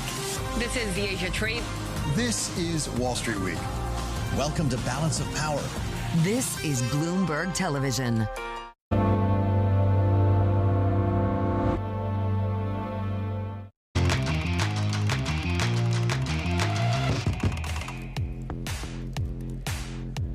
President Trump is pushing the White House to accelerate AI development. He is set to announce $70 billion worth of investments in AI and energy in the state of Pennsylvania this afternoon. The money will go towards new data centers, upgrading the state's power grid, and developing AI training programs. Joining us from the announcement site in Pittsburgh is Bloomberg Washington correspondent Tyler Kendall. And Tyler, we know at least $6 billion of the $70 billion. CoreWeave coming out with that announcement this morning. Who else are we expecting to take the stage, if you will, today? Yeah, hey, Katie, there's going to be a range of executives that have come here to Pittsburgh for this announcement. And actually, we can give you an update, which is that Senator Dave McCormick's office, the office that is throwing this event here in Pennsylvania, has actually updated that $70 billion to $90 billion worth of investment. That's expected to include about $25 billion from Blackstone. We know that their chief John Gray is going to be here. Bloomberg News is reporting that they're going to talk about this idea of investing in both AI data centers, but also the energy infrastructure that is really needed to power this technology, because that is one of the key themes that we are watching closely here today. It's actually hard to pinpoint the exact amount that AI uses when it comes to energy consumption, but what we do know is that that consumption, that demand, it's growing. A recent analysis from Goldman Sachs shows us that AI data center electricity energy is expected to go up by 160% by 2035 compared to now. So there's a big conversation here on the ground about what sort of energy sources are going to be used to power that when we do see this really big uptick in investment to get AI up and off of the ground. In fact, I actually spoke to one member that represents the oil industry, the head of the American Petroleum Institute, who told me that part of this conversation is actually about getting carve-outs for tariffs, that this industry is looking for ways to perhaps ease the burden on tariffs so that they can help the administration boost production to fuel AI. Tyler, when I look at the list of people who are attending, it's BlackRock CEO Larry Fink, it's Bruce Flatt, of course, of Brookfield and Brookfield Asset Management, it's John Gray, the president and COO of Blackstone, Nir Bardea, I believe, is also going to be there, the CEO of Bridgewater, David McCormick, of course, also the former CEO, co-CEO of Bridgewater. Did David McCormick here reach out to all of his former colleagues across the industry, and is this going to be a model for how public-private partnerships are going to be done moving forward? It's kind of like the New Virginia in a lot of ways. I feel like you saw Glenn Youngkin do a lot of similar things. Certainly, and that's something that the administration is definitely hoping for. White House officials have really taken sort of a broad-ranging approach when it does come to trying to ensure the U.S. stays ahead on artificial intelligence. Some of that is what they're working on the side of deregulation, for example, that we hear a lot, but the other is really trying to get to these investments. So I think the administration would tell you that they have definitely welcomed what has been the Senator Dave McCormick trying to bring together all of these different sides and factions. Now, that doesn't mean that it's going to be easy. Of course, there is still a lot of competition in this space and still a lot of big questions when it does come to regulation for artificial intelligence and different things that the private sector is lobbying for. When you look at some of these tech companies and what just happened with the reconciliation bill, they weren't too happy with ultimately one of the provisions that got stripped away that would have provided a moratorium on state regulations over artificial intelligence. So it's definitely still an emerging conversation here, but it's something that the administration is trying to tout. All right, Tyler Kendall, looking forward to your coverage throughout the day. That is Bloomberg's Tyler Kendall joining us from Pennsylvania. And for more on the president's energy investments, we're joined now by Jake DeWitt. He is the CEO of Oklo. Oklo is developing fast fission power plants to develop clean, reliable, and affordable energy at scale. Jake, it's great to have you with us. For many, many years, investors hadn't been looking at nuclear companies. That has changed in the past couple years, but I think there's still some groundwork and explanation that needs to be done. So just give us an overview of where Oklo fits into the ecosystem of nuclear, because as I understand it, you produce these small modular reactors rather than full-scale, full-size nuclear plants. Yeah, well, thanks for having me again. I think that's one of the interesting things is some of these small plants match really, really well with how actually like data centers get built. Not to mention just broad reindustrialization as a whole. At the end of the day, like a lot of these data centers are being built out. Maybe they are at scale using a gigawatt or so of power or more, but they're getting built out in chunks that are typically using, 50 to 70 megawatts kind of per data hall or whatever you want to call it. And then you stack those up to ultimately get to where you're going. Our sizing allows us to actually match that really well, and that's one really nice thing about smaller plants. But another big feature about smaller reactors is they can just be built differently. They're not nearly as big. They can be built faster. That can open the door for significant cost savings. I think one of the things that people tend to think about is, nuclear is really expensive. It just doesn't have to be, right? It's actually really materially efficient. It uses the fewest materials per megawatt hour of any energy source. And some of these next generation reactors like we're working on actually will help us unlock that potential. All right, really appreciate that context there. And with that in mind, give us an update on where you are in the timeline of delivering your reactor to the market. As I understand it, you don't yet have a license from the Nuclear Regulatory Commission. Can you give us an update there? Yeah. So none of these kind of new reactors have received the full license to build and operate, like the commercial licensing to do that. But with all of the recent activity dating back to the Advance Act last year to the president's executive orders this year, there's a pretty steady drumbeat accelerating the regulatory cadence. We are pretty uniquely positioned. We have a site use permit at the Department of Energy. We actually have fuel for our first plant, and that's one of the biggest bottlenecks right now. And all of that's been allocated to us and awarded to us. And then we've been sort of in the regulatory game doing what's called pre-application dating back to 2016. We're completing out phase one readiness assessment now. It's kind of jargon to say we're making progress towards submitting the actual application by the end of this year, which will then position us to, hopefully be able to turn the plant on sort of in the late 2027 timeframe and then ramp into full power operations thereafter. So that's kind of the positioning we see how this is moving forward. There's a lot of tailwinds that are really helpful here, especially from the executive orders to accelerate some things. But part of we announced today, too, we picked kind of our general constructor for that plant. So that's going to, we're all sort of making progress on the actual get the permitting in place, break ground, get the plant built, actually demonstrate you can do all these things in a pretty cool way. very much appreciate the updated timeline, Jake. I have another question, too, about your relationship with Sam Altman and OpenAI.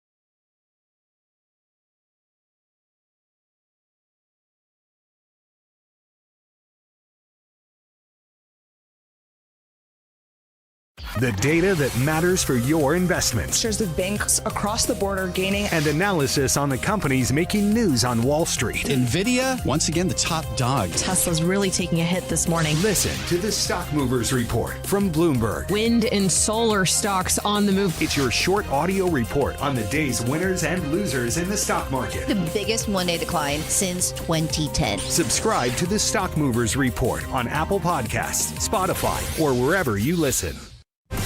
News when you want it with Bloomberg News Now. I'm Nathan Hager. Markets are getting off to a positive start on a very busy Tuesday morning. The S&P 500 at the open is up about 0.5%, up about 30 points, trading close to 6,300. The Dow Jones Industrial Average opens little changed, while the NASDAQ Composite is leading the way with a 0.9% gain. It is up about 190 points. The 10-year Treasury yield is down about 2 basis points to 4.41%, with a lot for investors to sort through when it comes to the economy, earnings, and big tech. We'll start with the economy. The June Consumer Price Index came in around where economists expected, up 0.3% compared to May. But the core came in soft, up 0.2%. Lower car prices offset gains in other goods exposed to tariffs. But Neil Dutta with Renaissance Macro Research says the tariff effect is there. You see big increases in appliances. You see big increases in all sorts of household furnishing and supplies.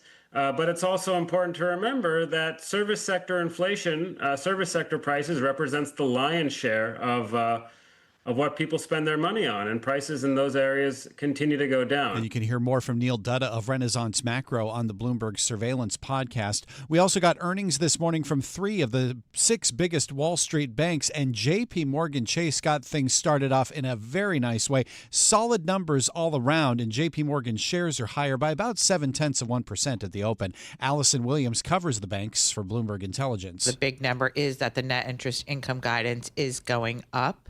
The core net interest income, a number which is what we focus on, $92 billion.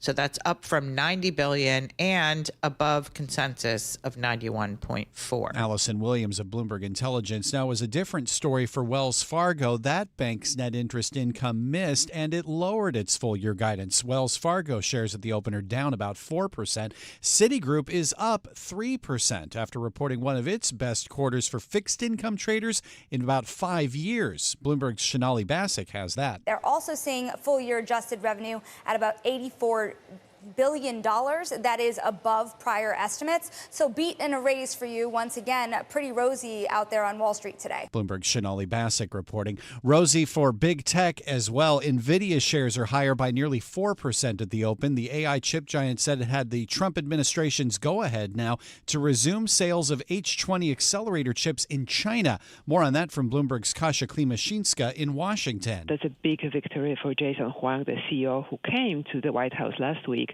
talked to President Trump, and clearly got this permission. This will probably allow the company to increase its revenue from China. And it's good news all around, not only for the company, but also for the U.S.-China relations and possibly for other AI companies that are using those chips. Bloomberg's Kasia Klimashinska in Washington. It's also apparently big news for Advanced Micro Devices. That company says it's gotten assurances that it can receive export licenses for its MI308 chip in China.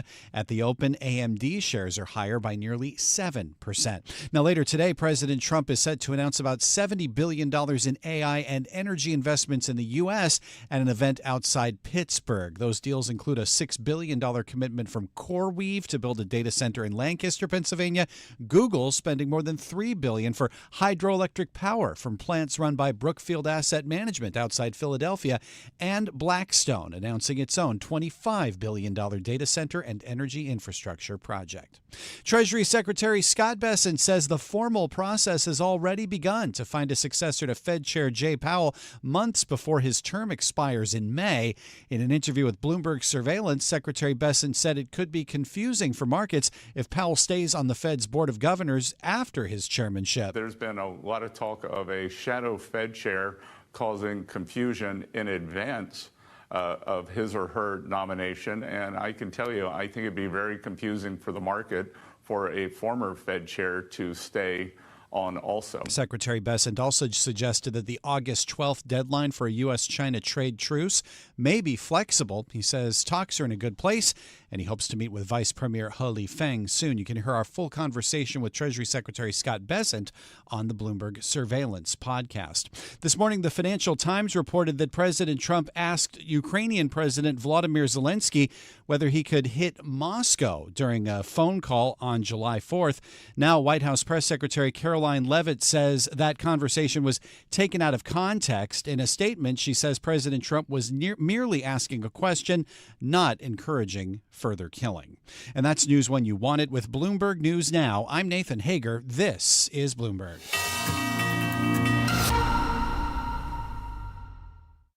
The data that matters for your investments. Shares of banks across the border gaining. And analysis on the companies making news on Wall Street. NVIDIA, once again, the top dog. Tesla's really taking a hit this morning. Listen to the Stock Movers Report from Bloomberg. Wind and solar stocks on the move. It's your short audio report on the day's winners and losers in the stock market. The biggest one-day decline since 2010. Subscribe to the Stock Movers Report on Apple Podcasts, Spotify, or wherever you listen.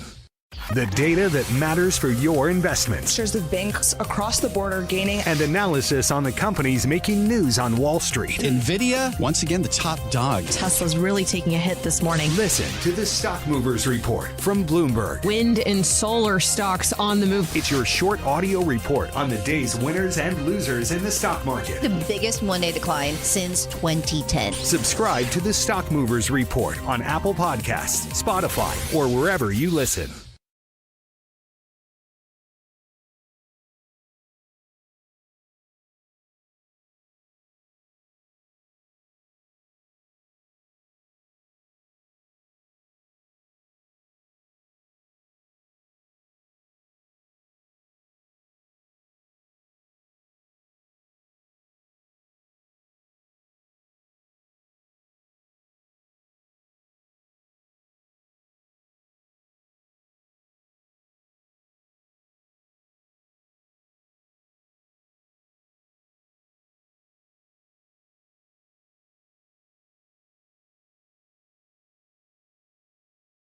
World of seismic change. Will your business shape the future or be? A land once devastated by American bombing now accounts for half of Nike's global shoe production. Hundreds of other American companies and their suppliers have manufacturing bases in Vietnam too. As the Southeast Asian country's annual GDP climbed, exports to the U.S. grew. Now, Vietnam is one of the countries most dependent on American trade. The United States is Vietnam's largest export market.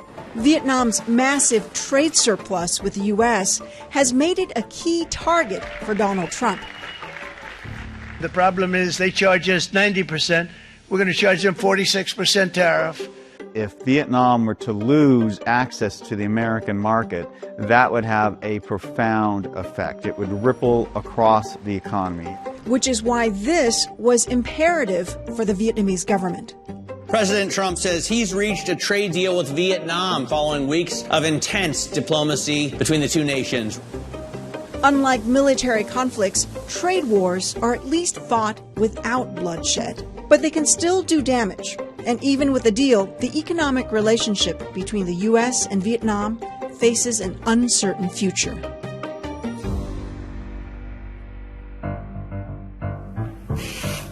Manufacturing is the lifeblood of modern Vietnam. It is now a major player in the global supply chain. It is making everything from Apple iPads to Samsung smartphones, Nike shoes. But Nike is just one of a long list of apparel companies manufacturing in Vietnam. Lululemon, Adidas, Abercrombie, and others source huge percentages of their products here. Since the turn of the millennium, global brands have reshaped the appearance of provinces like Dong Nai, where clusters of factories now produce and export everything from T-shirts to specialized machine parts. Exports in general represent about 90% of GDP. It's absolutely critical for the growth of the economy, of lifting people out of poverty. And after the last American troops withdrew in 1973, there was a lot of that.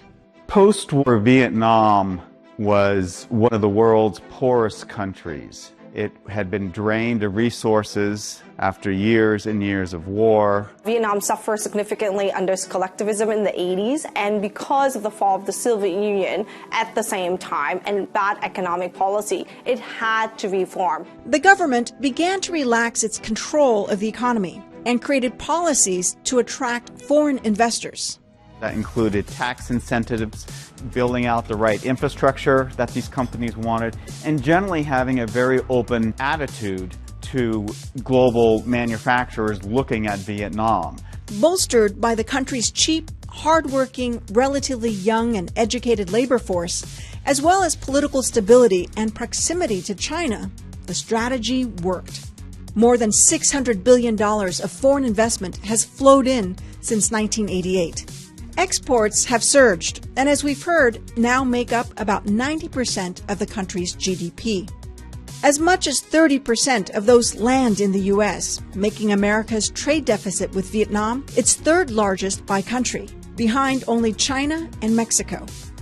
And that imbalance has only grown since the first Trump administration, in part due to policies enacted then. During Trump 1.0, Vietnam emerged as the biggest winner of U.S.-China tensions. Vietnam became a place that investors gravitated towards to tap into the U.S. market, where the arbitrage between tariffs in China versus Vietnam became wider. This was part of a hedging strategy known as China Plus One, where companies began relocating some production to Vietnam to avoid tariffs slammed on Chinese goods. A good example could be footwear, where the global economy continues to depend on China. Vietnam is a key alternative to that. Jung Min Khoi is a manager at Yangcheng Wooden Industries, which makes and exports wood furniture to the U.S. He remembers the impact of Trump 1.0 well. Thì đồ gỗ của Trung Quốc chịu đánh thuế 25%, trong khi Việt Nam thì chưa chịu đánh thuế, thì các khách hàng của mình và các khách hàng của bên Mỹ họ chuyển rất nhiều đơn hàng từ Trung Quốc vào Việt Nam.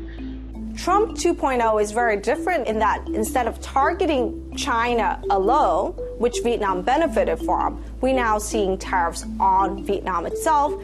Vietnam's government anticipated some sort of tariff from the Trump White House. They did not anticipate a 46% tariff. They were shocked, to put it bluntly. Liberation Day. The impact of the announcement was immediate. 97-98% cái hàng của mình sẽ xuất đi Mỹ. Nếu mà thông thường thì nhà máy của mình có thể sản xuất được 250 đến 300 container một tháng. He says now that's down to as few as 100 containers a month because of reduced demand. This will likely have a ripple effect on communities around manufacturing hubs. You could see factories laying off workers. You could see plants perhaps shutting down. Vietnam isn't alone in facing these effects. What sets it apart is the potential scale of them. It's one reason the government has responded so proactively. They were one of the first governments to reach out to the White House and say, hey, let's start talking. The officials have repeatedly said we will buy very big ticket U.S. products, such as aircraft, LNG, anything that will help reduce the trade gap. The tactic appeared to work, with Trump announcing the two sides had reached an agreement.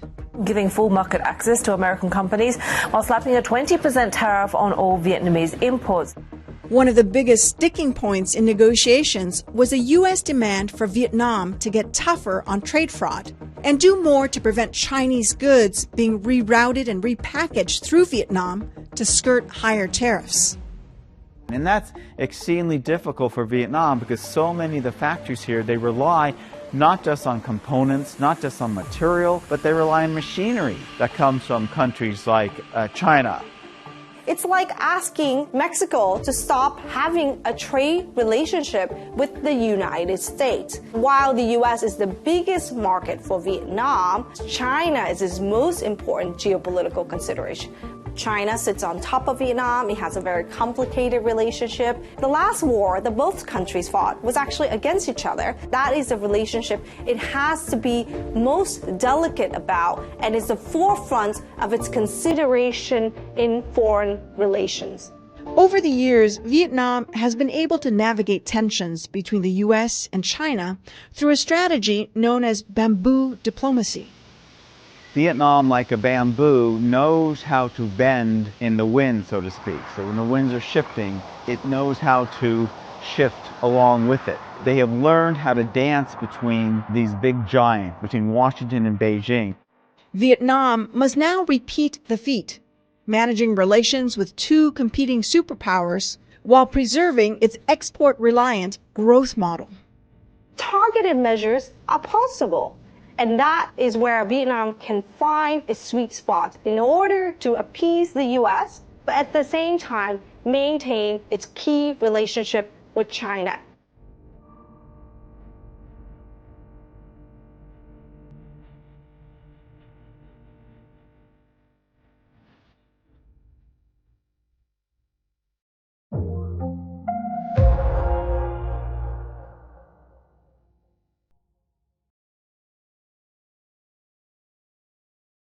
In France, when we do something, it often ends up iconic. This radio antenna, for example, iconic. Or a gift to a friend, iconic. When we aim high, when we really take off. Iconic. Why? Because we do things our way. Stylish, bold, exploring, innovating, carrying our history and values into the future. Make it iconic. Choose France. You said previously the interview process would begin later on in the fall. There's been plenty of speculation as to whether that process would be brought forward. Mr. Secretary, do you still, as far as you understand, believe that's when the interview process to replace the Fed chair will begin in the fall, or has a formal process already started? Well, look, there's a formal process that's already starting. There are a lot of great candidates, and we'll see how rapidly it progresses. It's President Trump's decision, and it will move at his speed. Do you see any merit at all in selecting maybe a candidate that's already on the committee on the FOMC versus taking a look at someone outside of the Federal Reserve? Again, there are a lot of good candidates inside and outside the Federal Reserve, Jonathan. Has the chairman himself, the Fed Chair Jay Powell, given you any indication whatsoever as to what he would do once his term has expired? Will he vacate his seat as the governor of the Federal Reserve? Well, traditionally, the Fed chair also steps down as a governor, and there's been a lot of talk of a shadow Fed chair causing confusion in advance of his or her nomination. And I can tell you, I think it'd be very confusing for the market for a former Fed chair to stay on also. In a world of seismic change, will your business shape the future or be shaped by it? How will we capture the imagination of tomorrow's consumers? Harness technology and AI to shape the way we live our lives. And unlock economic and social prosperity through environmental responsibility. With EY's full spectrum of services across sectors, we're all in to shape the future with confidence. Good morning, this is Bloomberg Daybreak Europe. I'm Tom McKenzie in London. Happy Tuesday. These are the stories that set your agenda. Chips to China. Nvidia says it is resuming sales of its H20 AI semiconductors after the Trump administration U-turns on restrictions. Chinese GDP growth comes in better than expected, but strong exports mask more weak readings from the country's consumers. Plus, Donald Trump threatens 100% tariffs on Russia, giving Vladimir Putin 50 days to end the war in Ukraine.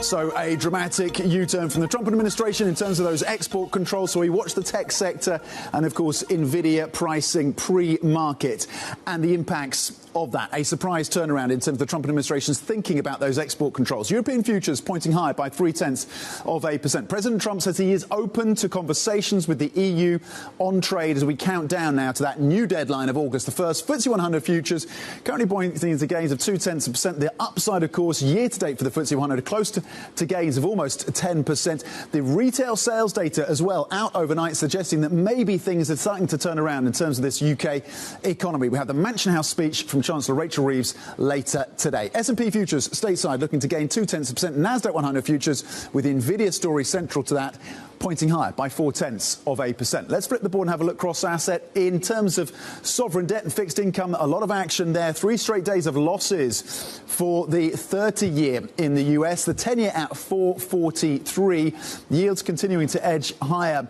in terms of the last few days, and you're seeing that reflected in the Japanese session as well, with JGBs in focus. Pound at 134 on that data, just currently up a little under 0.1% for sterling. Brent at $68, just close close to $69, down 0.4% on oil. Those threats, of course, around Russian supply in focus with Trump's tariff and sanction proposition for Russia. And Bitcoin back below 120,000, off 2.2% so far in the session. Let's check in on the Asian markets then. JGBs, the 10-year in focus, yields at the highest level since 2008 on expectations that maybe you'll get more fiscal spending, and that is part of the concern leading to that continuing bond rout over in Japan. There's the JGB 10-year at 158. Broadly across the equity space in this region, MSCI Asia Pacific up just 0.1%. The GDP data broadly stronger out of China, of course, but there are continuing concerns about house prices and the consumer. The CSI 300 down 0.4% on mainland China. HSI over in Hong Kong currently up 0.2%. Now to earnings, and Ericsson, of course, the telecoms equipment maker, coming through with some top lines for this earnings season. Ericsson's second quarter net sales coming in at 56.1 billion Swedish krona. That is below estimates. It's a miss then for Ericsson. The estimates had been for just above 59 billion Swedish krona. In terms of second quarter adjusted gross margin, that is a modest beat. So gross margin coming in higher than expected for Ericsson in the second quarter, 48%. The estimates had been for 47%. In terms of earnings before interest and tax, you're looking at a print of 7 billion Swedish krona. That is also a beat above the estimates for Ericsson. There have been some concerns about weak dollar and the impacts on their sales in the US as a result of that squeeze on the dollar. So Ericsson will be one to watch in the session today. Back to the chip space right now. Nvidia saying then it expects to resume sales of its made-for-China H20 artificial intelligence accelerator based on assurances from Washington that those shipments would be approved. It is a dramatic reversal from the Trump administration's earlier stance. The H20 chip was created to comply with earlier trade curbs, but since April has also been blocked from sale in China. Bloomberg's chief North Asia correspondent Stephen Engel joins us now for the details. Stephen, what more do we know about this Nvidia announcement and what it tells us about the Trump administration's thinking on export controls?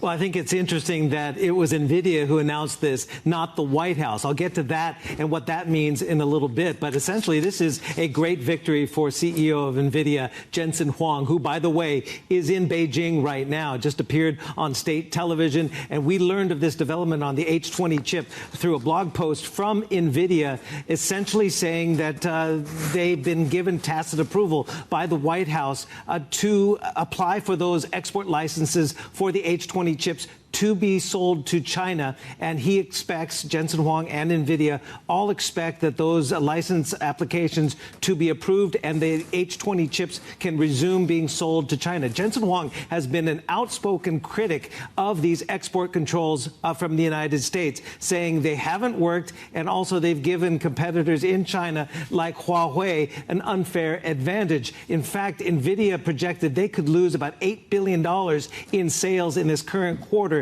just because of those export controls. They'd also been working on a new chip based on Blackwell architecture to comply with those Trump trade curbs. But now, if the H20 is going to resume sales to China, it would be an interesting development, obviously, and a very fortuitous one for Nvidia to have two potential chips. Yes, they're scaled back from the most advanced AI chips from Nvidia, but still, having chips that are compliant with U.S. export controls allowed to go into China is a big development, not only for Nvidia, but for U.S.-China relations, no doubt. Well, on that point, Stephen, what is your assessment of what this tells us about those conversations, the trade tensions that we know exist between the two sides, that on some level have eased to some extent? What does this reflect when it comes to those trade negotiations? Well, it tells us a lot about what Jensen Huang and Donald Trump spoke about in the White House last week, and also why Jensen Huang is in Beijing right now with meetings with the Commerce Minister as well as their trade negotiator, He Lifeng. So obviously, he's the one that has lobbied the White House, gaining that approval for the export licenses, and he's the one to take that message essentially to China. What it tells me about the backroom bargaining in the trade deal and the trade truce that was reaffirmed in London is that the United States clearly wants China to speed up its export licensing process for rare earth minerals as well as rare earth magnets. And what does China want? They want a relaxation of those tight export controls on advanced chips. It seems as though this was win-win for the two countries as they try and bridge their differences. And this was maybe for Donald Trump, as he met with Jensen Huang, a little bit of a low-hanging fruit and was convinced that they're doing the United States tech companies' competitive advantage more harm than good. OK, the broader context then to this apparent U-turn on these AI accelerators produced by NVIDIA being shipped into the Chinese market. Bloomberg's chief North Asia correspondent, Stephen Engel, thank you very much for that update. Staying on China, the economy, of course, there grew more than expected in the second quarter, driven by strong exports. But the data also showed weak consumer demand at home. Let's get more from Bloomberg's China economy and government editor Alan Wong. Alan, talk to us about exports and the role that that pillar of this economy is playing and whether or not it can be sustained in the months ahead. Certainly. Well, China's factories went humming in the first half of the year. And despite all the tariffs from the U.S. and all the potential trade barriers coming from other economies as well. So they did hold up the economy and help the economy achieve greater than 5% growth in the first half, and with last quarter's growth exceeding expectation. This means that China is on track to hit its around 5% growth target for the year. But as you suggested, the factors behind China's export growth and very strong industrial production, which, by the way, exceeded all expectations, it could be temporary or contingent upon other trade partners. For example, a lot of that export was driven by front-loading, which is how exporters rush their shipments out the door just to avoid tariffs. And with the tariffs just settling at some rate in the near future, or maybe in the distant future, that kind of front-loading is expected to fade. And the other thing that could be under threat is trade diversion, which is how China is shipping more and more to Southeast Asian countries to get around tariffs imposed by the U.S. So Trump has signaled that he wants to address that kind of transshipment and put higher tariffs on them, however he does it. So if he succeeds, that means that China's export to those places could be affected as well.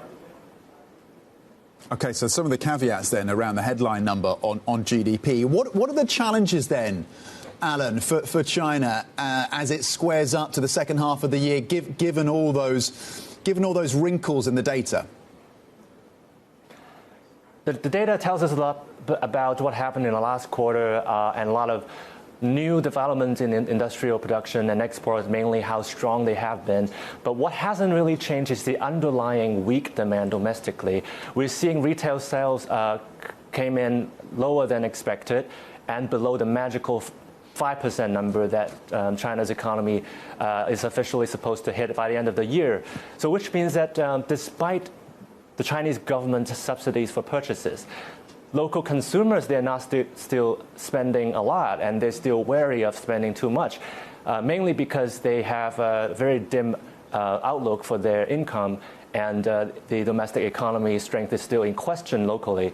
So that means that going forward, there might still be a lot of price pressures, and the demand is still weak, and China will be reliant on factors that are vulnerable to external pressures.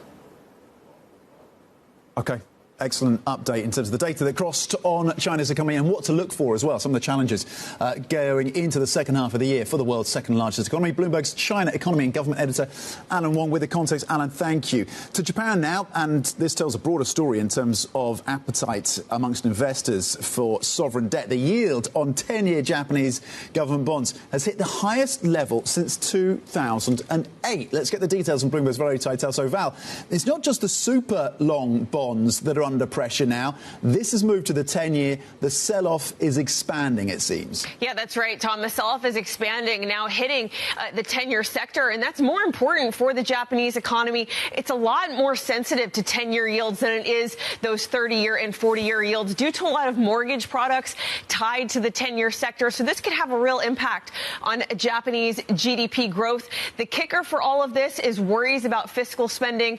The upper house elections are due to take place this Sunday, and the market is clearly worried that more fiscal spending is to come. And we're seeing this kind of reaction in the long end of the bond market. Not only did 10-year yields reach the highest since 2008, but those 30-year yields, Tom, have reached the highest yields ever since their debut in 1999. So we're seeing some pretty cataclysmic effect when it comes to these JGB yields. We're also seeing a deterioration when it comes to liquidity. If you flip on, we do have a Bloomberg index of Japanese government bond liquidity. This spike higher is showing you that liquidity is deteriorating. And this is despite the Ministry of Finance saying they're going to issue less long-end bonds. This is despite the Bank of Japan reallocating their tapering away from the long end in order to aid this liquidity, but it's really not having any effect.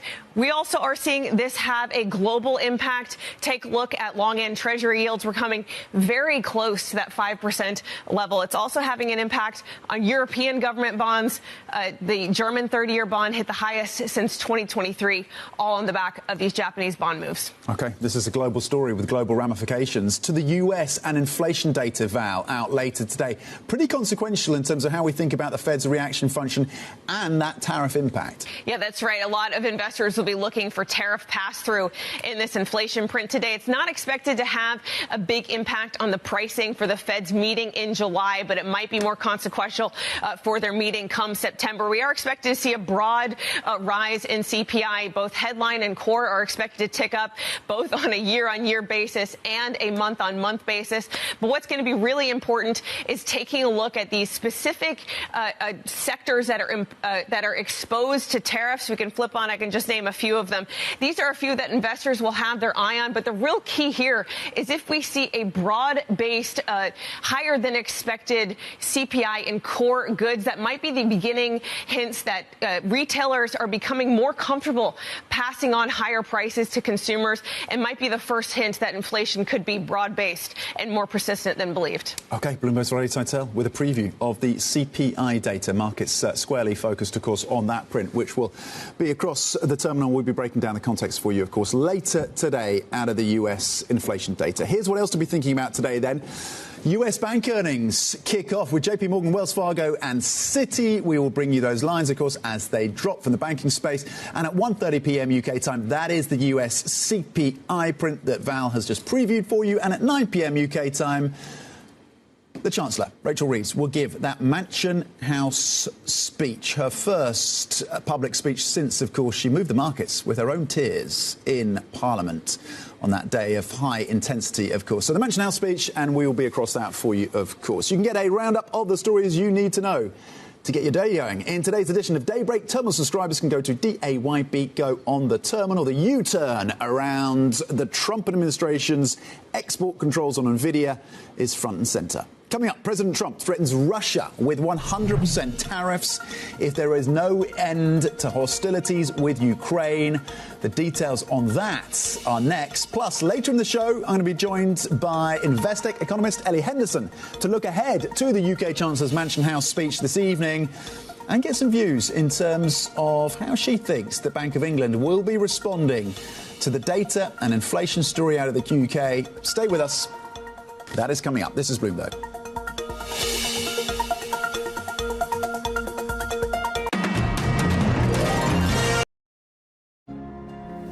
In a world of seismic change, will your business shape the future or be shaped by it? How will we capture the imagination of tomorrow's consumers? Harness technology and AI to shape the way we live our lives and unlock economic and social prosperity through environmental responsibility. With EY's full spectrum of services across sectors, we're all in to shape the future with confidence. In a world of seismic change, will your business shape the future or be shaped by it? How will we capture the imagination of tomorrow's consumers? Overcome operational constraints to focus on future growth? And unlock economic and social prosperity through environmental responsibility? With EY's full spectrum of services across sectors, we're all in to shape the future with confidence.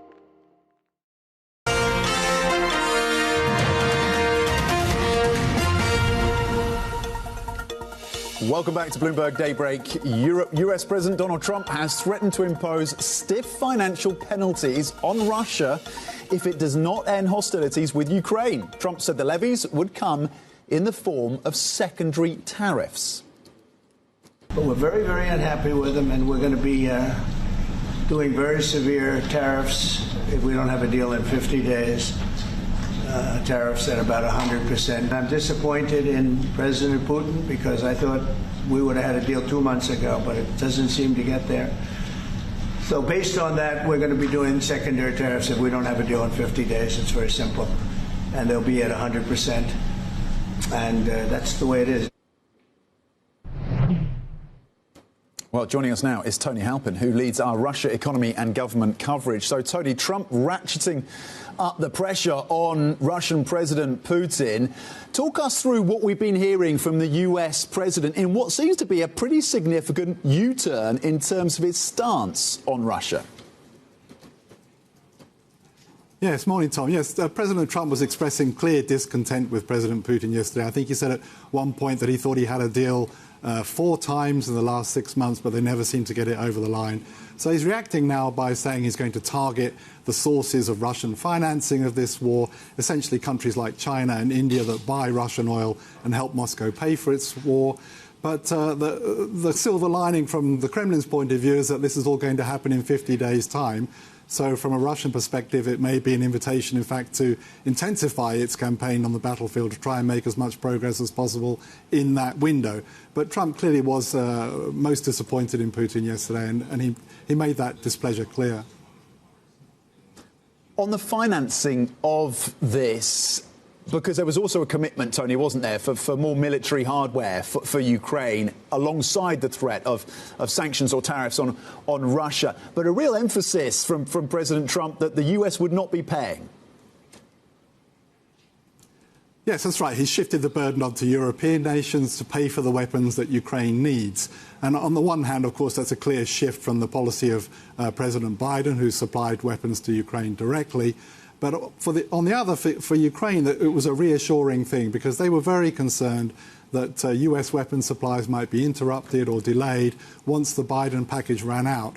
And now they have at least a clear way to get weapons. They know that they have to pay for them. They know that European allies have to pay for them and to supply Ukraine with the weapons. But they can be sure that they will get US weapons to help defend themselves against Russia. And over the horizon, as you said earlier, is this risk and the threat for Russia of 100% secondary sanctions that would potentially target its financing of the war. So there's a squeeze coming. It's just delayed by 50 days, I think. And in the meantime, Ukraine will hope to get hold of the weapons it needs to defend itself and to continue to repel Russian attacks. OK, another deadline, another countdown, this time when it comes to geopolitics. Tony Halpin, who leads our Russia economy and government coverage.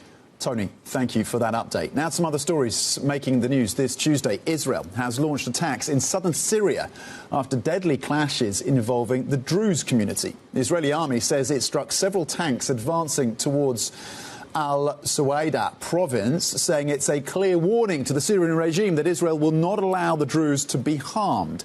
The London-based Syrian Observatory for Human Rights says the clashes killed about 100 people. Syria's defence ministry says government troops were deployed in the region to end the violence. Officials from the European Union are to hold talks with Elon Musk's X after the company's Grok chatbot caused outrage by making anti-Semitic posts last week, including praising Adolf Hitler and the Holocaust. The company deleted the offending posts and apologised, blaming a faulty update. Coming up, Wall Street's largest lenders begin reporting earnings today, with JP Morgan and Citigroup first on the list. We were going to preview the bank earnings. That's coming up. This is Bloomberg.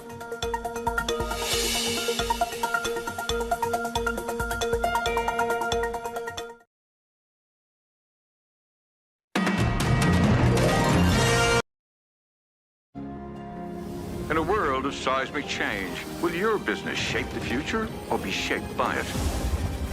How will we capture the imagination of tomorrow's consumers? Harness technology and AI to shape the way we live our lives, and unlock economic and social prosperity through environmental responsibility. With EY's full spectrum of services across sectors, we're all in to shape the future with confidence. In a world of seismic change, will your business shape the future or be shaped by it? How will we capture the imagination of tomorrow's consumers? Overcome operational constraints to focus on future growth, and unlock economic and social prosperity through environmental responsibility. With EY's full spectrum of services across sectors, we're all in to shape the future with confidence.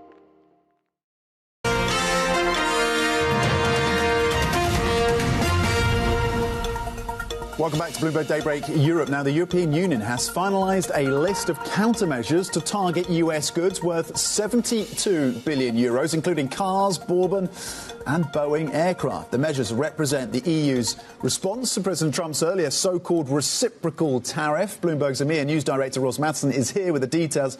Ros, what do we know then about the EU's countermeasures? Well, as you were saying, they've finalised this list of countermeasures. This is actually cut down from the initial list, which was over 90 billion euros, but it does include some essential items, including targeting Boeing, particularly in the aircraft side, Bourbon, everything from medical equipment to plastics to agricultural equipment to musical equipment. It doesn't include military equipment, which would not be subject to any tariffs from the EU, but it is about sending a message to the US that the European Union is prepared with very specific measures targeting certain US goods in the event that this all disintegrates and there isn't a deal before the 1st of August. And some of these items that they're targeting very much with an eye to the US midterm elections even. You're thinking about Bourbon, some of the states where Bourbon comes from in the US. Can they be key states in the US midterm elections for those companies and therefore for Republican politicians as well? And the message in all of this is that the EU wants to keep negotiating. Certainly we're seeing that happen. The impetus is to try and get a deal. They do want to avoid a broader trade conflict with the US. Certainly European companies want to avoid a broader trade conflict with the US. However, they're warning the US, we are prepared. We have a specific list of things we're going to enact if we have to. We need to have all options on the table. What are the current expectations, Ros, that maybe there is a deal by August the 1st between the EU and between Washington? Well, the climate's become a bit trickier because Donald Trump keeps referring, to his letters as deals. These are not deals. This is the US imposing a tariff rate on countries or blocs, including the EU. And negotiating in that climate is quite difficult because you're trying to address very complex issues, not just tariffs, but non-tariff barriers that are seen as existing to trade. Very complex conversations going on about sectors for the EU, steel, aluminum, cars, you name it. And so you need to have a bit of a climate of trust going on there. I mean, Donald Trump said yesterday he's willing to keep talking with the EU. Certainly we know that the chief negotiator was on the phone last night with the US Commerce Secretary, so those conversations are going on. But they're getting to a deadline now of August the 1st. That's the fresh deadline. And there's a lot, it seems, to wade through. And so the EU is quite wisely saying, well, we have to have a lot of issues in our back pocket, including these potential countermeasures. OK, and certainly the markets will be hoping that those countermeasures are not put to play, but the EU has them, at least in their back pocket for now. Bloomberg's EMEA News Director Ros Mattson with the latest on the trade front and the potential EU response. Ros, thank you very much indeed, leading up our EMEA coverage. Coming up, we will look ahead to the UK Chancellor's annual Mansion House speech with Investec economist Ellie Henderson. That is next. This is Bloomberg.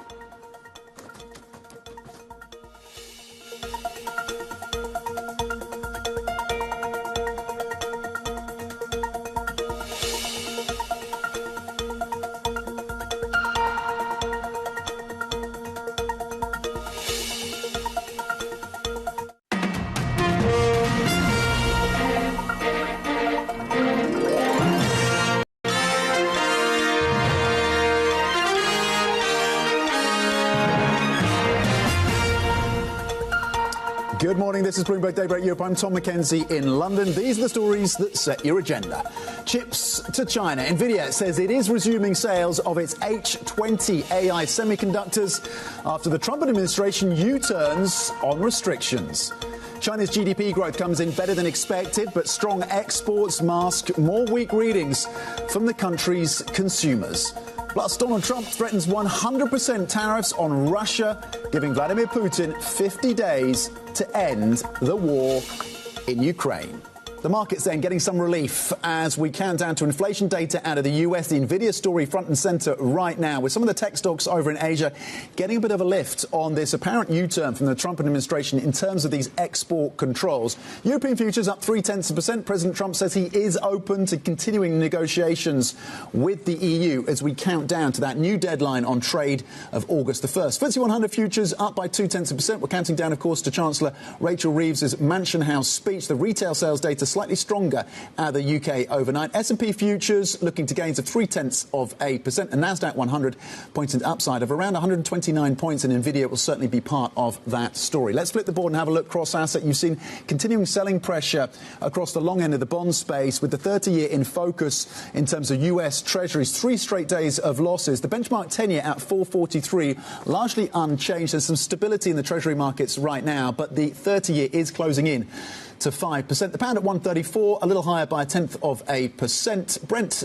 just below $70 a barrel, down 0.1%, with the threats around Russian supply in focus for traders, of course, and Bitcoin falling below that 120,000 level it crossed yesterday, down by 2.2%. So, to the UK then. Chancellor Rachel Reeves will make her annual speech to London's financial industry later at Mansion House. It is, of course, a key moment for the sector, but also for the Chancellor herself after the recent market jitters over her future. Bloomberg's James Woolcock joins us now for a preview. James, what are the key announcements then that we should be expecting, that the financial industry, the financial sector, the City of London should be looking out for from Rachel Reeves later? Well, look, the Chancellor wants to do 3 things here. First and foremost for her, she's saying that she's still here.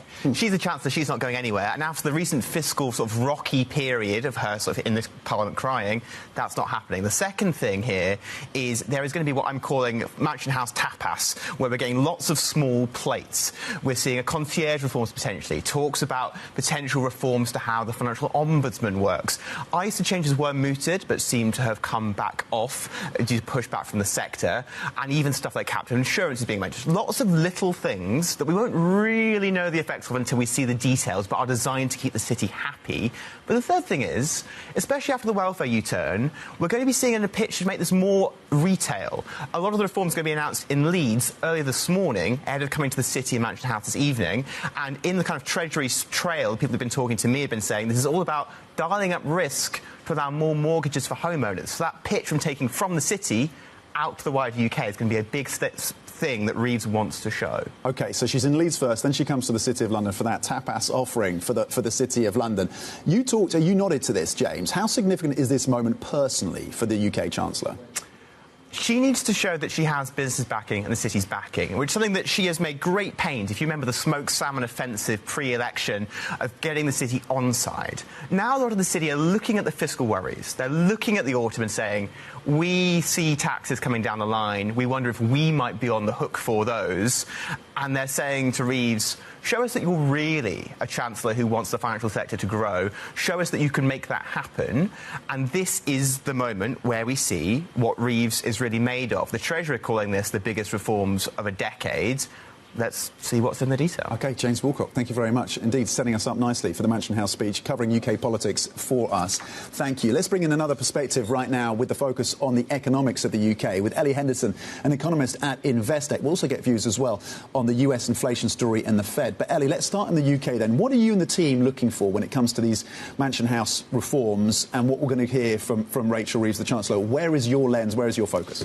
I think I like that saying about it being a tapas of measures, and we think broadly the same, but I think that all comes with one underlying message, which is to boost investment in the UK economy, and that's really central to Labour's plan for growth. Of course, though, if it was that easy, everybody would do it, but it's centre to Labour's plan, and that could get Labour out of the potentially tricky situation with the public finances if successful. But ultimately, this is a very difficult time for businesses, and surveys aren't suggesting a great appetite to invest right now.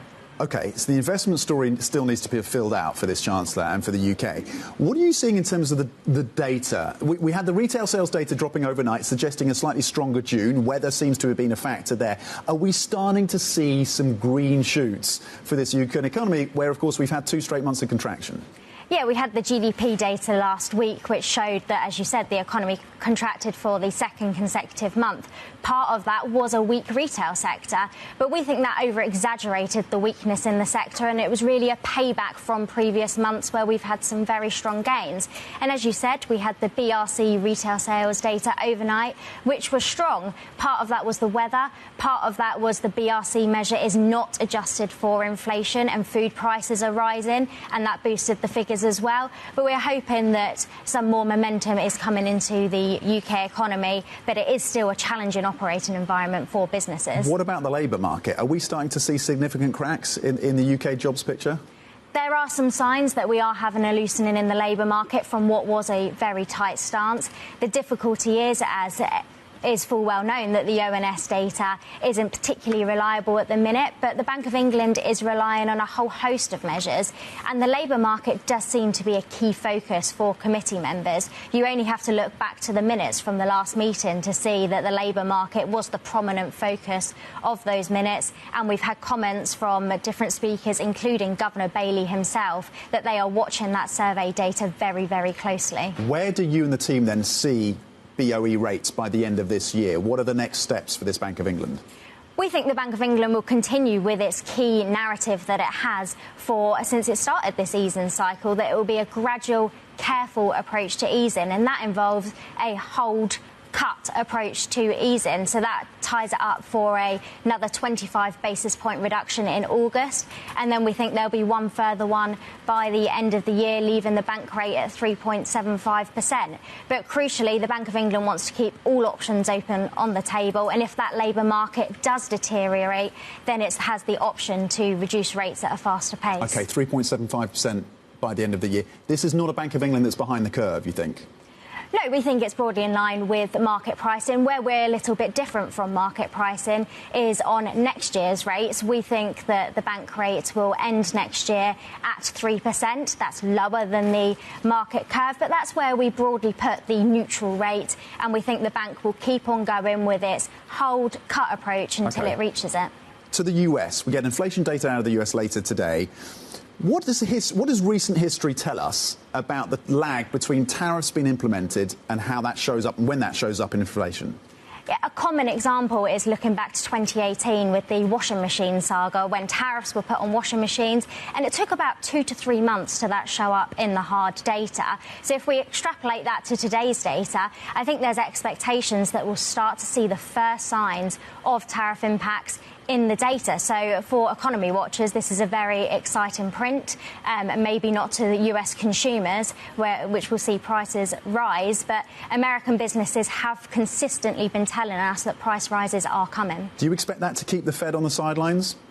I think the judgment really is this a one-off price increase or a more longer lasting? And here there does seem to be some disagreement on the committee. You've got the likes of Waller and Bowman who are saying, look, it will be a one-off rise. We can continue cutting rates. And then you've got some other members of the FOMC that are more concerned that this will be longer lasting and probably quite scared of that whole transitory fiasco that we had.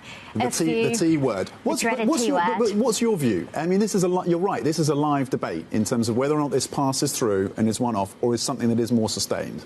We're very concerned it will be more sustained, and I think key to that is how wage behaviour responds and how inflation expectations respond to that.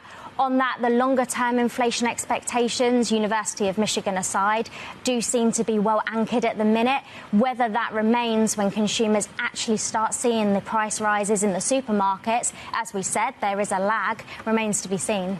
We had the China data out today. Headline, GDP is looking OK. Exports are humming along nicely. The consumer, though, is under pressure. House prices are falling. Yeah. Link what's happening link the Chinese economy to Europe, and whether or not we can expect China in the second half to be a demand driver for European manufacturing as it has to divert away from the US. Yeah, that's a difficult question, because although the headline data, as you said, was very good and it shows that China is on track to meet its 5% target, I think there were warning signals in that data. The retail sales data was weaker than expectations, and that really shows that the consumer trade-in program, which has been boosting retail sales for the last few months, has started to run its course, and that is to be expected. How many washing machines can one buy? Once you've traded it in, you're kind of done with that. So there is concerns there. The property sector is still dragging on economic growth in China, and although we are seeing that China has managed to replace some of its exports to the US, to the rest of the world, if the global demand backdrop weakens, that's a problem there as well. So we're quite nervous on Chinese growth moving forward. OK, nervous on Chinese growth. Ellie Henderson, thank you very much indeed. 3.75 is the rate that you expect from the Bank of England by the end of this year. And tariff impact on inflation stateside as we count down to CPI, of course, out late today, potentially stickier than some expect. Ellie Henderson, economist at Investec. Now, Tesla is opening its first showroom in India as it looks towards new markets to offset slowing sales where it is already well established. Bloomberg's Alicia Sachdev joins us from the showroom in Mumbai. It's been a busy day for you, I know. How significant, then, is Tesla's move into India? Is this the first openings? It is indeed the first opening, the first of two experience centres that Tesla will have in India. One right here in Mumbai behind us, which was inaugurated today, and another one which comes up in the national capital, New Delhi, later this month. It is a significant move as far as Tesla's formal entry into India goes, but it is a fairly cautious and measured step that Tesla has taken, especially considering how the Indian government has really made local manufacturing the central plank of its industrial push. The fact that Tesla is only choosing to import cars and not manufacture locally is not something that the political dispensation here will appreciate too much, but it is a first step and a cautious one at that. But we'll have to see from this point on how customers really react to the very high prices that Tesla is proposing due to the high import duties for the Model Y it's bringing here. Talk to us about what seems to be what's been characterised as a rather low-key approach by the car maker as it tries to put its feet into that Indian market. What is behind the relatively modest push into this huge consumer market that is India? Well, as we know, Tesla for years has been trying to negotiate lower tariffs on car imports from the Indian government, and it has so far not got its way. There are, of course, trade talks with the US and with the European Union in discussions.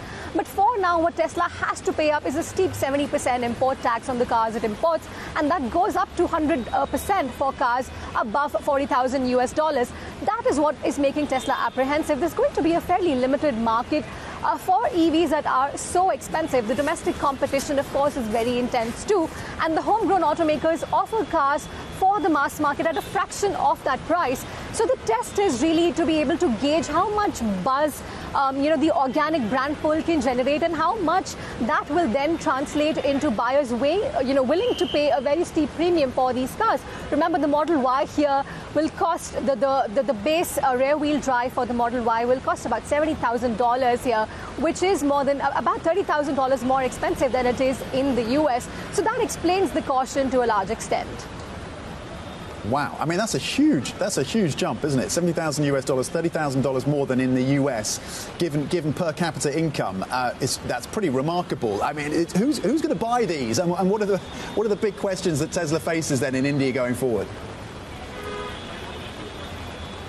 The first one, of course, immediately for Tesla to address is the price. Now that we know the prices are going to be steep, we know that it's going to be competing with the luxury car manufacturers in India, which is a very small market, just about 50,000 units or 1% of the annual volume that passenger vehicles do in this market. So the buyer is going to be your aspirational luxury customer.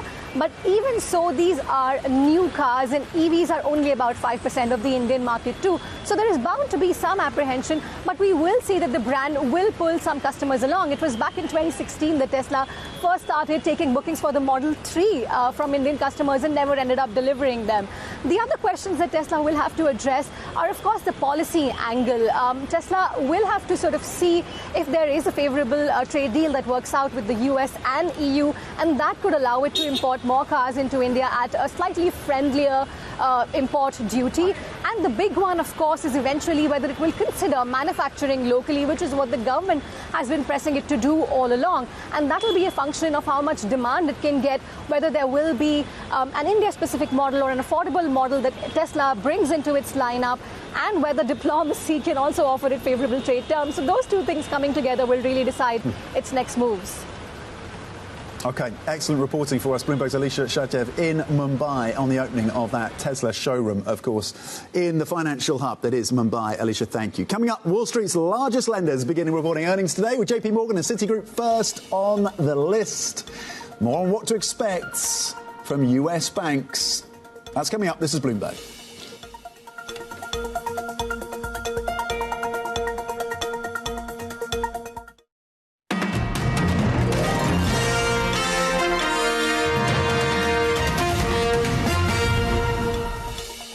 Welcome back to Bloomberg Daybreak Europe. Wall Street's 6 biggest banks kick off earnings this week, with JP Morgan and Citigroup set to report later this morning. Bloomberg's Charlie Wells is here with a preview of what to expect from the bank earnings picture. Charlie, what are you going to be focused on? What are the analysts saying is going to be driving their attention? Well, Tom, there are some really high hopes going into this earnings season for these Wall Street banks. I want to show you a little bit of that optimism going into here. If you take a look at that KBW bank index of these major American banks, you can see that it is actually this year outperforming the NASDAQ 100. So a lot of optimism going into this earnings season. If you take a look at some of the factors that we're looking out for, it's that trading revenue that is really expected to boost these banks. There's been a lot of volatility in the markets. You're seeing on that fixed side some leadership coming from Citigroup reporting later today. And then on the equities trading side, we're looking at Goldman, who's really been outperforming on that equity side. So the volatility really boosting these trading desks. If you think about net interest income, that is also really helping a number of these banks. That is the single largest revenue source for a number of these large majors, bringing in billions and really holding up in this higher for longer environment. But it's going to be something of a mixed picture when we think about investment banking. Of course, a lot of this uncertainty has been bad for deal making. So a mixed picture on that investment banking front.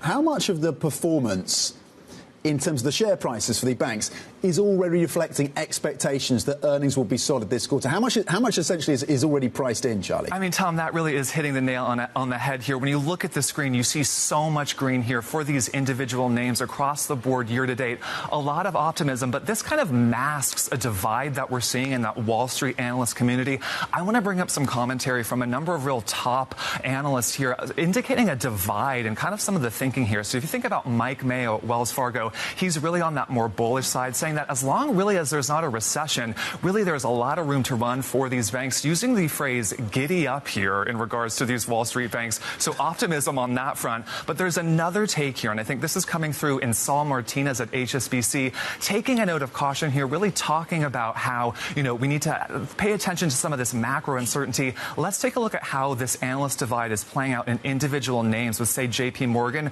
reporting in just a few hours. About half of analysts giving this a buy rating, but a more cautious and more optimistic take from the other half.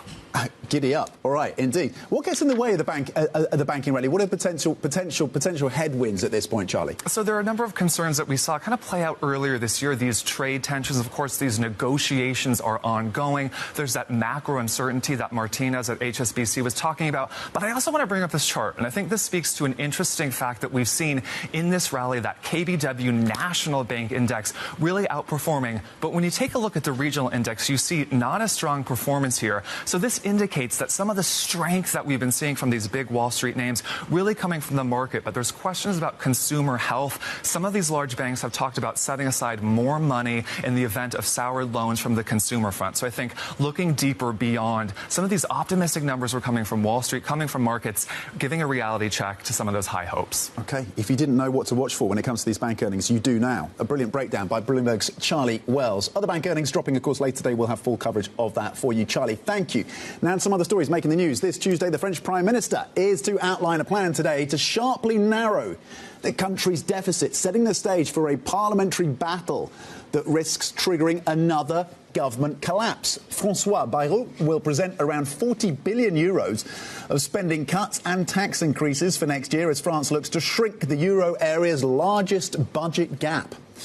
Volvo car says it's taken a $1.2 billion impairment charge because of delays to some of its electric models and the rising cost of tariffs. It says it will no longer be able to sell its ES90 sedan in the US profitably because of the import taxes. Volvo Cars shares are down around a quarter this year. There's plenty more coming up. Stay with us. This is Bloomberg.